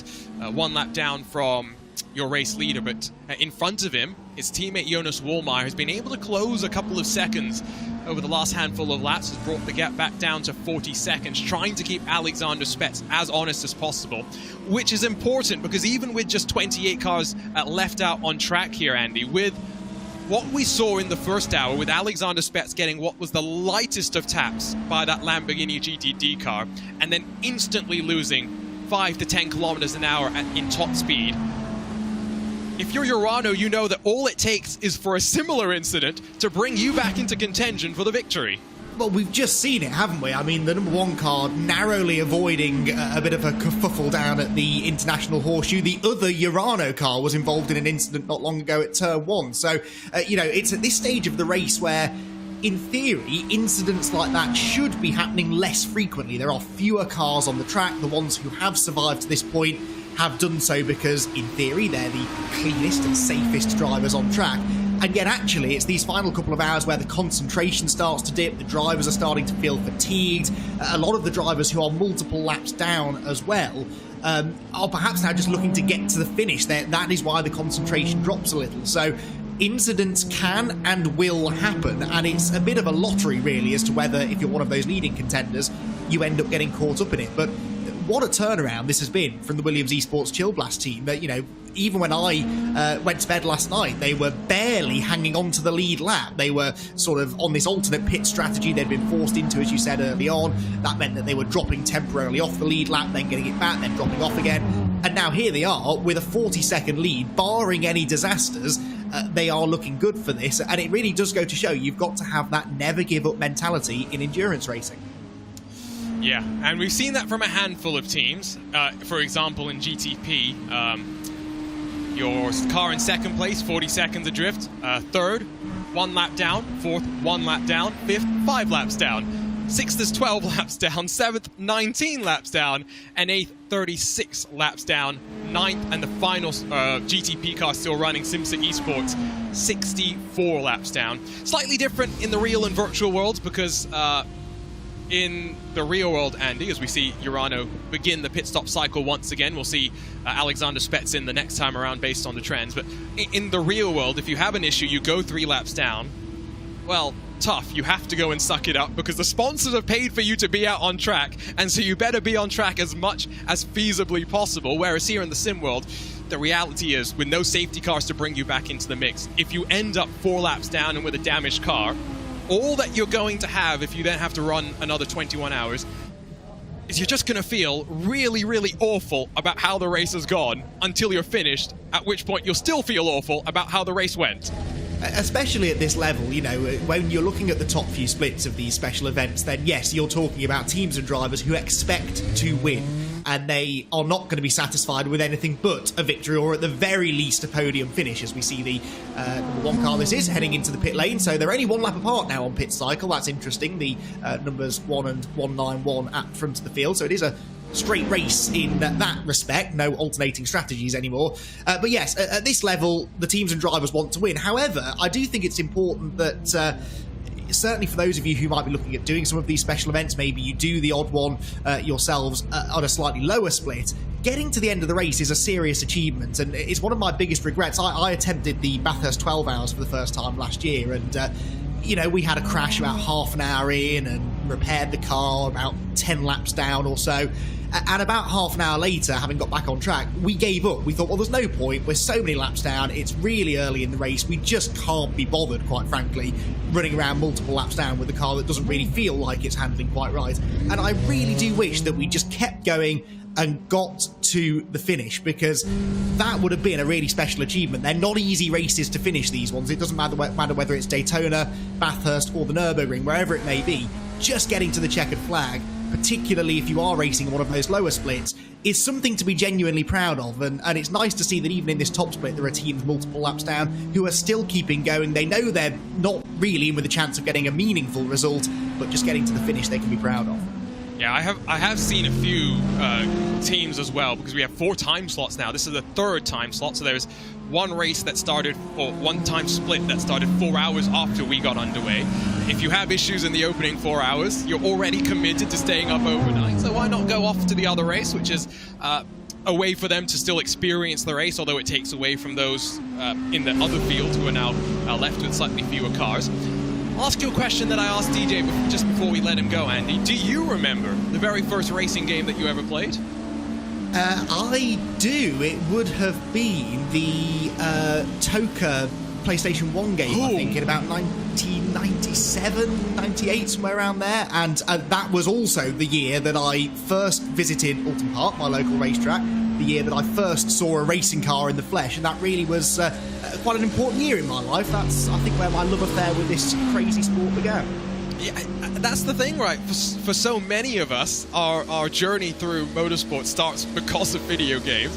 I think that's why we love the iRacing special events. I saw some people talking about their first platforms in racing, whether it be on an Atari 2600, on an NES, or in the case of one particular person, the first sim was the Indianapolis 500 game on PC back in 1989, wow, which was actually the first sim that Papyrus developers made, the team that, of course, would go on to build iRacing. So that's a little interesting little tidbit there, but yeah. 1997 was the release of the first game that I remember playing, Road Rash on PlayStation 1, but what really made me fall in love was when my parents bought me a PlayStation 2, which came with Formula 1 2001, the game, which included the season review for Formula 1 2000, the season that had happened. And I still remember the way that I felt watching as Mika Hakkinen and Michael Schumacher come across Riccardo Zonta as they're climbing up the Kemmel and they go 3 wide. I know that was the moment that I became a motorsports fan, and I can pinpoint it that specifically.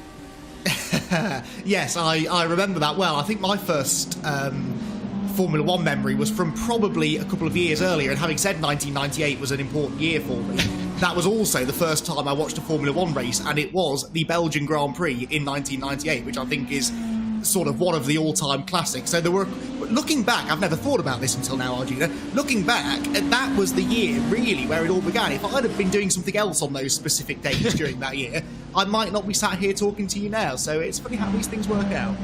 Yeah, absolutely. I still think as well, we were talking in the first 2 hours about Ken Block and his influence, not just in the real world, but in the virtual world as well. When Colin McRae passed away, it was Ken Block that very much took on the mantle in the Dirt franchise as the figurehead of it.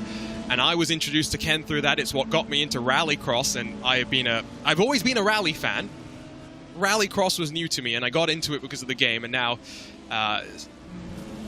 I've commentated as part of the iRacing Rallycross World Championship and the All-Star Series that we had before, and so many of the drivers that I grew up watching because of that game. Yeah, there are just moments that I can trace back to video games that have been so influential in my life, and it's why I'm glad that my parents never tried to completely isolate me from video games, like a lot of Indian parents may have wanted to do so. An hour and 48 minutes to go, though. Let's give you a bit of a rundown. Not in your GTP class right now, because pit stop cycles are somewhat underway there. Let's start back to front. Let's start with the GTDs. Only 8 cars still running of the 16 that took the green flag, but it is still the Apex Racing team that lead at the front. They have only given up the lead of the race in early pit stop cycles, but it is Sal Batalans that is dominating in the 99. He's still got his teammate for company in the 98, but they are scored in 4th position after they experienced technical issues midway through the race, and now they find themselves 2 laps back from their counterparts. BMW Bank right behind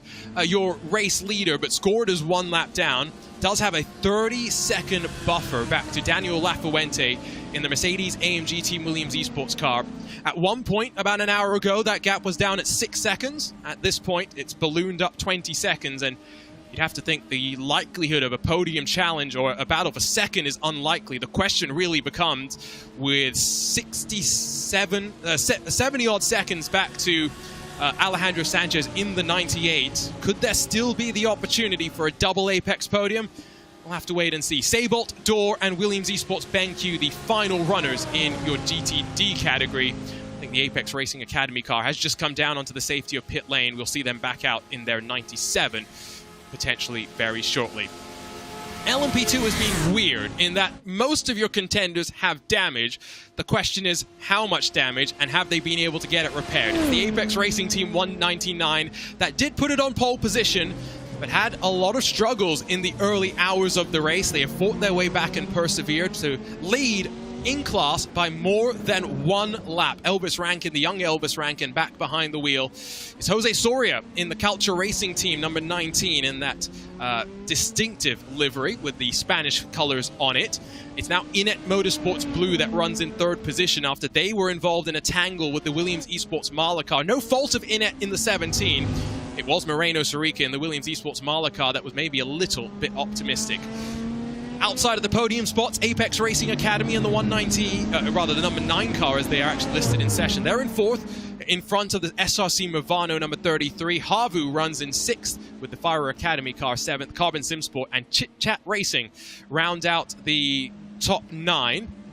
The most recent retiree in the class is Williams Esports Marla, not because of their contact with the Inet Motorsports number 17, but because of their contact that they had after the BMW M Team BS Competition GTP car, the number 89, was a little bit optimistic into the West Horseshoe and forced Moreno Sarica into some contact and off the road as well. They are going to be passed by the Boostin Dash VDS, by Undercut Black car, I would think, by the end of the race, although that is by no means guaranteed, given that the number 21 finds themselves almost 40 laps back and just trying to salvage another position in this race. Last but not least, it's GTP, where Williams Esports Chill Blast have just had a driver change. Alexander Spets out, and surely Arthur LeHook into the end of the race. They lead by 40 seconds. The gap holding pretty constant back to Jonas Walmar in the Urano Esports Data Group 191. One car provisionally classified on the lead lap as the 190 Urano Esports Hiking Media car. They still owe us a pit stop relative to the rest of their class, but they will hold on to the 3rd position in front of Race Clutch White, with the number 11 now having Aurelian Talmon on driving duties. He's just taken over from John Bennett, GB3 driver, who has joined up with Race Clutch here today. Pure Sims Esports, about 45 minutes ago, had to do an entire lap around the Daytona International Speedway with the pit limiter engaged because of a technical issue. But Daniel Givi-Szabo was able to jump back into the car on short notice, and they hold 5th position right now. We talked with Adam Blocker 2 hours ago. Pretty happy with the spot they're in right now, and they are looking comfortable to hold that, because 6 laps further back is the BMW M Team BS Competition car. Nathan Lewis on driving duties now. TC Corsic Esports, German Sim Racing, and Simsa, the final car still running. 9 out of 17. Attrition has played its part, and maybe to be expected in these long 24-hour races. An hour and 43 minutes to go means we're into the final windows of pit stops. GTD cars, we expect them to come in potentially with about 55 minutes left on the clock. Your prototypes can go about 40 minutes, so they still have a couple of pit stops left, but we don't expect any driver changes, and so it's maximum attack from this point forward, Andy. Yeah, that's absolutely right, and it really is go time now, isn't it? If any of these teams think they've got a chance to gain at least one more position before the flag, they've kind of got to go for it now. Start building that attack with 2 hours to go. Try and gain that time on the car ahead, and yes, start looking at those final pit stops, because we've been talking about things like fuel mileage and pit strategies and stint lengths all race long. Well, this really is the part of the race where that starts to become of the utmost importance. If you can make that final pit stop shorter than your opponents, well, that could give you an opportunity to find a way past them in the closing stages. In comes the German sim racing blue car, Adam Bulkovic at the wheel of car 67, pulls up nicely in his pit box, and they'll probably require at least one more pit stop in the GTPs from here on in. But yeah, strategy, all of that talk about strategy, Arjuna, this is what it boils down to, and trying to make sure that the end of your race is where you are the most competitive. Yeah, your strategies often will diverge at the start, and it's complicated to try and follow, but as commentators we always appreciate it when we get into those final hours, because we can actually know what is going on rather than guesstimating to the best of our ability. The Apex Racing teammates have to link back up as they will resume their bump drafting duties very shortly. I am going to track the lap times between Alejandro Sanchez and Daniel Lafuente to just kind of get a sense for exactly how fast the 98 is relative to the 55, because I'm really shocked at how much the number 55 is bleeding time. They must have a little bit of damage to have gone from 7 seconds back to 34 seconds back in about 90 minutes. Does not seem like the kind of pace that we'd expect from Lafuente and the rest of his team, Andy.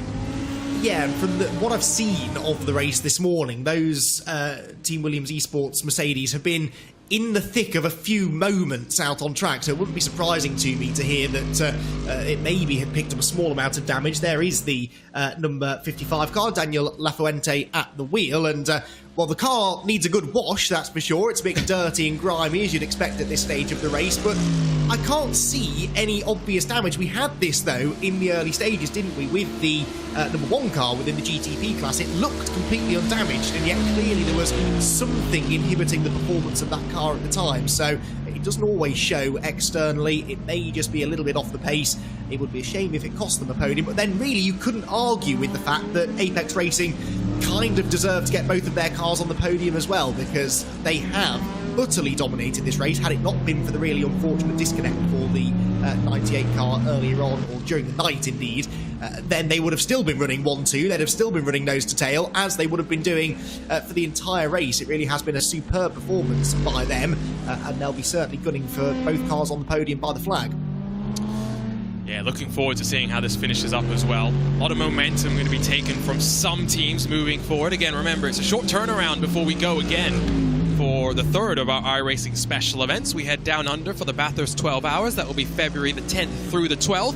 And then the very next week, the one that Andy's most looking forward to, the Daytona 500, the first of the NASCAR iRacing Series events.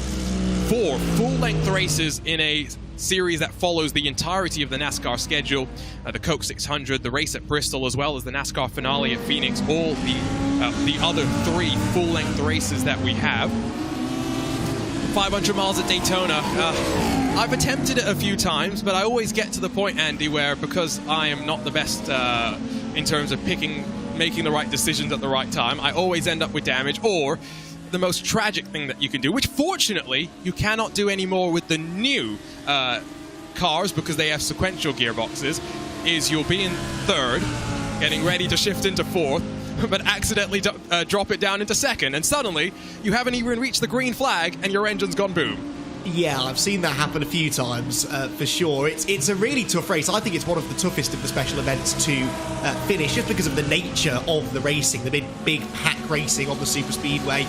It is so treacherous, and your fate lies almost entirely in other drivers' hands. But there's something really satisfying about it, and when you do catch the right lane at the right time, you get that run, you move to the front, it really feels great. And yeah, I attempted that race twice last year, actually, within the space of a couple of days. made it to about lap 180 in 3rd place on one of the occasions, only to get caught up in someone else's accident. But, you know, you can't begrudge that. That's racing at Daytona. It's good fun, and I will be certainly attempting it another couple of times this year. I can't wait. No, absolutely. It's funny you say caught up in other people's messes, because I'm going to claim that is always the case, and I've never made a mistake. I am the perfect driver. Don't forget as well that when it comes to those NASCAR events, it doesn't matter if you have a setup or not.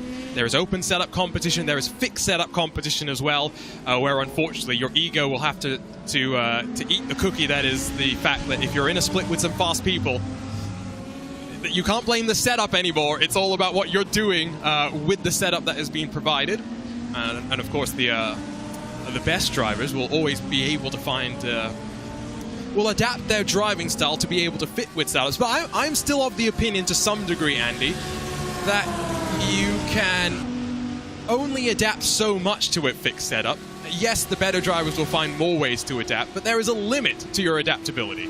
Oh, for sure. I really struggle with fixed setups, particularly on road courses. I find on the ovals I'm all right because I don't really know what I'm doing when it comes to setting up a NASCAR. I know how to drive them, but I don't really know how to set them up. So fixed setup, it sort of takes that all out of the equation. But with road course racing, where you know the way in which the car is going to go through the corners clearly is absolutely crucial, I do struggle with the fixed setups because I find a lot of them are just a bit too understeery for my liking, which I understand. It's supposed to be a safe setup, a very user-friendly setup, but I hate understeer with a passion. I'd much rather be arriving in a corner sideways, drifting out of the corner. That's just the way I like a car to handle, and those fixed setups don't always allow for that.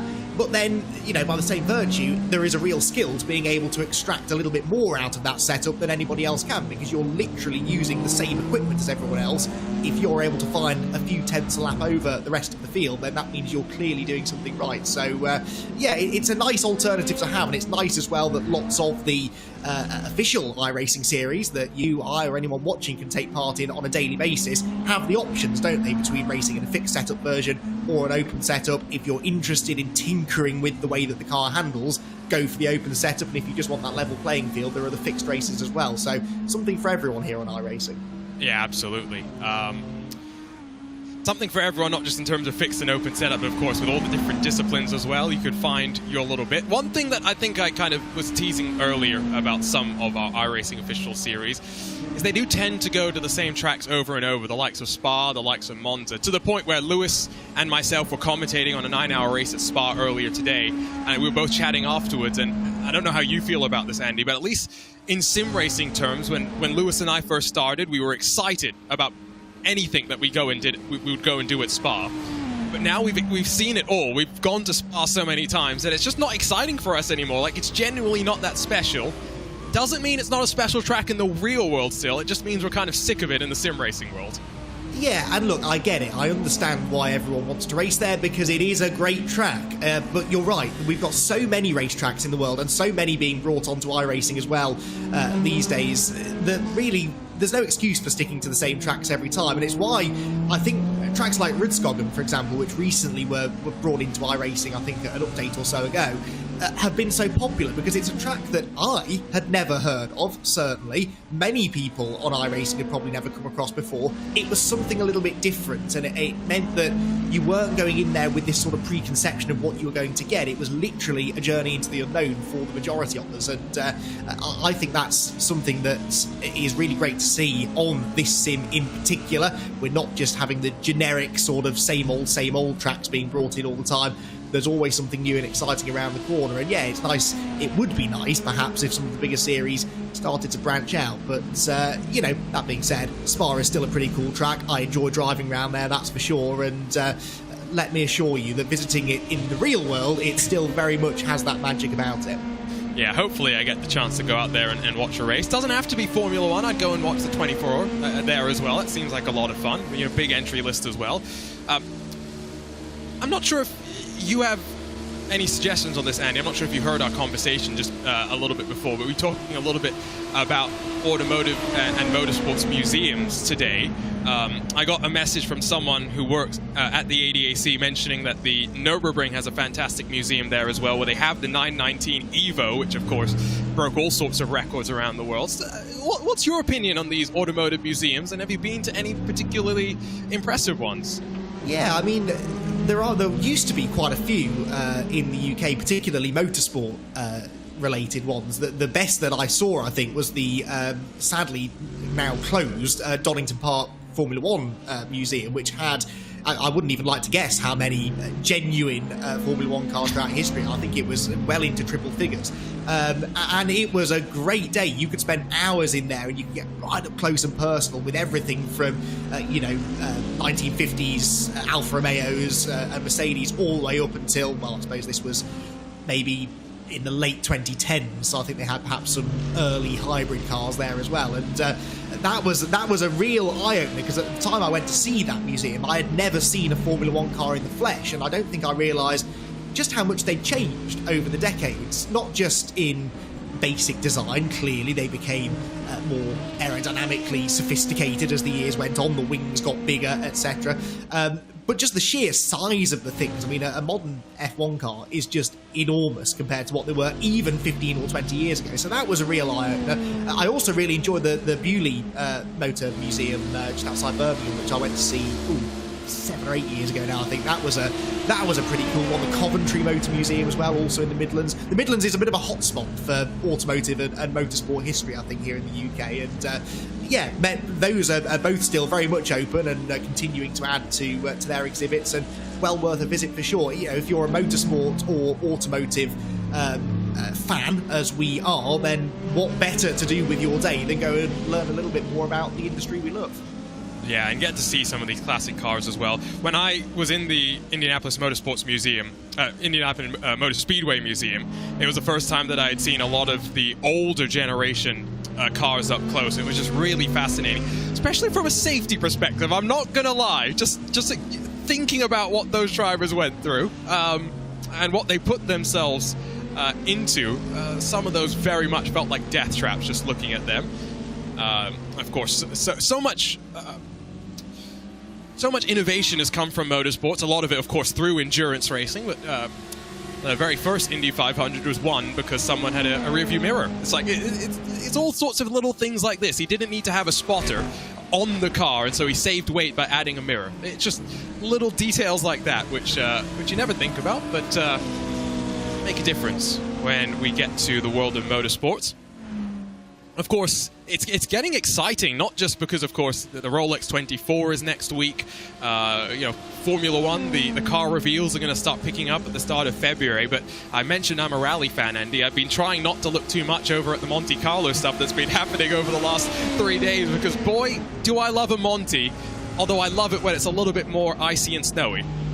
Yeah, it has been a little bit drier this year than normal, so we haven't had any of those weird and wacky tyre choices for the drivers to worry about. But you're the same, actually. I've not really been able to follow it as closely this weekend as I normally would because of my involvement with this race, and this, quite rightly, has stolen my attention for the last 22 and a half hours plus. But yes, it has been reasonably exciting. You won't be too surprised to hear the driver who I think is on the verge of winning it, let's say that much.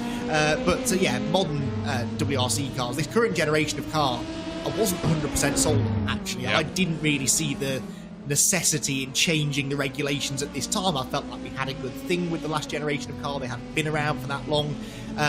But I am sold. The hybrid system was on those cars. They haven't taken anything away from the sport. They have only added to the performance of the cars, the spectacle of the cars, and I think that is really very cool. And rallying in particular is a great place for some of this technology to be developed, because I think there are more real-world parallels with rallying, perhaps, than there are with circuit racing. Okay, the majority of us don't go bombing down an alpine mountain at 100 whatever miles an hour every weekend, but the technology is relevant. They've got to last for a long time. They've got to take a lot of punishment, and it's a great place for some of this technology to be developed. And the cars have to be road legal as well at the end of the day, because they've got to drive themselves from stage to stage. So yeah, they are.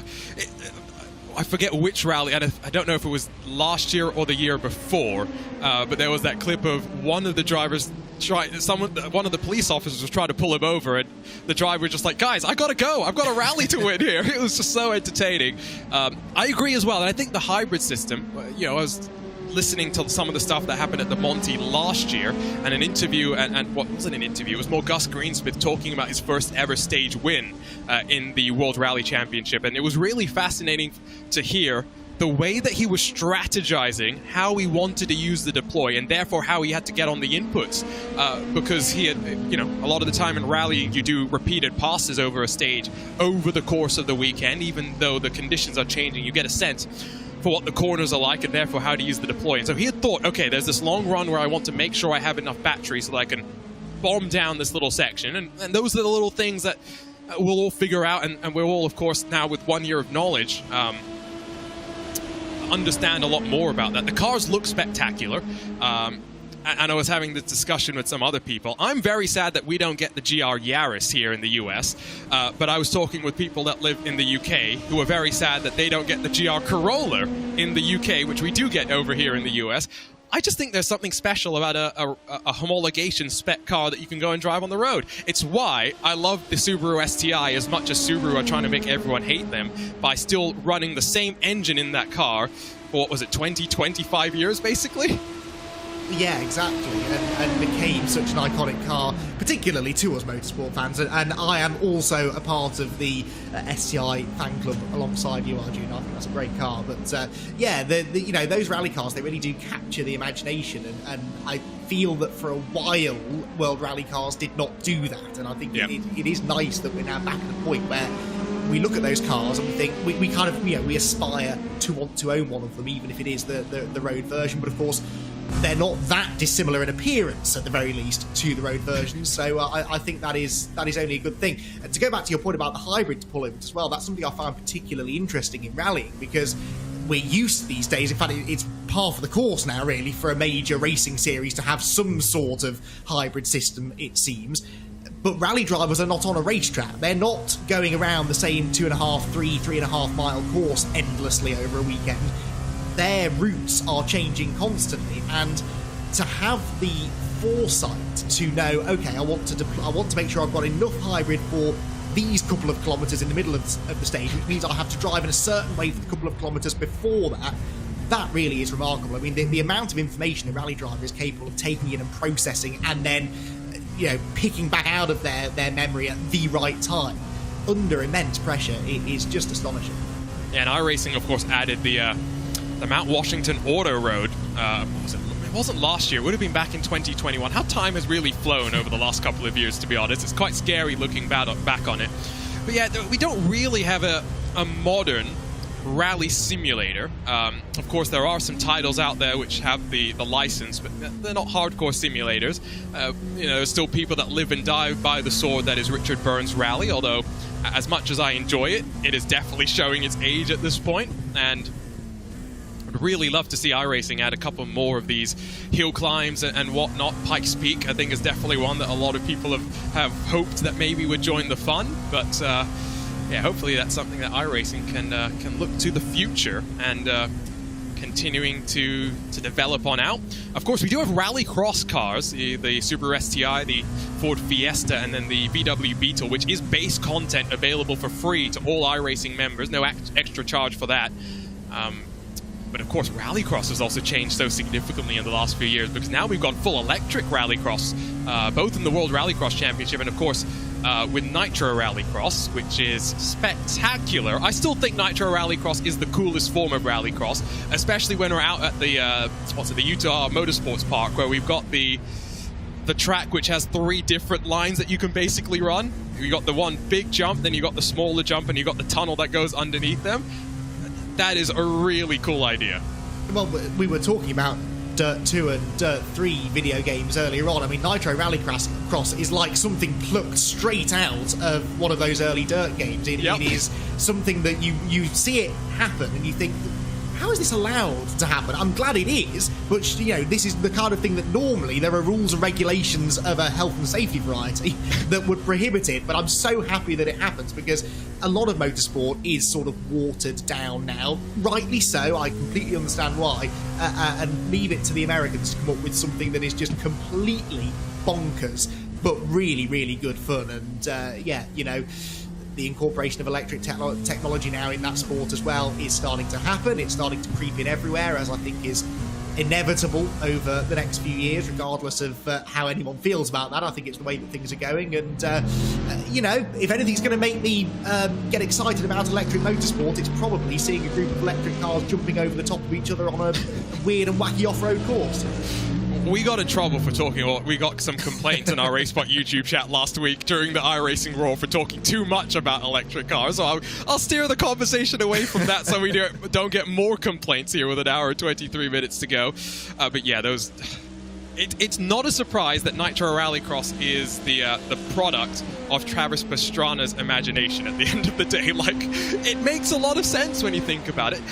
You've watched the latest Gymkhana, right? With Travis Pastrana in that ridiculous Subaru hot hatch. Oh yeah, absolutely. And ridiculous is the word. Yeah, well, and my favorite thing about it is it starts with the scene of Travis Pastrana doing a base jump and the base jump going wrong.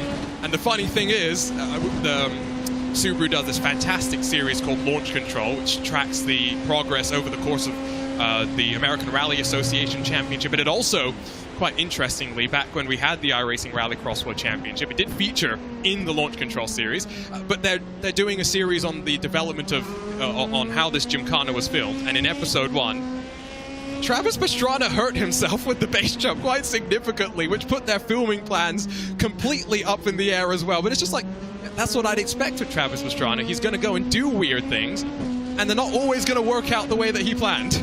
He is the Tom Cruise of the motorsport world, isn't he? Insisting upon doing his own stunts, and all the more authentic because of it. I didn't know that, though. That's quite a cool story. It doesn't surprise me to hear, but that is Travis all over, and I think perhaps he is now going to be the next great sort of influencer within the off-road racing world. Not that he wasn't already, but good friends with Ken Block, good friends with Gray. And Travis, I'm sure, will continue that legacy on. Well, did you know that they did America's Got Talent Extreme? I did not. Yes, it included Simon Cowell, a WWE person, Nikki Bella, and Travis Pastrana. It was interesting. America's Got Talent is quite a sedate show for most of the time. You got people singing, dancing, and whatnot. Sure, you have a little bit more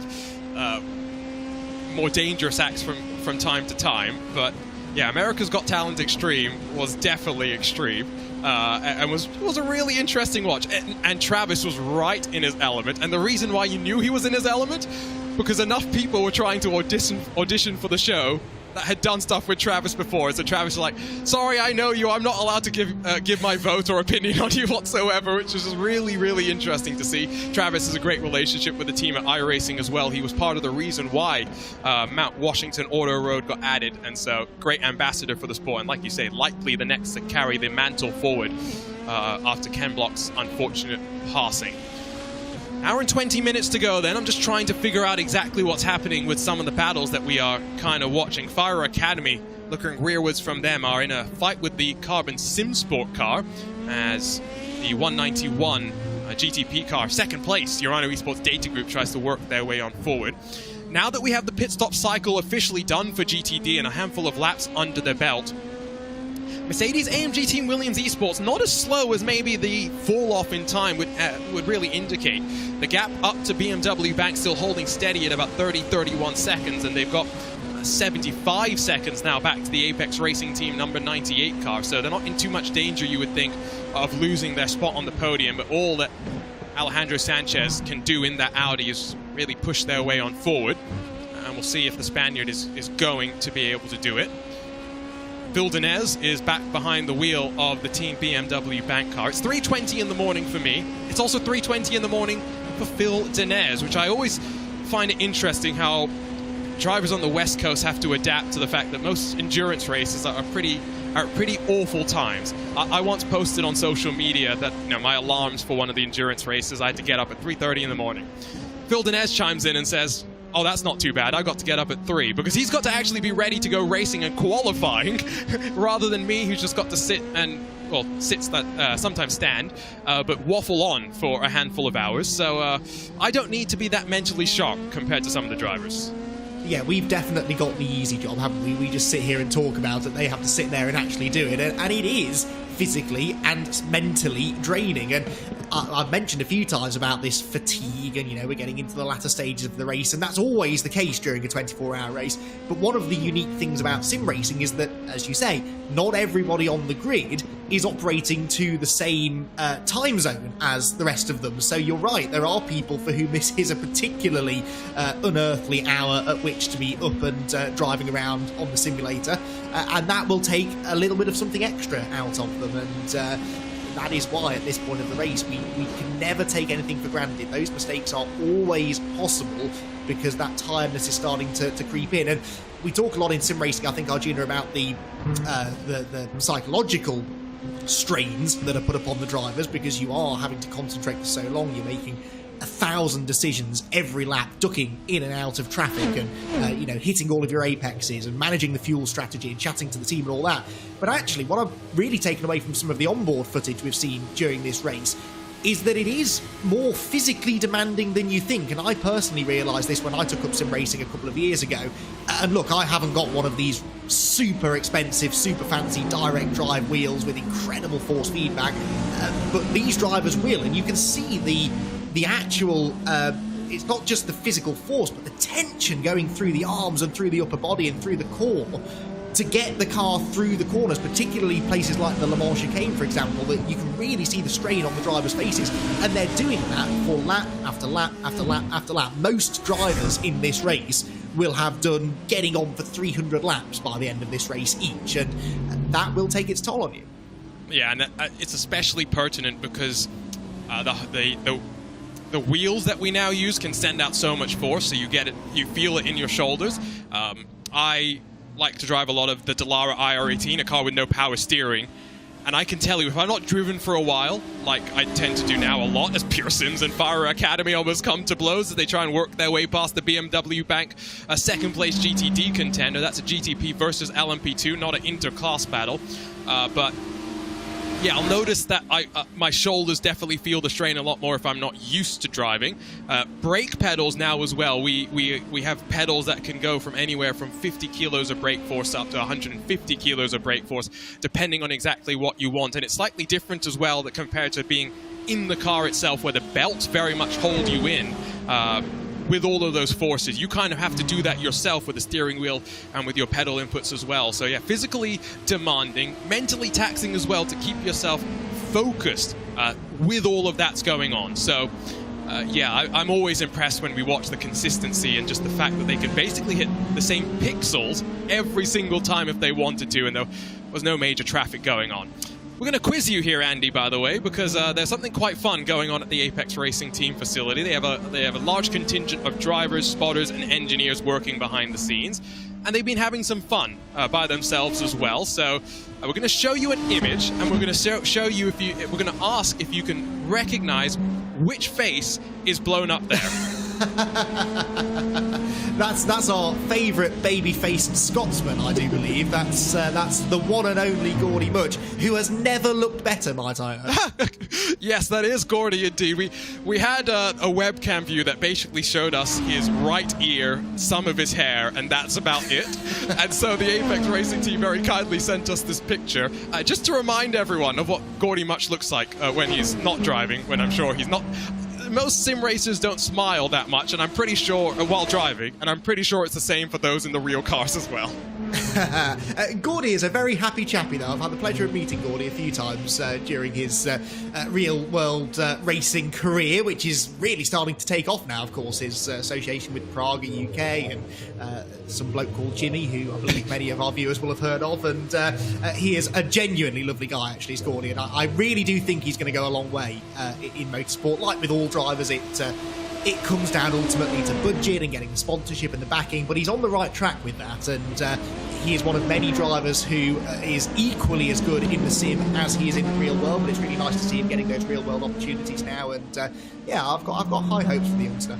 Yeah, he left RHG Esports at the end of last year and is at least provisionally over with Apex for this race.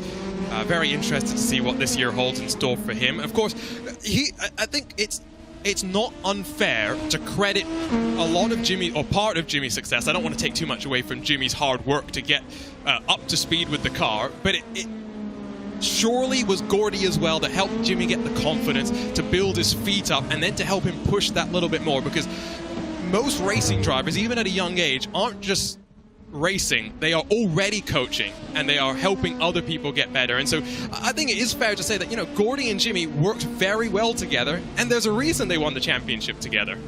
Yeah, for sure, and I got to see them interacting with each other quite a lot away from the cameras and away from the track, you know, just in the paddock, in the cafe, getting lunch or whatever, and you can tell that they're friends, they get on well, and you can just tell when two people have clicked, and that is so important. I think I made mention of this yesterday afternoon at some point during the broadcast, that when we were discussing the Apex Racing team and having all of the team members together, having all the drivers together, that social aspect is so important. You will inevitably work better with people with whom you are friendly.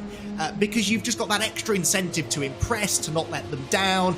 You're all kind of in it for the same reasons, on the same wavelength, and that really does matter. And covering a lot of GT racing, as I have the pleasure of doing as well, you really see that as well. It's the driver combinations that are the closest away from the racetrack that tend to perform the best on the racetrack, because apart from anything, they're happy to spend time with each other, if that's going to track days or test days or whatever. You know, they're happy to do that because they enjoy each other's company, and that is something that we must not take lightly. You know, it is really important that a driver combination gets on, and it's very clear that those two do. Yeah, and it's especially pertinent in British GT, where it's again pro-am pairing, to have success ballast and all of these different things that come into effect. Very much a relationship that has to extend off the track and unfortunately into the courtroom sometimes as well. GTP pit stops back underway for the penultimate time today. Same occurring, by the way, in your LMP2 category. We've already seen the 191 in and away, and now it's Arthur LeHook going to take 4 fresh Michelin tires, going to top off on the fuel as well, and then he is going to drop and roll back into the lead of the race, where he again is going to be around 40 seconds clear at the front. Just hoping to stay out of trouble as we get closer and closer to the final 60 minutes. We talked with George Simmons slightly earlier, Andy, who is one of the strategists behind the scenes for the Apex Racing team, and the overriding emotion that he expressed was nerves at this point. Leading substantially in 2 categories does not by any means mean that you are not immune from the racing nerves that will always strike as you get closer and closer to the checkered flag. Yeah, for sure. Although at least as a strategist, you know that you've got a bit of wiggle room at this stage. If you're more than a minute clear, it means that you've got time to make an extra splash and dash if you need to. If you need to have a full tank of fuel at your last pit stop and your rivals don't, then that's fine. You've got that time in hand. So from that perspective, it takes a little bit of pressure off you. And of course, we don't have the spectre of a full course caution looming over us in this particular race, which can really throw the cat among the pigeons. So we don't have that to worry about. The strategists for Apex, I think, can be feeling pretty happy. The pressure now really is on the drivers not to mess this up. They have driven superbly in both the LMP2 and GTD class all race long. They're on the verge now of achieving a double victory, and really the pressure is on the drivers now to bring it home.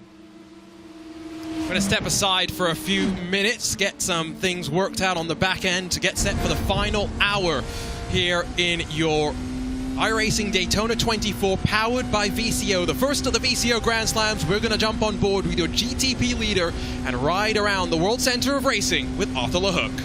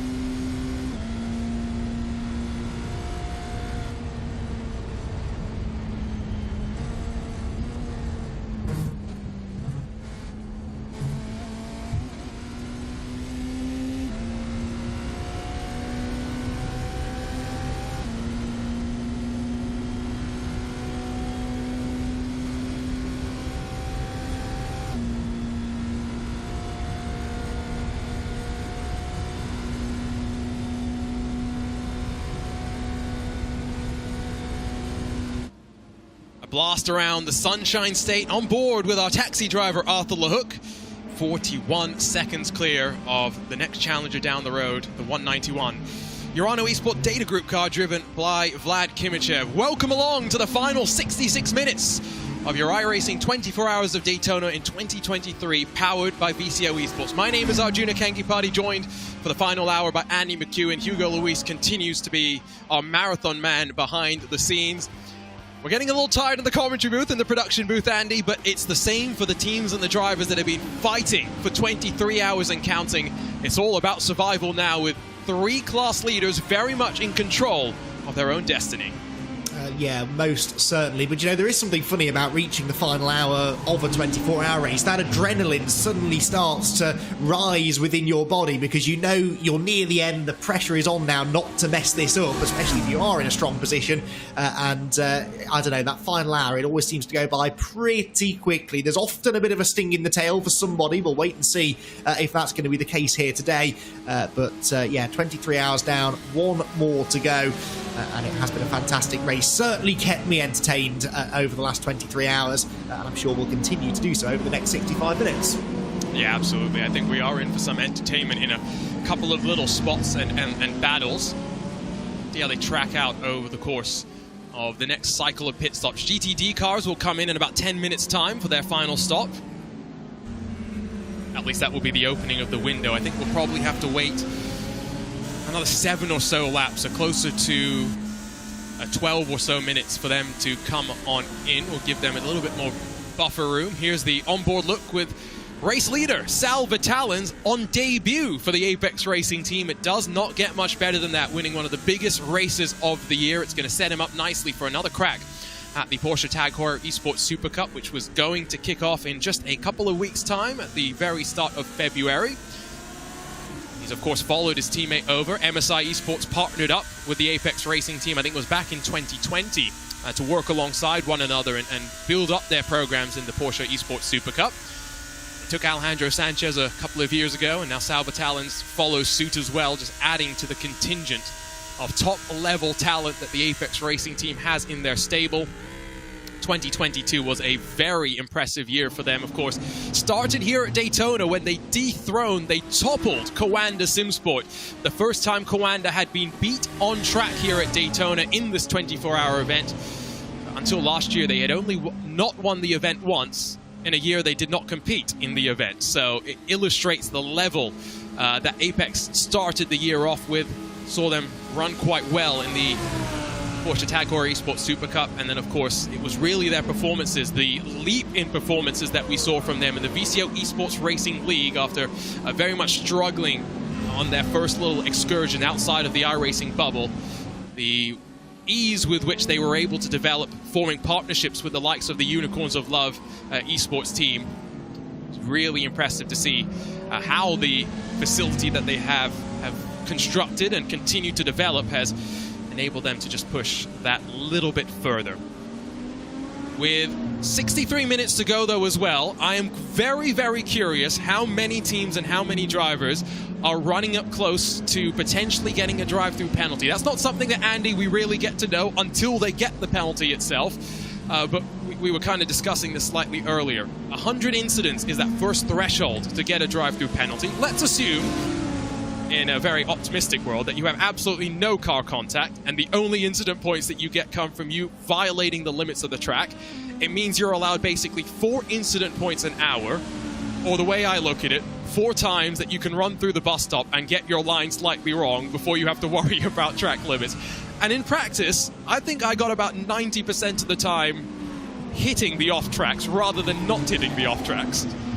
Yeah, that's my experience of racing around this track before as well, and it is that Le Mans chicane that catches me out, because as a driver, you know you have to carry as much speed through there as possible. Your exit speed is vital, because you're not lifting that right foot off the throttle for, even in a GT car, probably getting on for 30 seconds by the time you get down to turn 1. So a couple of miles an hour slower on the exit will translate into 3 or 4 miles an hour slower at the start-finish line, and that could translate into quite a bit of time loss on both that lap and the beginning of the next one. So it is tempting just to carry a bit too much speed in there, and especially on older tyres, or if you're around traffic, there is one line. As soon as you get even half a car's width off that line, there is no grip and you're going up onto the grass. So very, very easy to do.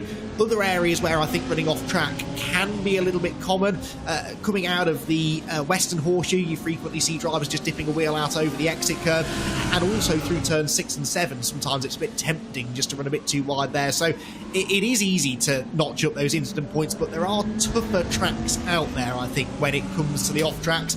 So really, teams at this level, you would expect to be able to keep it between the white lines for as long as they need to. Yes and no, because these are the guys that are going to strip the most downforce off the car and therefore have the least actual amount of grip through what is one of the... It may actually be the fastest corner on the track that actually requires a little bit of skill. So, yeah, I think if you look at how they wheel the cars, it's a lot more...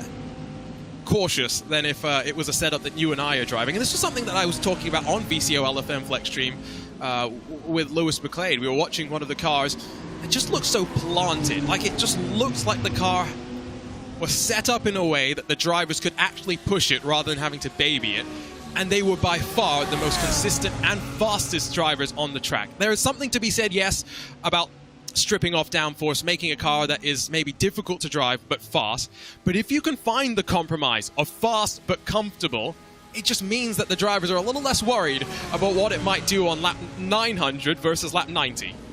Speaking of worrying, what we're seeing here is worrying me slightly. The Team BMW bank car trying to make this a three-way bump track, which doesn't tend to end well. That would have been a sketchy moment for Apex. But yeah, that is one of the most infuriating things I think that I've ever come across in sim racing. I will jump into something like a GT3 car. I'll find a setup that I like. It's usually slightly on the higher downforce end because, as you said, I like a car to be nice and planted and you know, I don't want to feel like it's trying to throw me off the track every time I go into a corner. And I'll be running a second a lap slower, perhaps, than someone else who I know to be a very good sim racer, and I'll ask them to send their setup over, and they've got half the amount of downforce on the car that I have, and yet they're going so much quicker, and their car looks more stable than mine has ever felt, and that is where the skill lies, ultimately. Taking a car that probably you or I would find a real handful and making it look as easy as some of these guys do. Because you can bet that all of the top cars in this race are running the lowest downforce settings that they can get away with, because you need that streamlined ability down the straights to carry the speed around the banking. And they are willing to sacrifice a bit of drivability through the infield in order to achieve that.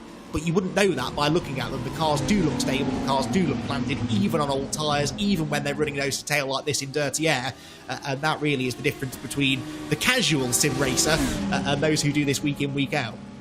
Yes, and those that make now a living off of it as well, as the likes of Kevin Ellis Jr., Peter Berryman, Johan Harth, Jamie Fluke all do, with 3 of those drivers being permanent residents of that Apex Racing Team facility. It's definitely a 2-car bump draft train. Phil Dinez is being a little bit careful. He's not willing to overly commit to the back bumper of the race-leading machine as we jump on board with Dinez in that stealth black BMW. Always enjoy the BMW bank livery, of course powered and run by the BS Competition Team, one of the official BMW partnered-up teams here in 2023. It's good to get the looks around the car as well. You don't see it from this perspective, and I think that's because the version of the car that iRacing had maybe didn't initially include it, but I got to see inside of a BMW M4 GT3 car at the end of last year, Andy, and while, you know, modern GT3 cars always use that digital rear camera and then they have like software that can highlight things of relevance to the drivers, the M4 GT3 car has a stonking big actual mirror that like blocks the entire side of what we'd probably see right now, which I found very, very interesting, but also quite prudent, because if the system for the camera goes down, you'd still like to see what's behind you.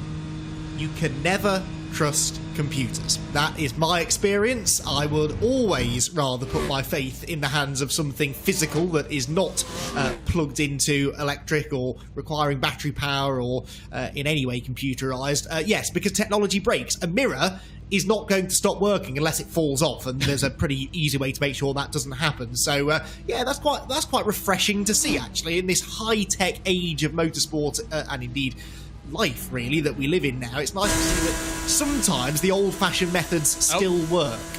It is now a 3-car bump drop train, by the way.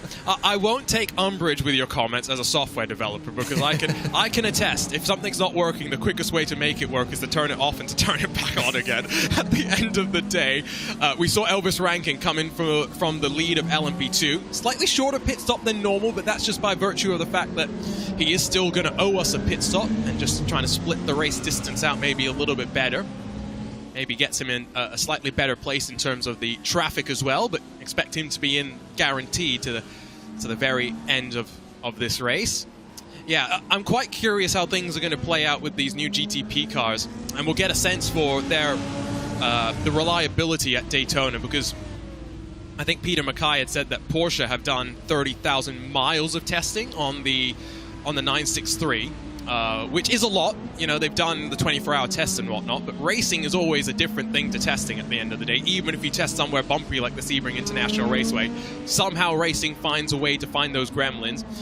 And the manual to understand the systems that the drivers are having to study, so they know what buttons to press and how exactly the system works, is 30 pages long. It's not a Formula One manual, I'm sure. Those are probably hundreds of pages, but like, these are complicated systems that are going to get a trial by fire. I'm pretty sure the instruction manual for the first people to fly to the moon probably was smaller than that. I mean, it is incredible. You need to be a software engineer these days just to drive a racing car, and you know, for some of the purists like me, perhaps that takes a bit of the fun out of it, but that's really just more because I don't understand it, I think, than anything else. Those who are able to wrap their head around these things will find a huge amount of enjoyment in these cars, but this is the way forward, isn't it? The cars become so technologically advanced that actually now the pushing of the pedals and the turning of the steering wheel is only a fraction of the job of a racing driver. You have to be able to manage all of those onboard systems, most of which, in fact all of which, are being monitored by the team back at the base and back in the garage anyway, but the driver still has a fundamental role to play in that. They're the ones that, as well as pushing pedals and turning wheels, now have to turn dials and press buttons on the steering wheel and engage certain things at certain times, and it's just an extra headache, isn't it? I've said it a few times. The more you give a racing driver to think about when they're in this extremely high pressure situation, the more likely they are to get something wrong, quite frankly. And the fact that that doesn't happen very often speaks a lot for the talent that they have. So, yeah, that will be interesting, though. The reliability of these GTP cars in a real-world situation. It's the one thing we don't really simulate here on the sim is reliability, mechanical failures, electrical failures, things like that. They will inevitably crop up, but it will be interesting to see just how much all of that testing has done to try and alleviate it.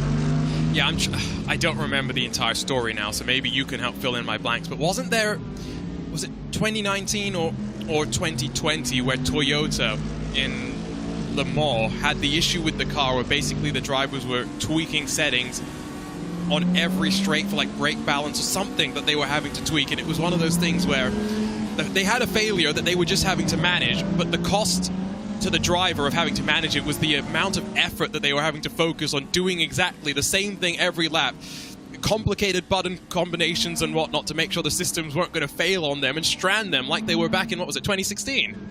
Yeah, exactly. And I mean, it even happens in Formula One, doesn't it? Remember that quite famous restart at Baku a couple of years ago where Lewis Hamilton forgot to engage or disengage the magic or whatever crazy name it was they came up with it. I mean, it happens, doesn't it? The drivers have so much to think about in those situations. It's fascinating to ride on board with a Formula One car, actually.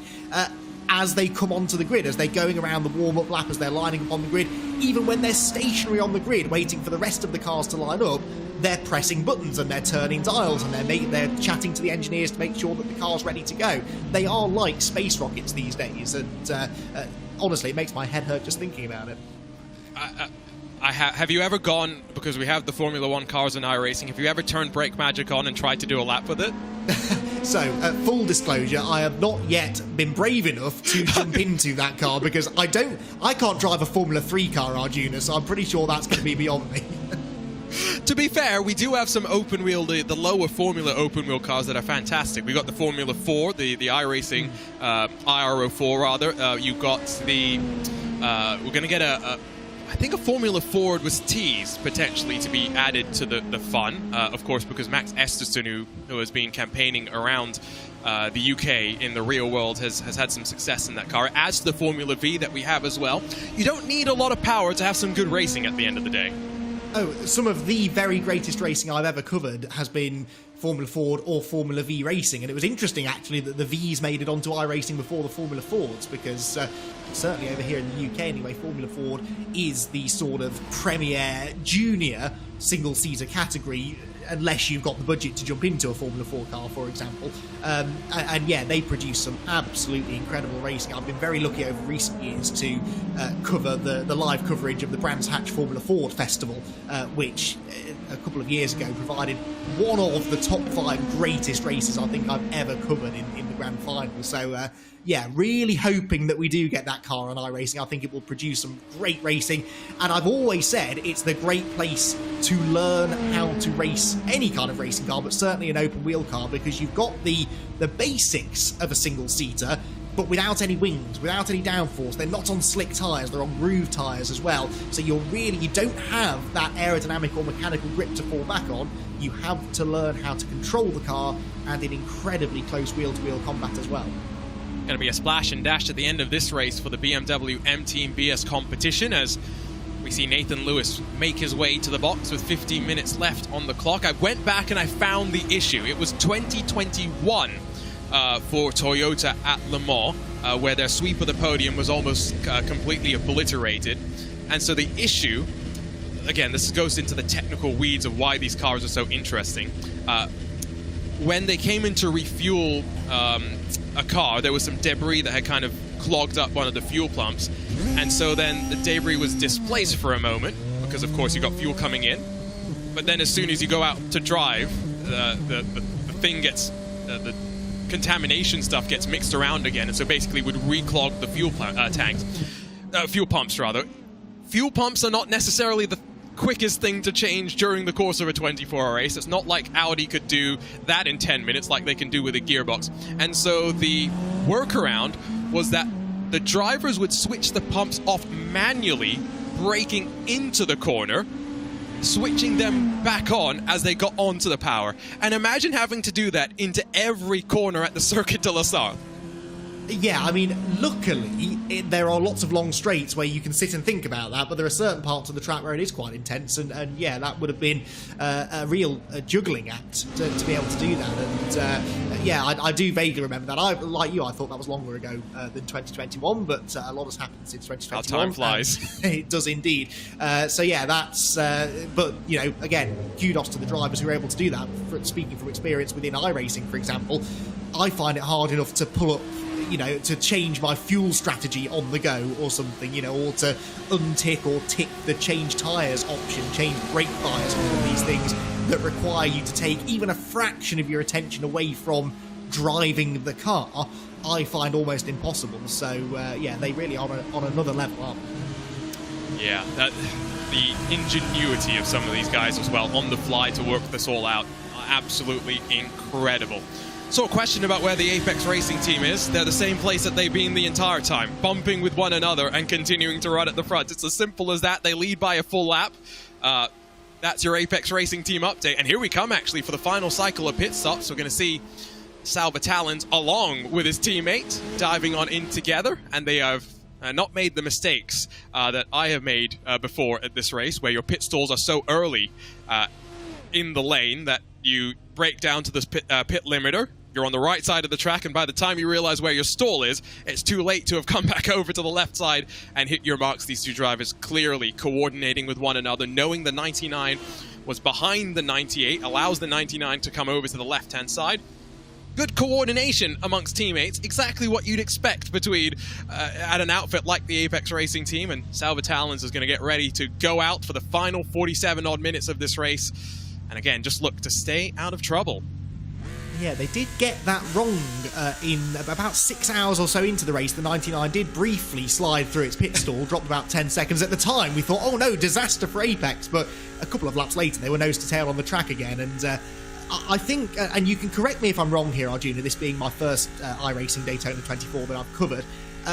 But whilst bump drafting has always kind of been a thing, certainly within the GT classes, and teamwork in the draft has always been a thing here at Daytona, have we ever seen a team execute it as flawlessly as these two Apex Racing Audis have? I know the 98 disconnected, sadly dropped a lap, but they're still together. If you didn't know that they'd had that technical issue, you would imagine that they had literally never been separated by more than half a second all race. I've certainly never seen anything quite like that in a race of this length, and I wonder whether maybe some of the other teams might really sit back and analyse not only what they've done, but how they've done it, and try and incorporate that in the future. Last year we saw a bit of the bump drafting, but it was not as coordinated as this. It was definitely something that was first really brought to our attention with the during the IMSA Esports Michelin Global Championship, where we saw the two Porsches for the Apex Racing team very much working with one another. You can see once again, just working with a slight shove to the backside of the Audi R8. Fortunately, this is Audi R8 as well. That doesn't have too much in terms of aero at the front. It is the original Audi R8 rather than one of the two Evos that we've had. So you can tell by the design of that front grille section being a little bit more less angled, I think is the best way to describe it. A lot of modern race cars, a lot of modern cars in general, are quite pointy in a lot of ways. They are, and that makes this very difficult, of course, and we understand why. That's because they're more aerodynamic that way, and a manufacturer, certainly a GT racing manufacturer, would never purposefully design a car to be a good bump drafter, but it does just so happen that the Audi can do it particularly well. But there was an interesting point, or maybe 3 hours into the race or so, just before the end of my opening stint in the race, where the Urano cars, the Apex cars, have pulled about a 10-second lead over this big battle for third place, which incorporated two of the Urano Mercedes AMGs. They finally got together in third and fourth place, started trying the bump drafting thing, and I thought, okay, right, they might now start to peg back the Apex cars. And they just couldn't do it. They were bump drafting, but they were still losing time to the Audis. So there's clearly something that this team are doing. And it's not just the bump drafting, it's a general coordination. For example, they've always pitted those two Audis on the same lap, regardless of whether one of them had been saving more fuel than the other. They always have been pitting at the same time, which means you enter pit road together, you exit pit road together, you're immediately back to this teamwork. Whereas Urano, when they had their cars close to each other, pitted a couple of laps apart, and of course what happened? They got separated when they came back out on the track. So it's not just as simple as pushing each other around. There's a lot of coordination that goes into allowing that to happen. Yeah, I did have a bit of a chat with, I think it was Johan Harth before the Daytona 24 this weekend, and he did say they had found a little bit more time in the bump drafting compared to the middle of November in that final round of the IMSA Esports Michelin Global Championship, which I did find quite interesting. And they have definitely, I think, proved that here today. With that phase of the race that you're talking about with Urano, I was chatting with Johan again midway through the race, and he had said that based on the data that they were seeing, even after Urano had started trying to do the bump draft, they weren't doing it as effectively and as consistently as the Apex team, and so they still were thinking that they were pulling anywhere from 5 to 6 seconds a stint in total, which doesn't sound like a lot, but again, these sort of margins, they are very, very fine at this level of competition. So a question about the Apex Racing Team car, Apex Racing Team in the GTP class. They do not have a GTP entry here today. Instead, they have focused their efforts on defending their title in LMP2, which of course they won last year when it was the premier class for the iRacing Daytona 24. But they've also tried very much a concerted effort on the GTDs. After last year, they had issues on the opening lap that very much saw them out of the race before the race had even started. They wanted to come back with a vengeance, and a vengeance they brought with them. Should have been a 1 and 2, I think, in many ways, but they will reflect mainly on the pace that they've had as the ultimate bright side of what they have been able to deliver once again. About 2.5 minutes left before we really are into that point where you would expect everyone to be able to make it with one additional stop. Only 4 of your GTD cars have already made their final pit stops. That is the Apex Racing Team duo, the 99 and the 98. Team BMW Bank and Phil Denez just came in a lap ago for their final pit stop of the race. And the Apex Racing Academy car in 8th position and running at the very back of the GTD field. 19 laps to drift from your leader. They are the final of the cars to have made a pit stop cycle. the number 55 Williams Esports Mercedes-AMG entry, along with Sabelt, Door Esports, and then Williams Esports BenQ, still waiting for all three of those cars, or four of those cars, excuse me, to make their final pit stop in the GTDs. And then across the board in prototypes, basically waiting for them all to come on in. Do wonder, I just noticed that the number 33 SRC Movano LMP2 car has come in from the 5th position with 41 minutes to go. That's right around on the bubble, and the danger is what happens if this ends up being 41 minutes plus a lap if the leader crosses the line with about 2 seconds left to spare. Yeah, that's always one of the tricky elements of this kind of racing, isn't it? When you're trying to back time that final pit stop, particularly if you're not in the lead class or on the lead lap, because you can't really accurately predict exactly how many laps you're going to do. You can work it out to within a lap or two, but yeah, if the leader overall doesn't quite put that extra lap on you at the end, and you have to do an extra circuit of the Daytona road course, which is around about 3.5 miles or so, well, yeah, you might well find yourself struggling with fuel, which is why I always think it's better just to err on the side of caution. Go that lap longer, put that extra couple of litres in the tank at the final pit stop, sacrifice a few seconds to make sure you don't sacrifice your entire race by messing the fuel strategy up, especially because the gaps are bigger now. Most teams will have that little cushion to spend a bit more time in the pit lane and absolutely make sure their strategy is nailed on. It's not really a risk worth taking unless you are in a nip-and-tuck battle for a podium. Yeah, absolutely agree with that one. It's all about the risk versus reward in the situation that you are trying to evaluate. Talking a bit about fantasy iRacing special events and things that we'd love to add to the iRacing special event calendar moving forward. I think the one that stands out to me in terms of new additions this year, the Road America 500. We go back in time with the IMSA GTP and the GTO cars. We break out that Nissan prototype that is a terrifying beast to try and tame. And then the even more difficult Audi GTO car, which I think is just not as terrifying, but just a little bit weirder to try and get the most out of. But Andy, if you had to, any car, any track, any event in the world, what would you like to add to our celebration of motorsports that we have every year? Oh, now that is a question. Well, for a long time I said front-wheel drive touring cars, and we now have front-wheel drive touring cars, which is really nice to see through the TCR cars. I do think it would be nice to get a little bit more off-road content that isn't necessarily roundy circuit racing, so some more rallying content would be nice. The technology exists, that was close, for Gustav Grimberger going through the Le Mans chicane, coming across an Apex Racing Audi that was going a little bit slower than him. Yeah, so a little bit of point-to-point rallying maybe. You know, iRacing has a very good off-road feel to those rallycross cars, actually, and the way in which the dirt ovals and the rallycross tracks develop as you run more laps on them, that's really cool, so that would be perhaps nice to see. I'm going to have a little think about circuit racing, though, because honestly, iRacing has almost everything covered now. There will be niche little things that perhaps are not on here yet, but even things like Brazilian stock cars, they've been brought in recently. That's something a lot of people were asking for. We've already touched upon perhaps the inclusion of Formula Ford 1600 racing. So yes, there isn't a lot out there now, really, that people are sort of clamouring for that doesn't already exist on iRacing.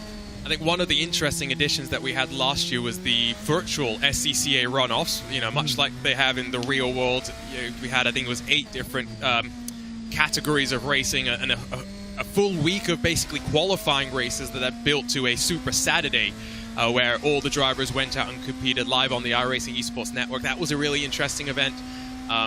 I think you're right that, you know, we have most of the major events that we'd like. The ones that we don't have are the ones that we can't have, at least for the time being. 24 Hours of Dubai is definitely something that I think would be an interesting addition. We don't have many tracks from the Middle East. Simsa, by the way, a team based in the Middle East, so it's kind of fitting that we're talking about that as well.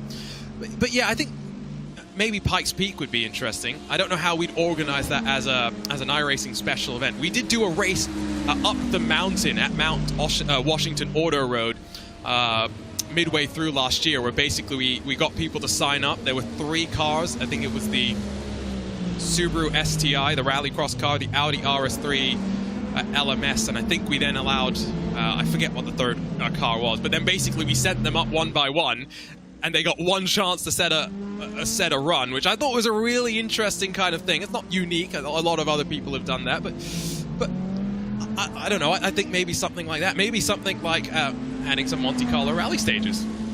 Oh, yeah, for sure. That's something I'd like to see. And of course, you know, other sims out there with the modding community, you get that available to you. But iRacing does things on a far more accurate and realistic level. And that's, I think, why we really enjoy it when they do bring new content out, because you know it's going to be the real deal.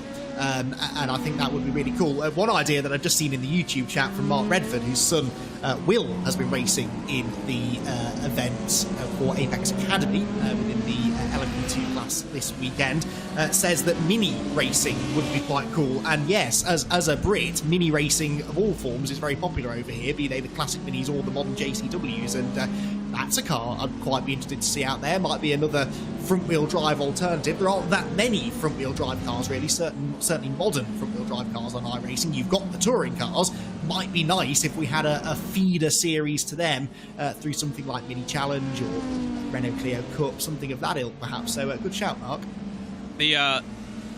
The modern minis aren't very mini. It's just the one thing No, that... Yeah, I always have to point out the fact that I can fit in the modern minis at 6'5" is yeah, I don't think I would fit very well in one of those old classic minis as much as I think that would be some really cool stuff. So get some more retro things going as well, you know, and then we can go to Snetterton with some of the interesting layouts that we've got there. We've got some alternate layouts of Alton Park as well. You got enough different things that you could have a little bit of fun with. I think that's a really good suggestion. Someone said karting as well.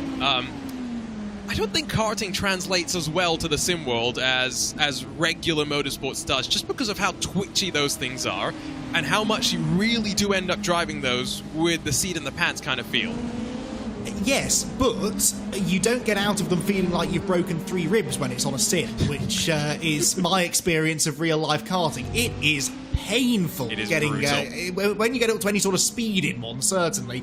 And most of my karting has been indoor karting as well. When you're out on some of the outdoor circuits that are bumpy, they've got curbs that look about the size of your house when you're driving past them. It is a brutal sport, and yeah, I think perhaps that would get me into karting a little bit more, because I enjoy karting, but I have to kind of brace myself quite literally for it, whereas if I could jump in the sim and do it, maybe I'd enjoy it a little bit more. Yeah, I remember watching some onboard footage of the FIA European Championship. I forget what it's called, Superkart, something along those lines, where they were racing at the Le Mans Bugatti circuit. You know, these are shifter carts with, I think it was 6 gears or something, that reach up to 220 odd kilometers an hour. I've never been so terrified watching onboard footage before. Yeah, mind-boggling. The speed, it feels like they're going about 600 miles an hour, and of course they're not, but because you're so close to the ground, I mean, it really is incredible. I've watched the supercarts racing in person, commentated on them a few times as well, and it's all the danger of superbike racing, but you're just that little bit lower to the ground, and you're kind of stuck inside a supercar, which makes me feel a little bit nervous. I've always said I would love to go out there and race something, anything really. I'm not itching to get in one of those, I must admit. No, I need a roll cage. I think I need a roll cage to feel safe. I see a comment on our iRacing Twitch channel that as an Australian, they are biased, but 24 hours at Bathurst with GT cars, V8 supercars, and maybe a Toyota 86. I don't hate the idea, especially remembering that the Bathurst 12 hours is a multi-class affair in the real world, even though in the sim we kind of strip it back to just the GT3s. I'd be very curious what it would be like with the GT3 up against the V8 supercars, because they're not totally off on lap time. We're only talking a couple of seconds around what is a very, very tricky circuit. And actually, that's got me thinking now about Australian racetracks I'd like, and Surfers Paradise has got to be up there. Yes. I think that racing on the Gold Coast on iRacing would be very, very cool. I was really happy when they brought, obviously we now have the ability to race around Oran Park, which has been on iRacing for a while, but sadly has not existed in the real world for a while. Really hope that we get Pukekohe Park as well at some point, because that, again, Hashtag sadly, soon. Well, I really hope so, because that was a really underrated track, and it's such a shame to see that go. Australia, I think outside of the UK, perhaps has it has it the best when it comes to motorsport. I always like to brag that British motorsport, we have an incredible strength in depth in racing, not just at the absolute professional level, but at club level as well. We've got some of the best racetracks in the world. I think the only country that comes close is the land down under. They really do have it made, and it would be nice to see a few more of their tracks perhaps make it over here. Yeah, if I was Joey Tebbin, I'd start breaking out into song, singing about a land down under, but I'm not Joey Tebbin, so I will refrain from torturing people with the sound of my voice. Joey can at least sing a little bit. Pukekohe is coming to iRacing, by the way. It was announced back in September, yeah. I think it was Motorsport New Zealand who said as soon as they heard about, Pukekohe Park being repurposed, they reached out to iRacing and instantly, basically, it was like, yes, okay, let's get it done. The scanning itself is going to have to be done before, I think it's May of this year, April, May, June, somewhere in that time frame, because that's when the racing activities cease, and I guess that's when it starts to be redeveloped at that point. So maybe by the end of this year, maybe at the start of next year, we can hope to get Pukekohe Park over onto the iRacing platform. Of course, V8 Supercars, big supporters of iRacing. They host their V8 Supercars E-Series, which always is fascinating to see how they tie in the real and the virtual with the pro drivers coming in to do some races even alongside with the sim racers as well. So interested to see how that's going to add. We've, of course, got a new generation of supercars incoming in the real world, but also to iRacing as well, if I remember correctly. So we're going to get a bit of an update to our content down under. Now we just need a few more tracks. The Bend was one that I didn't hear you mention, Andy, that I do think would be quite curious. Yes, I don't think I could. I'm quite good at drawing maps of racetracks off memory because I spend a lot of my time talking about them. I don't think I could draw the Bend. I'm not familiar enough with it, but everyone I know who has either watched a race there or has, knows a little bit about it, or perhaps has visited there, my friends from down under, have said it's quite a cool place. But I don't know. I really, for whatever reason, it just hasn't appeared on my radar particularly, which, as a fan of V8 supercars, or just supercars, I believe as they're now called, is a little bit odd. But I've just had a message as well from a friend of mine who says that Citroen C1s need to make an appearance on iRacing. That is not a bad shout, actually. I had recently, last year, I was turned on to the existence of the Ford car racing series. Ah, yes. Yeah, I would love to see those as well. That would be spectacular. It's funny that we talk about the Bend. We were watching on board with Gustas Grimbergus. At the start of the 24-hour race, I mentioned Gustas Grimbergus, the youngest ever winner in ACO competition history when he won in the Asian Le Mans series. Just happened to be at the Bend. So he's got some pretty good memories of that track, racing in the Rick Ware Racing LMP2 AM category. He was probably, 16 years of age when he won that race? He's 19 years old now, still very, very young, and has been doing a handful of ELMS one-off appearances over the last handful of years as well. Good to see him continuing his endeavors in the sim world, though, alongside the team at Simsa Esports. Into the final 30 minutes, though. Those final pit stops very much kicking off for your prototype contenders. Second place, the Inet Motorsports number 17, driven by Leo Roussel, has found its way down the pit lane and is getting its final service of the race. We started with the 50 cars at the drop of the green flag. We had one retiree on the opening lap. That was the Wave Italy Racing Team GTP car, but one by one they have fallen since then, and we are down to technically 27 still out there and running. It's been one of those races where attrition has definitely played its part. Gustas Grimbergus looks like he's got a proper race seat going on there. There's multiple trains of thought as to what seat that you want to use in your racing cockpit. Some will go for the proper fixed back bucket kind of seats, and others will go to a scrapyard and pull a regular car seat from a Volkswagen Golf, for example, rig up the power control so they can still adjust the seat as they need to. I can see the pros and cons to both. I like the idea of being comfortable, but race car seats are not the most uncomfortable if you're not in them for too long.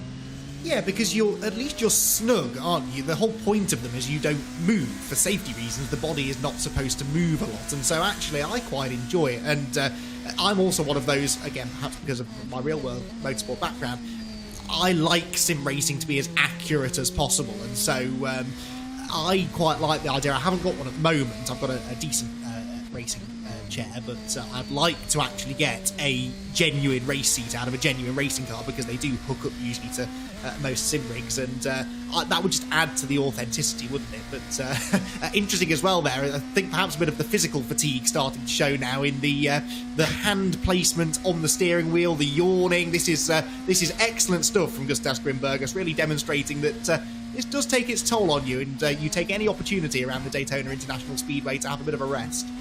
And I think it also, we are so spoiled by the fact that they're not wearing helmets, so we can actually see what the driver's face looks like. Yes, a lot of the time it's expressionless, so we're not seeing much, but like, you get those moments of seeing the yawn. He should focus on having two hands on the wheel, because that was a little bit more nerve-wracking than I would have thought he would have wanted, bouncing down potentially below the apron. Oh, yeah, Gustav Grimberg is showing the trials and tribulations of a 24-hour race. Now remember, they are 9th place in class, 64 laps off the race leader. True endurance racing spirit. I will continue to call it out as a positive. As much as we understand that a lot of the teams don't want to putter around with a damaged car, it is always good to see those that will stay out there and continue to fight for every last position that they can. Don't think that at this point in the race we're going to see Gustav Grimbergus move forward from 9th. Race leaders in LMP2, though, down onto the pit lane for the very final time today, and Elvis Rankin put this car on pole position and looks set to bring it to the checkered flag as well, with 25 minutes left to go. I mean, this LMP2 class has been absolutely wild. Just think back, Andy, to the brawl that we had in the opening 20 minutes. Exactly. I mean, look, we don't often get our predictions right, but I think we all kind of predicted this would be the case in LMP2, because they're now sandwiched in between the GTP and GTD classes, so they're having to negotiate slower traffic whilst also being the slower traffic themselves, and we've seen a little bit of that causing problems. However, a lot of the LMP2 attrition rate has been self-destruction, really. LMP2 cars meeting with other LMP2 cars on the track, or indeed just making mistakes by themselves. So they are cars you have to sort of drive fully on the limit, I feel, to get the maximum out of them, and that perhaps leads to a few mistakes as well. But certainly in the opening few hours, that extra congestion on the racetrack with having 3 classes, not 2, I do feel played its part.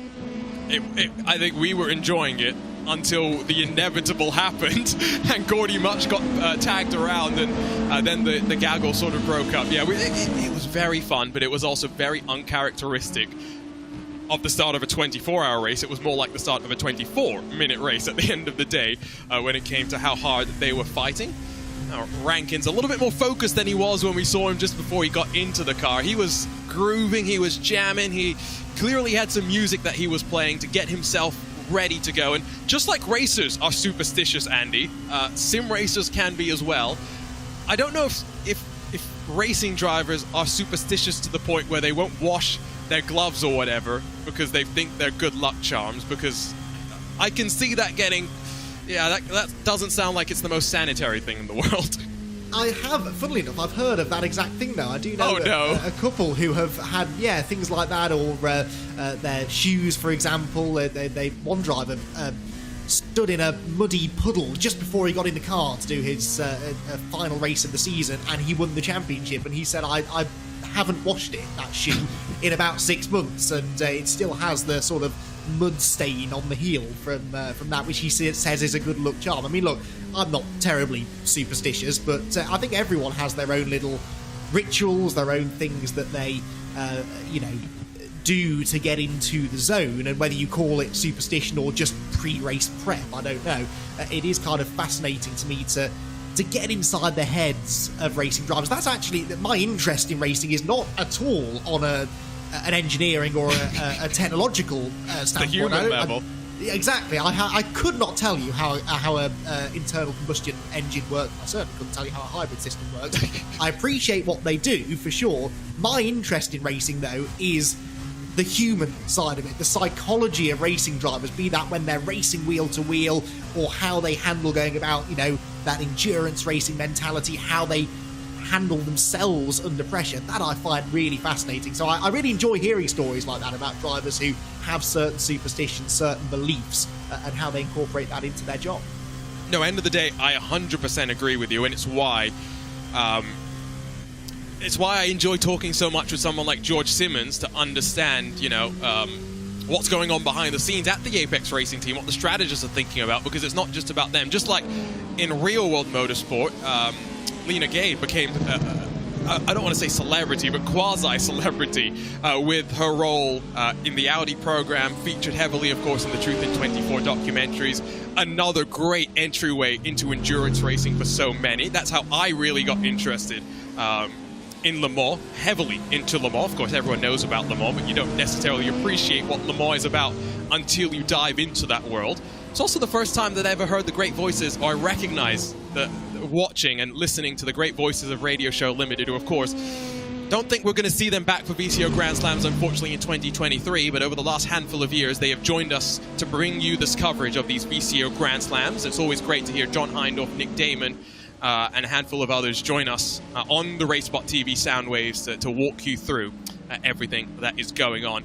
I'm going to throw our producer Hugo Luis under the bus right now because he has told us that back in the day, and back in his day when he was a top-level driver, an iRacing world champion is Hugo Luis, beating the likes of Gregor Hutu and Martin Kroenke, the only other champion of the iRacing Grand Prix Championship Series. I probably butchered that championship series. It's one of those championship names which is just awful to try and say on the spot, but he says he always used the same socks and was gloveless, which I think back in the day was very common, maybe less common now with the wheels and the forces that a lot of the drivers have to contend with. He says he also didn't wash his socks very frequently because he didn't have the fancy pedals. This is back in the G25 sort of days, and so he wanted to have ideal sensitivity, and so it was all about maintaining the feel of the sock so that they could find the last hundredths of a second. It's funny though, because I found that I can't drive on the sim if I'm wearing certain kinds of socks. They've got to be a certain material, otherwise you can't feel the pedal very well. And I do not understand people who can race on a sim in shoes. I know that's how real racing drivers would do it, but they obviously have quite a thin sole. But I cannot do it, even wearing just a little pump or something. I cannot feel the pedals at all. So yeah, I have to be shoeless, which means you get quite cold feet at this time of year. But yeah, that feel is vitally important. And gloves for sure. I mean, I've not got workers' hands at all. I've got very soft hands, which would not stand up to that sort of punishment, I think, on a modern day wheel. Yeah, I do wear racing shoes, but I also like to, I have hoisting felt pedals. I run them quite stiff as well, which I regret. Again, I was talking about, you know, feeling the pain of not having power steering in certain cars when I'm not driving that much. I also feel the pain of not having my knee prepared for the amount of force that sometimes I use on the brake pedal, because after an hour, your left leg just doesn't want to move anymore, and it could be quite irritating and infuriating. But yeah, shoes for me are now a must, especially just because I hit the pedal so hard that barefoot is not an option, and socks I just don't feel that nice.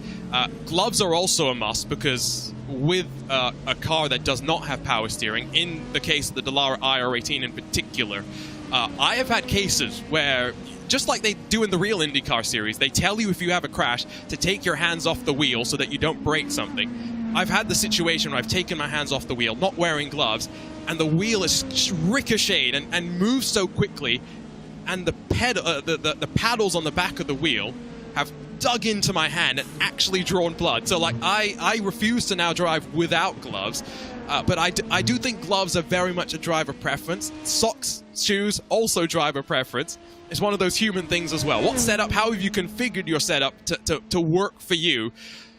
Which is why so many drivers will tell you, Andy, that they don't want to do in-person events, LAN events, because they want their setup set up the way they want it in the environment they're used to, so that they can do the routine that they're used to. Which sort of makes sense, I suppose, but I don't know. I think there's a lot to be said for those in-person events myself, and you know, real racing drivers have to adapt to these things changing all the time, so sim racers shouldn't have it too easy either. But yeah, the one thing I do struggle with, actually, now I think about it, not wearing shoes, is heel and toeing, which I've got a racing driver friend who's teaching me how to heel and toe. I'm not very good at it, but I do find that that does rather take its toll on the side of your foot when you're cutting into the side of a very stiff metal pedal. But yeah, that driver feel, and really being a racing driver, be that in a sim or in a real car, it all comes down to that feel, doesn't it? Because you can't learn how to race a racing car in a textbook. You've got to get out there and practice. You've got to get out there and just get a feel for it. And that goes even for experienced sim racers when they jump into a new car, such as this BMW M Hybrid V8 in the GTP class. It is a completely different challenge to anything that they will have driven before, and it all comes down to endless repetition and practice. It is, as Hugo Luis has just pointed out to us, all about muscle memory, and that is so true of sim racing and real racing, particularly in the sim where you don't have as many variables perhaps in terms of track conditions changing and things like that. It is about muscle memory and repetition and just getting to the point where the car feels like more of an extension of your body. Just watching in our iRacing Twitch chat, say hello to Tony Kanaan and to Daniel Morad watching right now. Tony Kanaan getting ready for what may be his final ride. The last ride, part 3, I think this is technically, as he gets set for the 2023 Indianapolis 500 alongside with the now renamed, I think it's the Arrow McLaren IndyCar team. There's no spam anymore in there. It is just Arrow McLaren, I think, is the way that it's named. Of course, it may be his very final ride because the news is that Kyle Larson's going to be jumping into the IndyCar world for 2024, and it was really interesting and amusing on social media where someone had asked Kyle, why not 2023? And Tony jumps in on social media because he's very active and a really lovely guy and just says, because that's my car for 2023. Yeah, hands off, Kyle. You'll get your chance. And it's not like Kyle Larson's doing badly for himself in NASCAR at the moment, let's be honest. But that would be kind of interesting. I think he could do well in open wheel. And, we've seen quite a few open wheel drivers move into stock car racing. Doing it the other way around, as one Jimmy Johnson proved, is not that easy to do. So, it'd be interesting to see how Kyle gets on next year. And of course, Jimmy Johnson is going back over to the NASCAR world. It's interesting that because he is a quote-unquote experienced driver, I don't know what the exact word was being used, he's going to be allowed a test of the car before they head out to Daytona. Not sure if they're giving Travis Pastrana that same liberty, which I think they should definitely allow. I will say hello as well to Daniel Gray, who's a bit sad that we did not say hello to him. So hello, Daniel from Down Under, was racing in one of our earlier time splits in a really interesting car. Great to see all the people now jumping in as we get set to ride and through these final 15 minutes. Back on board with Gordy Much, and you can see the back of his face on the back of his chair now as well. But for those that missed what we were talking about, our producer Hugo Luis, there we go, right on the money. That is where Gordy is driving right now. It's a nice big smile.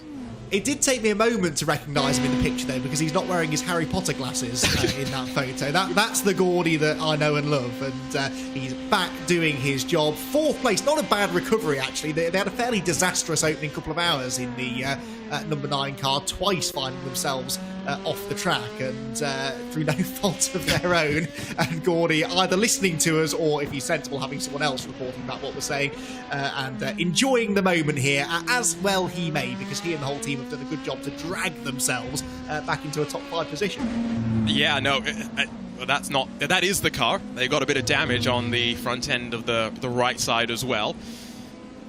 They were part of the all-out brawl that we were talking about just a handful of minutes ago at the very start of the LMP2 race. Somehow they thought it was a 24-minute race rather than a 24-hour race. 2 wide, 3 rows deep was not that unexpected. They went 3 wide on the race start as well, which was a little bit nerve-wracking if I'm being completely honest with you.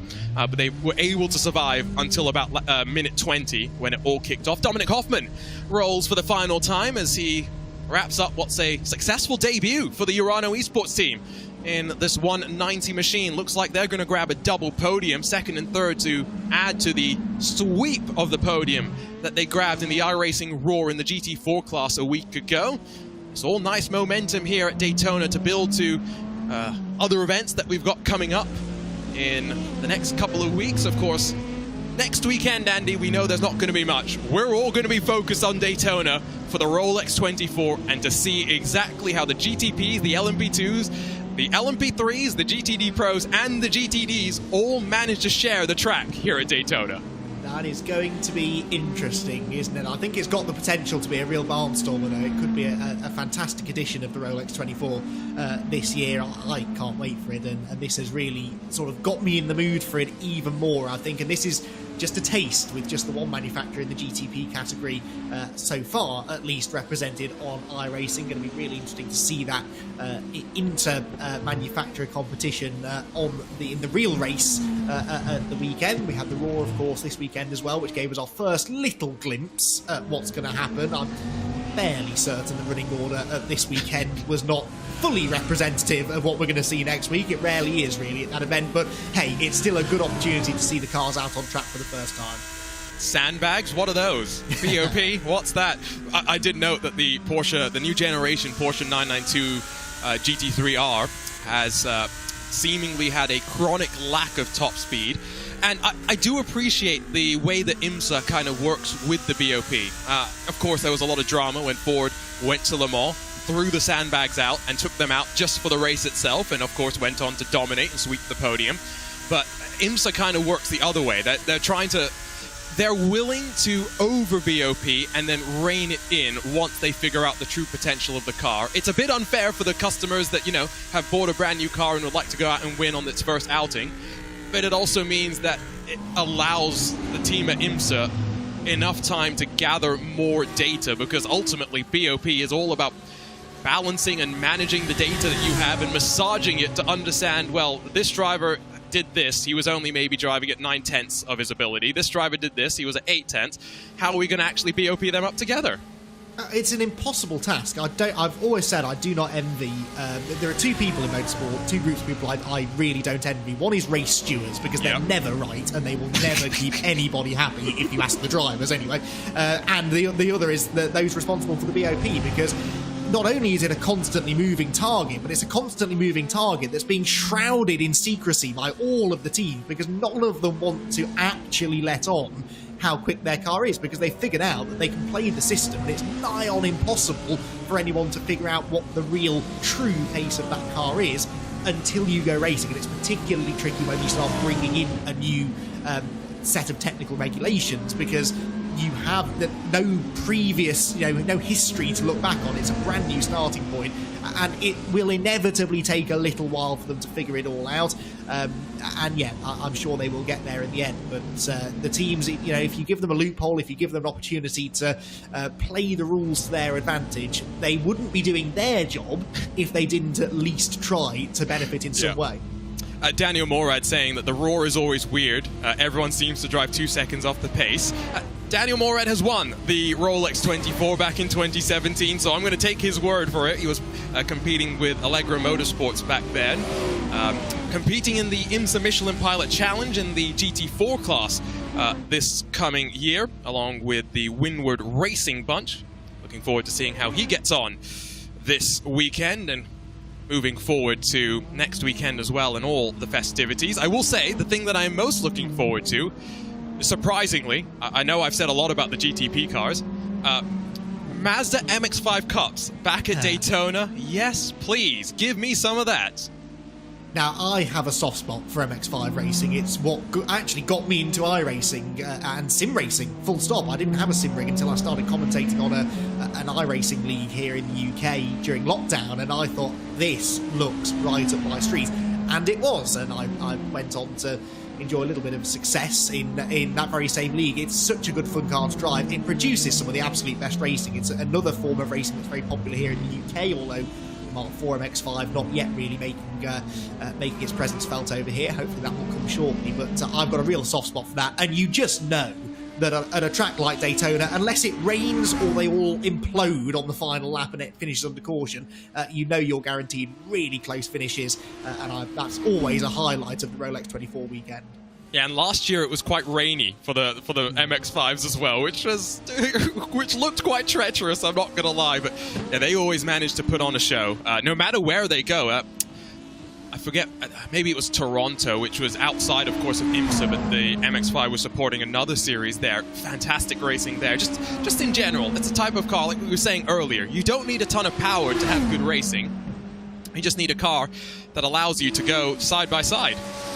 Does what a lot of the lower power formula, open wheel formula cars let you do. Yeah, for sure. Some of the best racing I ever see is some of the slowest racing I ever see. We race Citroen 2CVs quite a lot here in the UK, and they've got a top speed of about 55 miles an hour, I think, and that's not even an exaggeration, but it is frequently some of the closest racing you'll ever see. But certainly when it comes to endurance racing, that is a little bit different, and that's less about the wheel-to-wheel racing, more about the story of the race. And boy, what a story this car has had over the course of the race, leading early on, dropping out of sequence because of that small bit of contact at that very corner there, the Western Horseshoe. At that point, it looked like maybe they'd get back into it, but as the hours went by, they just weren't getting any closer to the front, and suddenly here they are now, 7 minutes from home with a 32-second lead. And let's not dance around the topic. The reality is, the controversy is the controversy, but it's controversy that happened in qualifying. The reality is, the number one machine was pegged back through no fault of their own, after the little tangle they had with the spinning GTD car, and managed to fight their way back. It is a well-deserved victory that they are on course to take, even though a lot of people want to talk about something that happened before the green flag even dropped.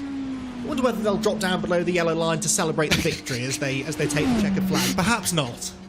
We'll have to wait and see. 6 minutes to go. We're going to get to probably lap 9:19, so I don't think we're breaking any distance records for this iRacing Daytona 24.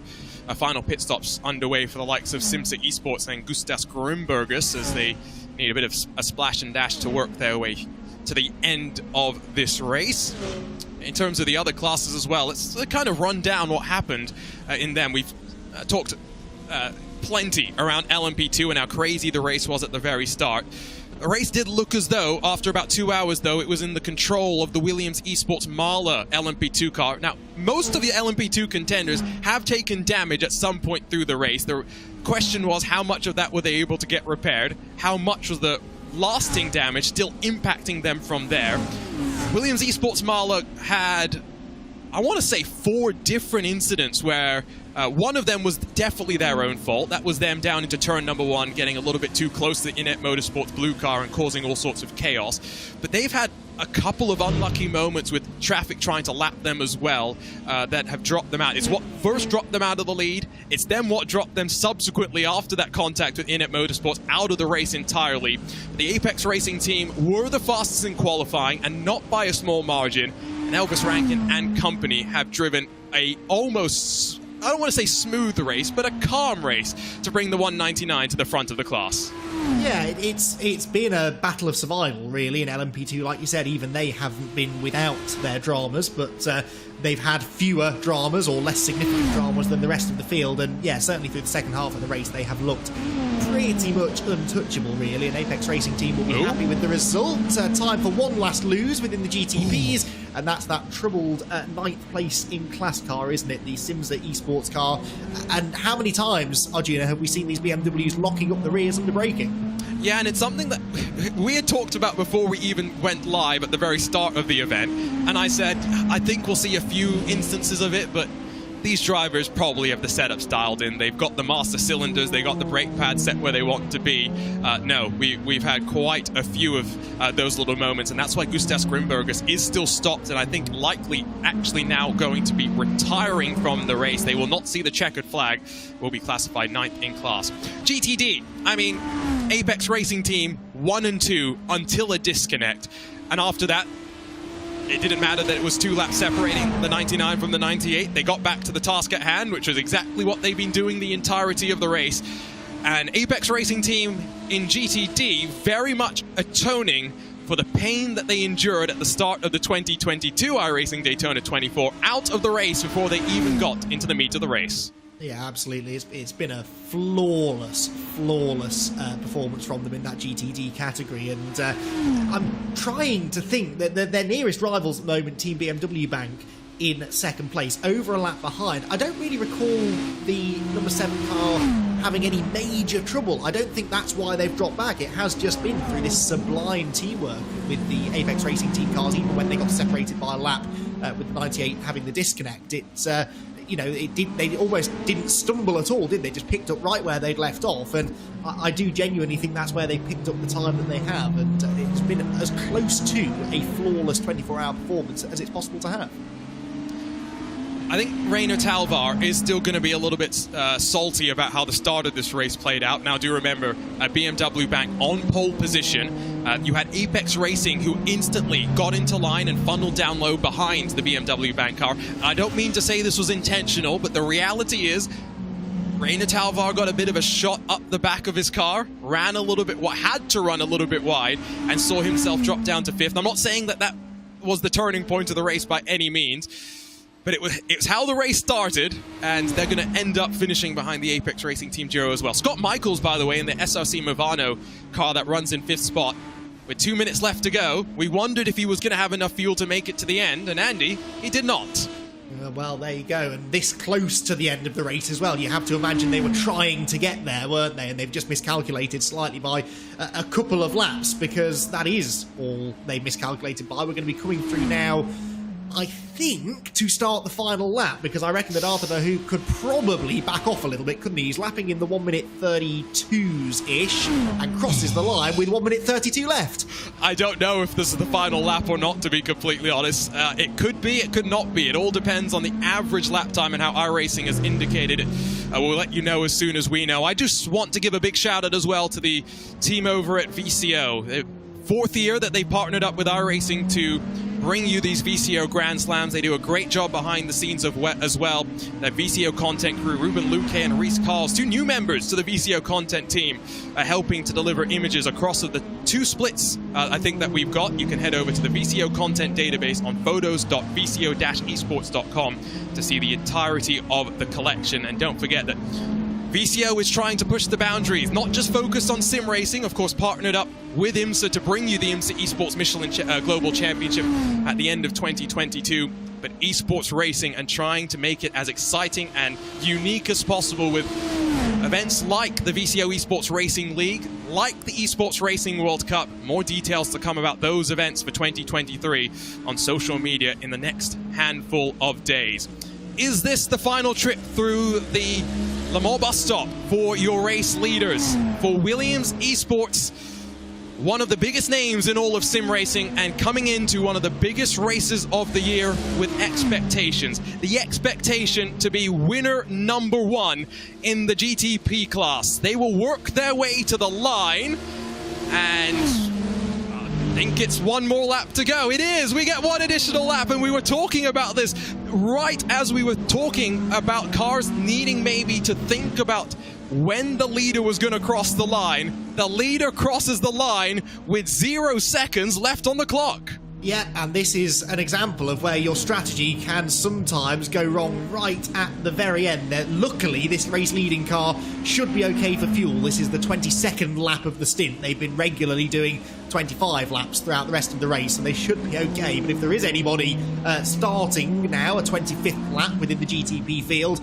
they'll be starting to feel a bit nervous. But for Arthur Verhoek and the whole Williams Esports Chill Blast team, this is almost like a lap of honour now. They've done 24 hours of racing. They still need to complete this final lap to get the flag, but they get one more chance around the World Centre of Racing to show what they can do, to show off this beautiful car, and to bring it home a very comfortable winner.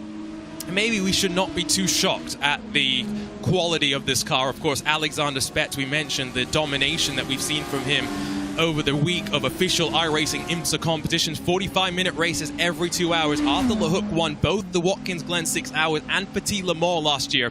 Those are 2 of our VCO Grand Slams here in 2023. Is this the statement from Williams Esports that they want to dominate the VCO Grand Slams? They will come across the line to win the biggest race in sim racing in the GTP class for the very first time. It's Williams Esports Chill Blast victorious in the 2023 iRacing Daytona 24 Hours powered by VCO. Arthur Verhoek, Matt Farrow and Alexander Spetz will walk away with 3 trophies to signify their achievement. Across the line in the LMP2 class and defending their win from 2022, Elvis Rankin from pole position to victory in the Apex Racing Team 199. But that does not tell the story of the race. It was a hard-fought victory, and the 4 drivers will come across the line delighted with their effort. Kayla Costantini as well, Stanley Deslandes, the Two of the other drivers that we've seen from that car, Owen Carl, the fourth of the drivers, a sterling job in the 199, and it is going to be a party in Corby tonight as we wait now for the third and final winner to come towards the line. Almost pixel perfect for Sal Batalons in the Apex Racing team number 99. They would have wanted the 1 and 2, Andy, but they'll take the double victory here at Daytona. Yeah, absolutely. And, you know, even though there were these problems for the 98 car, they've still played a crucial role in getting the number 99 to the victory here, haven't they? Even when they fell down that lap, they have still managed to stay on the tail of the teammate and work with them, in fact, ahead for this final stint. And we're going to have, I think, the top two cars in the GTD class coming to the finish side by side. Yeah, albeit one lap separating them. On debut, Sal Batalons has the biggest smile on his face, and it's because the Apex Racing team put the demons aside from 2022 and conquered GTD, carrying their momentum forward from the IMSA Esports Michelin Global Championship. It's Apex on top once more. A great way to sign off from the World Center of Racing momentarily. We'll be back here in the middle of Feb for the iRacing Daytona 500. But the celebrations are ongoing throughout the field, not just at the front for those that come across the line as winners, but for those, Andy, that come across the line as finishers after 24 tough hours of racing. And they have been tough, haven't they? The attrition rate has been well documented in this top split. I'm sure it's been similar across all of the splits. And for all of the drivers who are finishing their race right now, a huge congratulations, regardless of which of the splits it was that you were in. But a particular congratulations to our top split winners. What a performance this has been by Williams Esports Chill Blast, who bounced back from their early drama and are quite rightfully celebrating in the Daytona grass, as so many racing greats have done over the years, and they can be very, very proud of what they've achieved today. Wasn't easy for many. We started with 50 cars. I think we had about 27 actually end up getting to the checkered flag, but the donuts are well earned. And yeah, expect a party down at Corby tonight. This is your LMP2 results. We'll grab the GTP results in just a handful of moments, but it is Elvis Rankin, one lap clear of the rest of the field. Give a shout out to the Culture Racing team. Jose Soria in the Spanish contingent across the line in second, with Inet Motorsports Blue charging their way forward 12 positions after not setting a qualifying time to grab the final spot on the podium. Gordy Much in the Apex Racing Academy car able to bounce back to be in fourth position in front of SRC Movano Corsa, whose late pit stop with 2 minutes left on the clock did not drop them outside of the top 5. It's Habu, Carbon Sim Sport, the Fire Academy number 14, Chit Chat Racing, all finishers here today. And then we get to some of our retirees, the Bootson VDS by Undercut Black number 21, Williams Esports Marla car that was very much in contention until multiple incidents took it out of the battle. Arturo Melgar set up shop in 12th with Race Clutch Black, Sim RC, Ronin Sim Sport, Sim RC, and then Zenith Esports, all not classified as finishers after this race. Over then to the top class of BMW M Hybrid V8s. It's Arthur LeHook, winner number 1 in this class. Williams Esports Chill Blast setting their stall out for the rest of the VCO Grand Slams. It's a Urano double podium, carrying forward the momentum of the sweep of the podium that we saw from them in the iRacing Raw before, winning the race, grabbing second and third as well in the GT4 class. They'll be delighted with how 2023 has started. Race Clutch in their white entry in the number 11 car across the line in fourth, with Pure Sims Esports being able to grab a top 5, albeit 5 laps down. Handful more cars really showing some endurance racing persistence. The BMW M Team BS competition, TC Corsa Esports, German Sim Racing Blue, and Simsa all reached the checkered flag, albeit in the case of Gustav Grimberger, 69 laps down. Obsidian Racing led after a handful of hours, but classified down in 10th with the rest of the field. SSC Movano Corsa, Maniti Racing Red, Hydra Race Geodesic Racing, the Race Class Red entry, the number 8 car, and then SRC's number 3, BS Turner's number 96. That split livery did not get far into the race, unfortunately, with y'all making a pretty basic mistake, and then the Wave Italy Racing team out on lap number 1. Last but not least, over to the GTDs, and it's a nice mix of manufacturers at the front with 3 manufacturers on the podium. It is Sal Batalons, though, that grabs the victory for the Apex Racing team. Phil Dinez brings the Team BMW bank car powered by BS Competition across the line in second, 1 lap down from the race leader. And then Daniel Pastor in the number 55 scored 2 laps down, but on the podium for Mercedes AMG Team Williams Esports. Alejandro Sanchez in the second of the Apex Racing team cars might be a little frustrated with a technical issue that lost them a lap, but they played the team game and got their number 99 car to the victory. It's Seybold that rounds out the top 5 with Door Esports, Williams Esports, BenQ, and the Apex Racing Academy car. The rest of our 8 finishers in class: the Vila Racing Team Euronics 9th, Alexei Nesov for Mercedes AMG Team Urano Esports classified down in 10th, with the other Urano car in 11th, PGZ in 12th, R8G in 13th. They'll be hoping that Roman Grosjean fares better in his Lamborghini in a week's time. Williams Esports Razor, U-Race BR, Redragon by Reich, one of the hardest team names to shout when something's getting exciting. They're down in 15th, with Altus, the final classified car here today. Tristan Iglesias, we talked to him after the opening hour, after their retirement. A little bit frustrated, not much that he could truly do. We will hold and have a bit of a moment here where hopefully we can grab some interviews with our drivers, and I do believe that first we are going to get the Apex Racing team double victory in the class, and I can already hear them standing by. I think we've got Jamie Fluke, Johan Hoth ready to go first in the Apex Racing team studio. Jamie, I'll start with you. What was that race like? It seems like there was a great environment behind the scenes. It must have been nice to actually grab the victory this time. Yeah, it's a wonderful environment to be in. Obviously, we had the disappointment 12 months ago with the GTD entry. So to put the plan together, put the pieces together on this one and execute well is, a great feeling, wonderful feeling. Johan, from your perspective, you and I talked before the race. We knew what you had to do, and you executed the game plan as best as possible until that internet disconnection. How much of an interesting race was it for you versus just executing the game plan that you had? Well, definitely the most tired I've ever been after a race. I think Jamie can confirm. We're knackered. Knackered, yeah, exactly. But yeah, obviously the disconnect was a bit annoying for us, but yeah, we managed to get back in formation and we followed the plan all the way. So yeah, really amazing job from the team.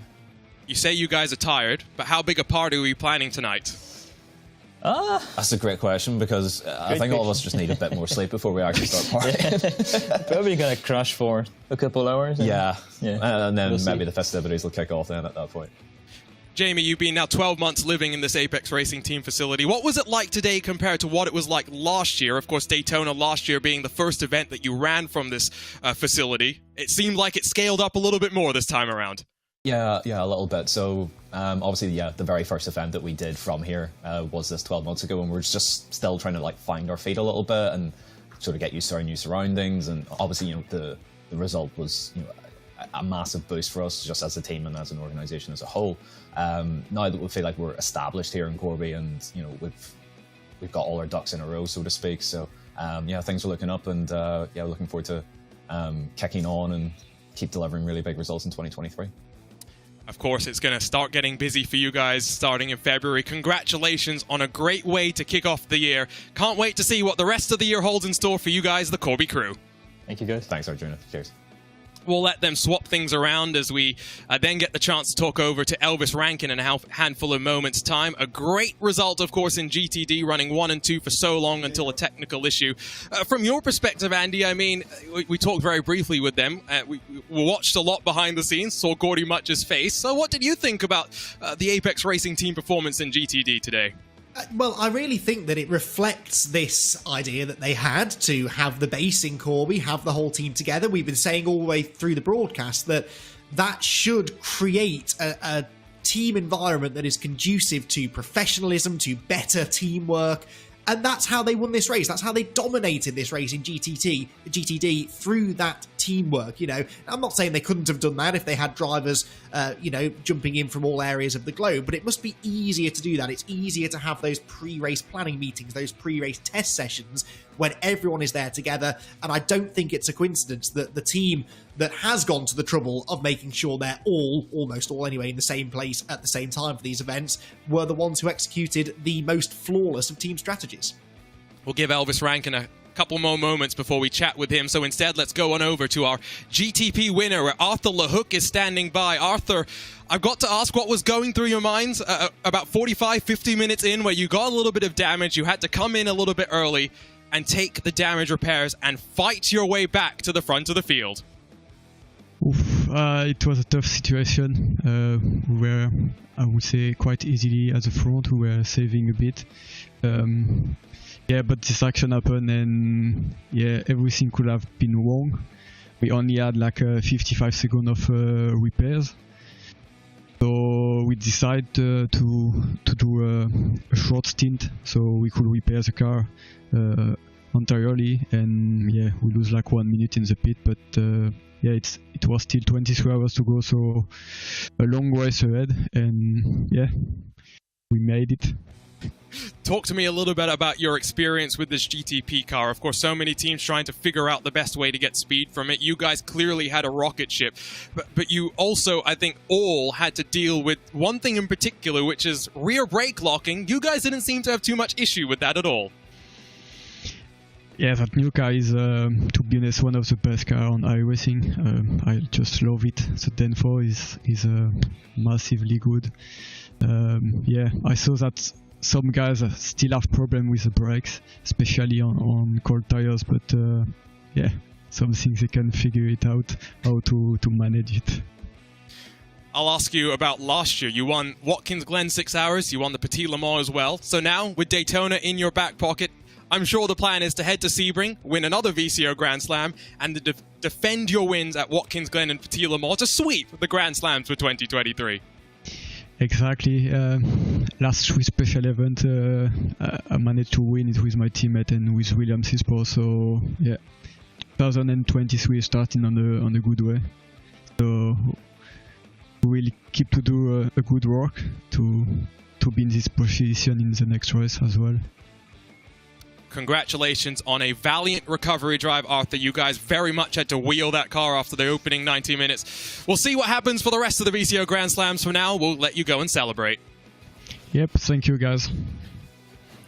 And we will go directly over. You can already hear them in the background. We'll go over back to the Apex Racing Team facility where Elvis Rankin and Stanley Deslandes are standing by.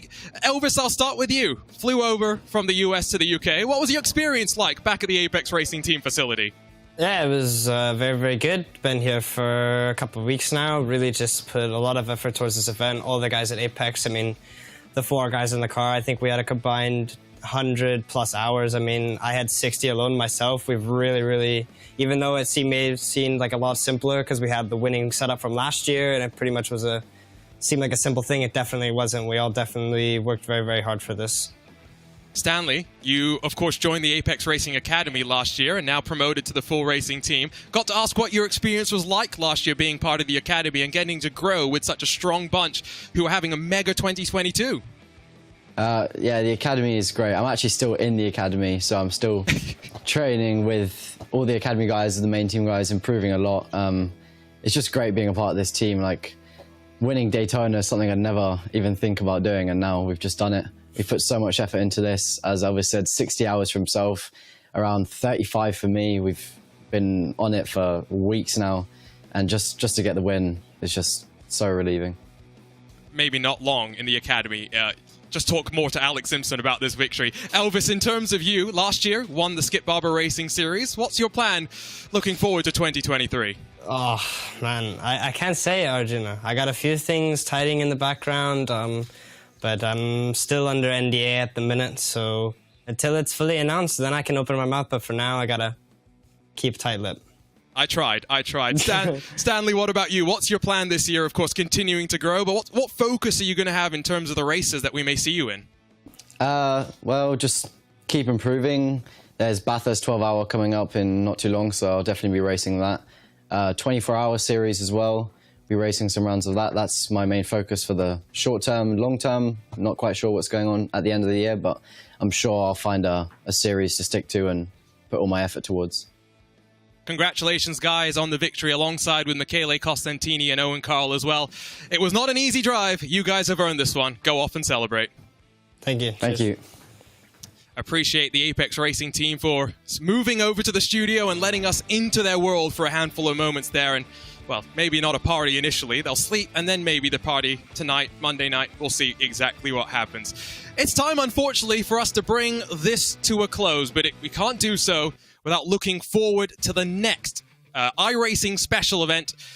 Stanley already alluded to it. We're going down under to the mountain. It's time to go back to Mount Panorama for the Bathurst 12 Hours, February the 11th. Join us on RaceSpotTV at 12:30 p.m. UTC for what is going to be a tough and treacherous race, Andy.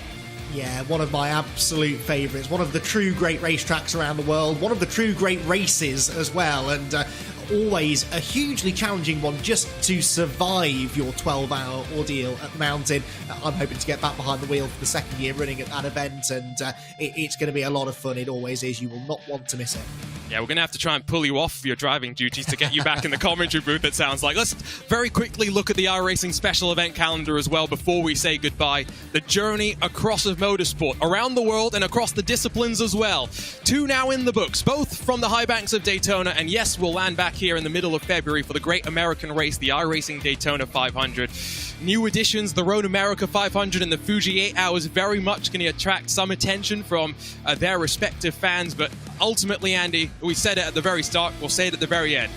The beauty in sim racing is in its accessibility and opening doors to racers, to sim racers who maybe did not think about the different disciplines and exactly how much fun they can be. Yeah, absolutely. From sports cars to GT cars, stock cars to off-road racing, whatever it is that you're into, iRacing can cater for it. And that list of special events, perhaps the most impressive they've ever had. Every month, absolutely full of top-quality sim racing. And I'm hopefully looking forward to being part of it myself.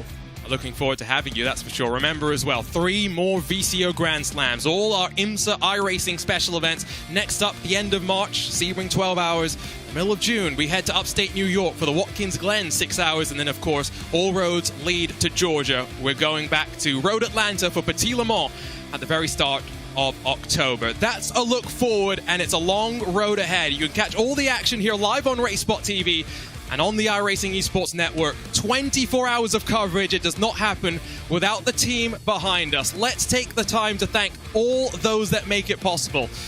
Starting with our timing partners, James Muscat at Timing 71, allowing you to follow along with the races in such great detail. Dougie Beard providing all of our track cameras. The hard-working team at ATVO making iRacing broadcasting the best that it can be. To Nick Thiessen, Kevin Niatola, and Simon Grossman, thank you for all your hard work. The VCO content team, Ruben Luque and Reese Carls behind all of the cameras. Danny Elgube doing our social media graphics, and the big boss himself, Florian Hasper, awake for almost all of the 24 hours, keeping you all up to date on social media. Our crack team of producers, Hugo Luis, Raphael Sank, and Connery Maddock, working their magic on the turntables. And then our commentary team, Peter Mackay, Zach Sweeney, Cameron Roger, Lorenzo Bonder, DJ Clark, Connery Maddock, Terry Radford, Ewan O'Leary, Joey Tebben, David Haynes, and Chaz Draycott, taking you through 2 splits of competition and through 36 hours of coverage. My name is Arjuna Kangipati, alongside with Andy McEwen. Delighted to have your company here from the World Center of Racing. Don't forget, a week from now, we go racing back here for the Rolex 24. You can catch all the action live on IMSA TV and on NBC. We'll see you from the mountain. For now, so long, go and get some rest and celebrate those that finished the biggest race in sim racing, the iRacing Daytona 24, powered by VCO.